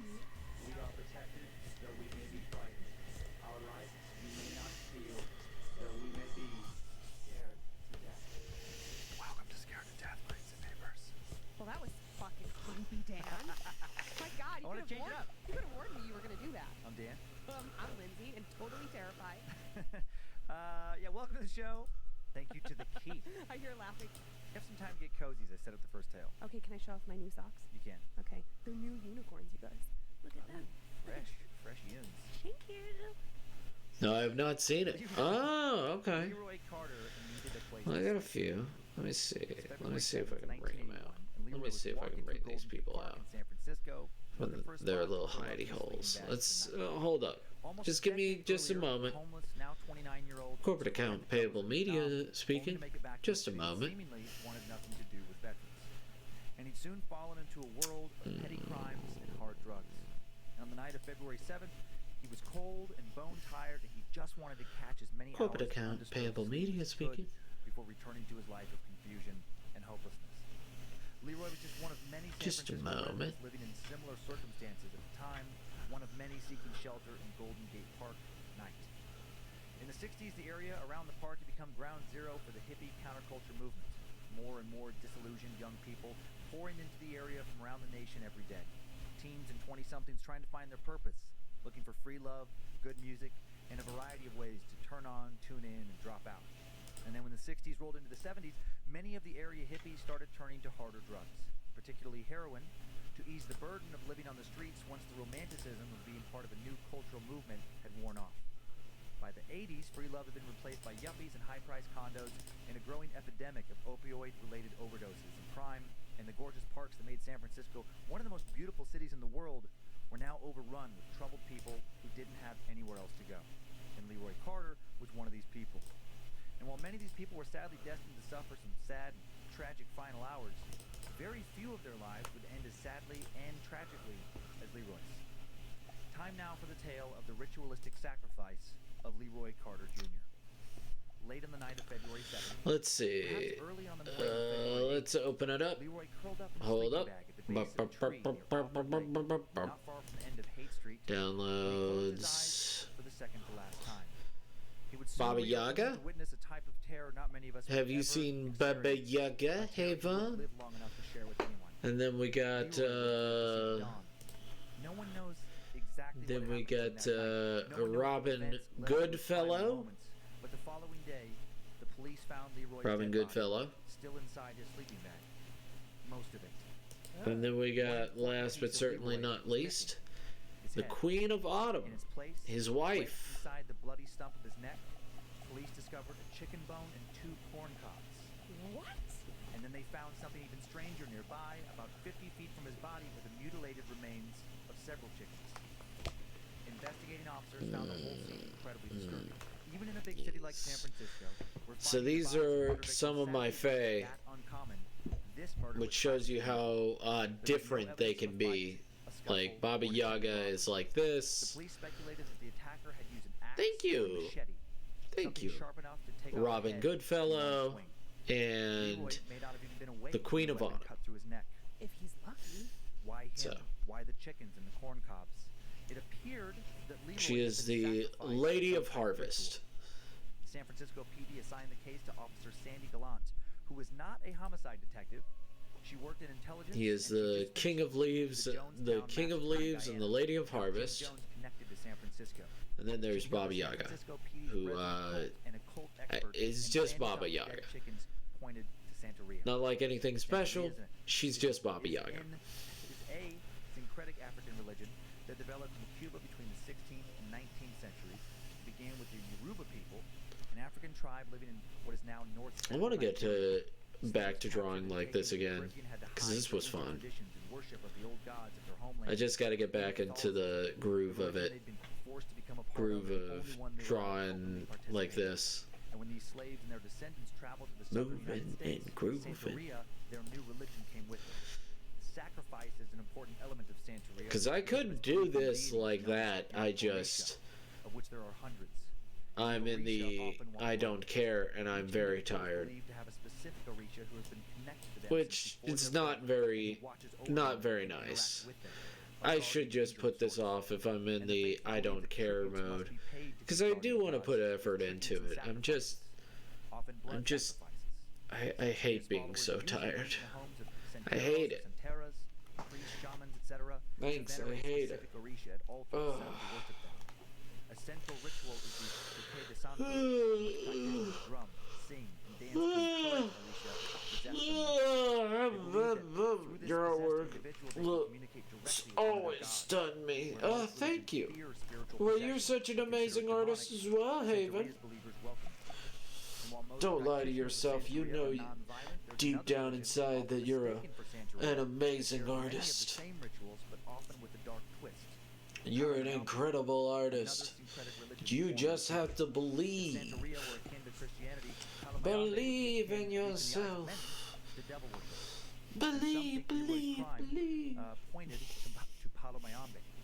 Many Palomayambe believers worship dark Orisha, gods in charge of death and mayhem, believing that if they can please these angry gods, they can harness their dark powers and bring death and despair to their enemies and keep the same from coming to them. Not knowing if the killer was practicing some And form of then Santeria we're or coming out Palomayambe, of the or water. if they were just using elements of rituals as a cover-up to distract investigators, Sandy turned to a coroner from Dade County, Florida, Charles Wetley, who was also a leading expert on African diaspora religions such as Santeria and Palomayambe. After considering the crime scene, one thing stuck out to Wetley. If this really was the ritual he was familiar with, the one he thought the evidence pointed to, he was certain that Leroy's body and his missing head would soon be rejoined. Oh, The ritual would be incomplete until the corpse was made whole again. gross. According to the traditional ritual, the head would be returned to the scene of the crime 42 days exactly after the murder. 6 weeks after the murder, on March 22nd, 1981, Officer Gallant and her partner returned to the park, staking out the spot where Carter's headless body had been found. Sandy and her partner hid out and stayed as quiet as I possible, think so your they wouldn't let art's anyone in their works presence amazing. see So the killer or so anyone who might amazing. reveal them. The longer they waited, the more their minds played tricks on them. Each shadow began to look like someone holding a head by its hair. An innocent group of park visitors suddenly seemed like they were a gathering murderous cult slinking around in the distance. Quiet conversations sounded like chanting. Sandy felt colder than she thought she should have. The night air felt thicker and heavier than normal. She constantly got the chills, constantly felt on edge. Sandy and her partner waited and watched the entire night, from dusk till dawn, and no one showed up to the murder site. At least not anyone they saw, despite their continual vigilance. When day finally broke, they thought to themselves at the Florida corner. Oh, I forgot to say my son stole my new tablet yesterday and was doing some drawings on it. Nice. Wait, no, not nice. Don't steal. Stealing is not nice. Stealing is not good. Do not steal. Do not steal. How had the killer gotten so close to them without attracting their attention? The killer had been there that night, very close nearby, in their direct line of sight, and they had both. Don't steal, little guy. Two experienced police investigators had somehow not seen the killer Don't approach the area steal, of their little stakeout, even though man. the sole purpose of their stakeout had been to spot that killer. Was the killer perhaps unable to be seen? If you believe in the power But that is of pretty biology, funny. That's exactly what with new technology, especially from your mom, I would probably steal it as well. Sacrifices made. If the right rituals are followed and the proper Orisha is pleased. Maybe another ritual has been performed to protect the killer. Strange return of Leroy's head unfortunately gave police no new leads into his murder, and his case went cold. And to this day, Leroy Carter Jr.'s murder remains unsolved. Isn't that a strange detail at the end? That's why I chose to put the story in. That is so uncomfortable. 42 days after the murder, his head is returned to the scene of the crime. And that guy knew that was going to happen. I actually am speechless. Yeah, it's a crazy, crazy story. I'm not trying to defend him. I'm just saying I would have probably done it as well. Oh, young. I mean, that modern. Yeah, well, he started doing tracing of pics and coloring them in. He was so pleased. Yes. I found interesting about this story. This first picture is Golden Gate Park. We have been to San Francisco so many times. Have we never been there? Never been to this park. It is huge. It's a gigantic park in San Francisco, 20% bigger than Manhattan Central Park. Oh my 3 miles goodness. long. Hopefully one day he can make his own drawings and he can color them in. That would be cool. I can't wait till he becomes a little artist himself. This is going to be what's going to sound like an ignorant question. Is it by the Golden Gate? It'll be really cool. I mean, I've seen your drawings lately. I don't think it's. I don't see it. No, it is not. I don't believe it is. I was thinking about. But it's by a lot of. Keep putting yourself down, and you're actually an amazing artist. If we maybe, but accidentally walked through a portion of it, but definitely never intentionally toured any part of it. Also, cannot wait till we have enough willing people that they want to that they would like to do a little drawing thing in the morning sometime. Over the bridge, and then we were. No, that was a different. You know the thing. This is like, yeah. I don't know if it's Gardic Phone or the other one that just get a bunch of people online and just draw. That'd be fun. And then the next picture here is a man in the midst of a Santeria ritual. That would be fun. Like possession of something. Oh, as he doodles. He has some Orisha inside his body. And Good then, puppy. Next one is a Santeria sacrifice ritual. Whoa, it what was is that? blood and animal parts. In like a bowl? What are they making? Stew? No, it's and sadly I cannot think of. There's a different term for it in Santeria than there is in Palo Mayombe, but it's it's part of the ritual. There's a term for that bowl that you put the tributes inside. Real Kazoo Gaming. He's playing Resident Evil 7. Food, it could be chicken parts. It could be And then we got Screnoud Studios. After they collect all the bits? And then we got For the Popcorn. Yeah, we get We get a lot of people on. Oh yeah, I would love to do that. You know what was his face Simon does? Was his face Simon? What you know? I don't know if you've ever heard of this this small Twitch user. Yeah, I don't know. He's not too mainstream. His name is Simon. He did it once. I know he's a very small creator, but you know, I think he's cool. Like I've read this stuff, but as far I just don't want to speak without notes. Sure. Because No, I'll be pulling stuff out of my ass. Oh yeah, but sometimes you know, because sometimes you find yourself going on a little rabbit hole. So Yeah. If anything, I wish I was as cool as he is. I believe. But in all honesty, I'm glad I'm me. I'm glad that I can do what I can do when I can. I strongly think that you volunteer to have. You want one of these things. I wish that what I had learned for myself was in my everyday job, but you know, I never want to be possessed by anything. get what you I do get. know this because I kind of get on time suck. When it comes to Santeria, That little used what's his face Simon. I'm gonna call him that. Yeah, that's so and so. He's such a small creator.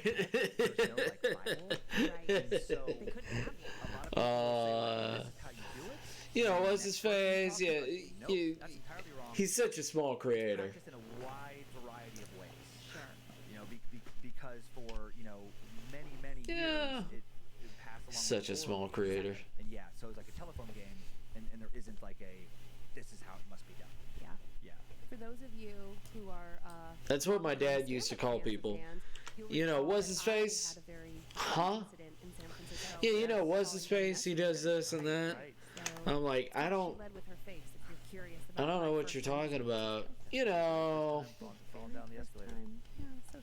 that guy. You know, we do that thing with him, and I'm like, I don't know what you're talking about. He's like, you know what? I need a nap. You know what? I just need a nap, man. Has all this Okay. PTSD, all this messed up stuff in his life. Yeah. And then is murdered in some horrific manner, and no family to continue to seek out justice in his name. I mean, if there was, that wasn't written in the articles at the time. I mean, I So doubt probably it. not. Probably there's a chance they wouldn't have even known that he had died. You know, if they lost contact. That's a rough story. You ever been there? Do you feel When ready to you're move on just from murder like, into a creepy cult? you know, we're gonna go see this person, and then you know, and then Just gonna hop right in, they're long and like, "What are crazy. you talking about?" And then you're like, "You know what? I think we're not gonna go anywhere right now. I think I'm gonna fucking take a nap because I'm done."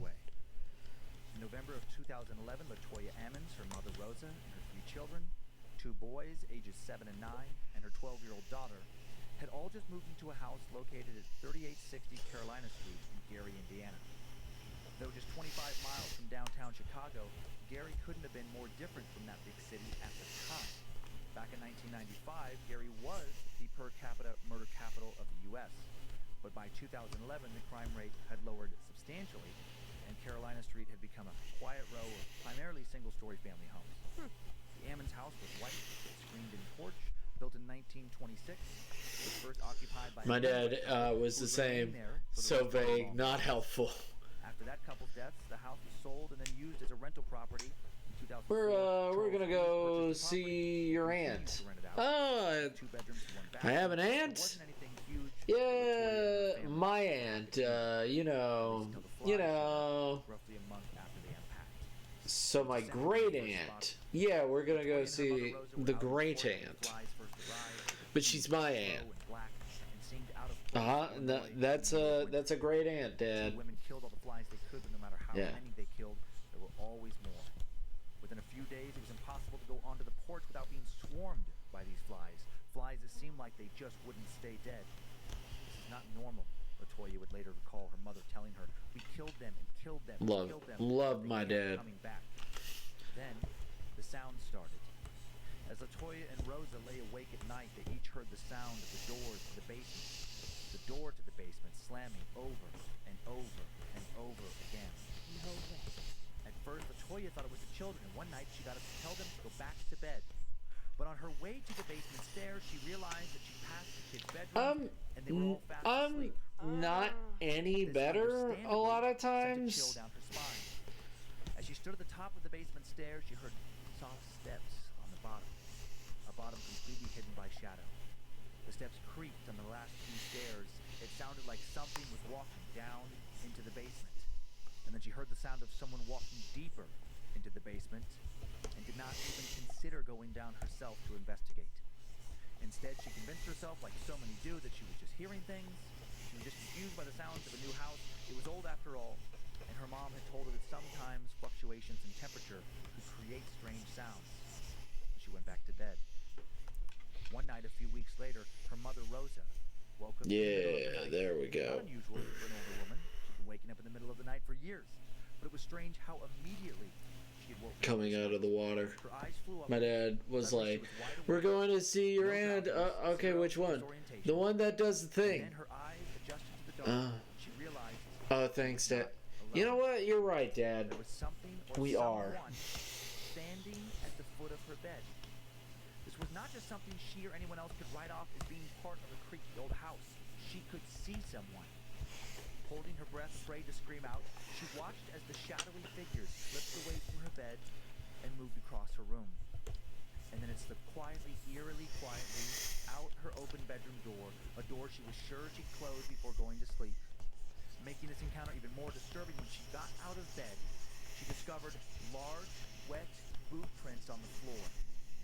She checked the front and back doors. They were both shut and locked.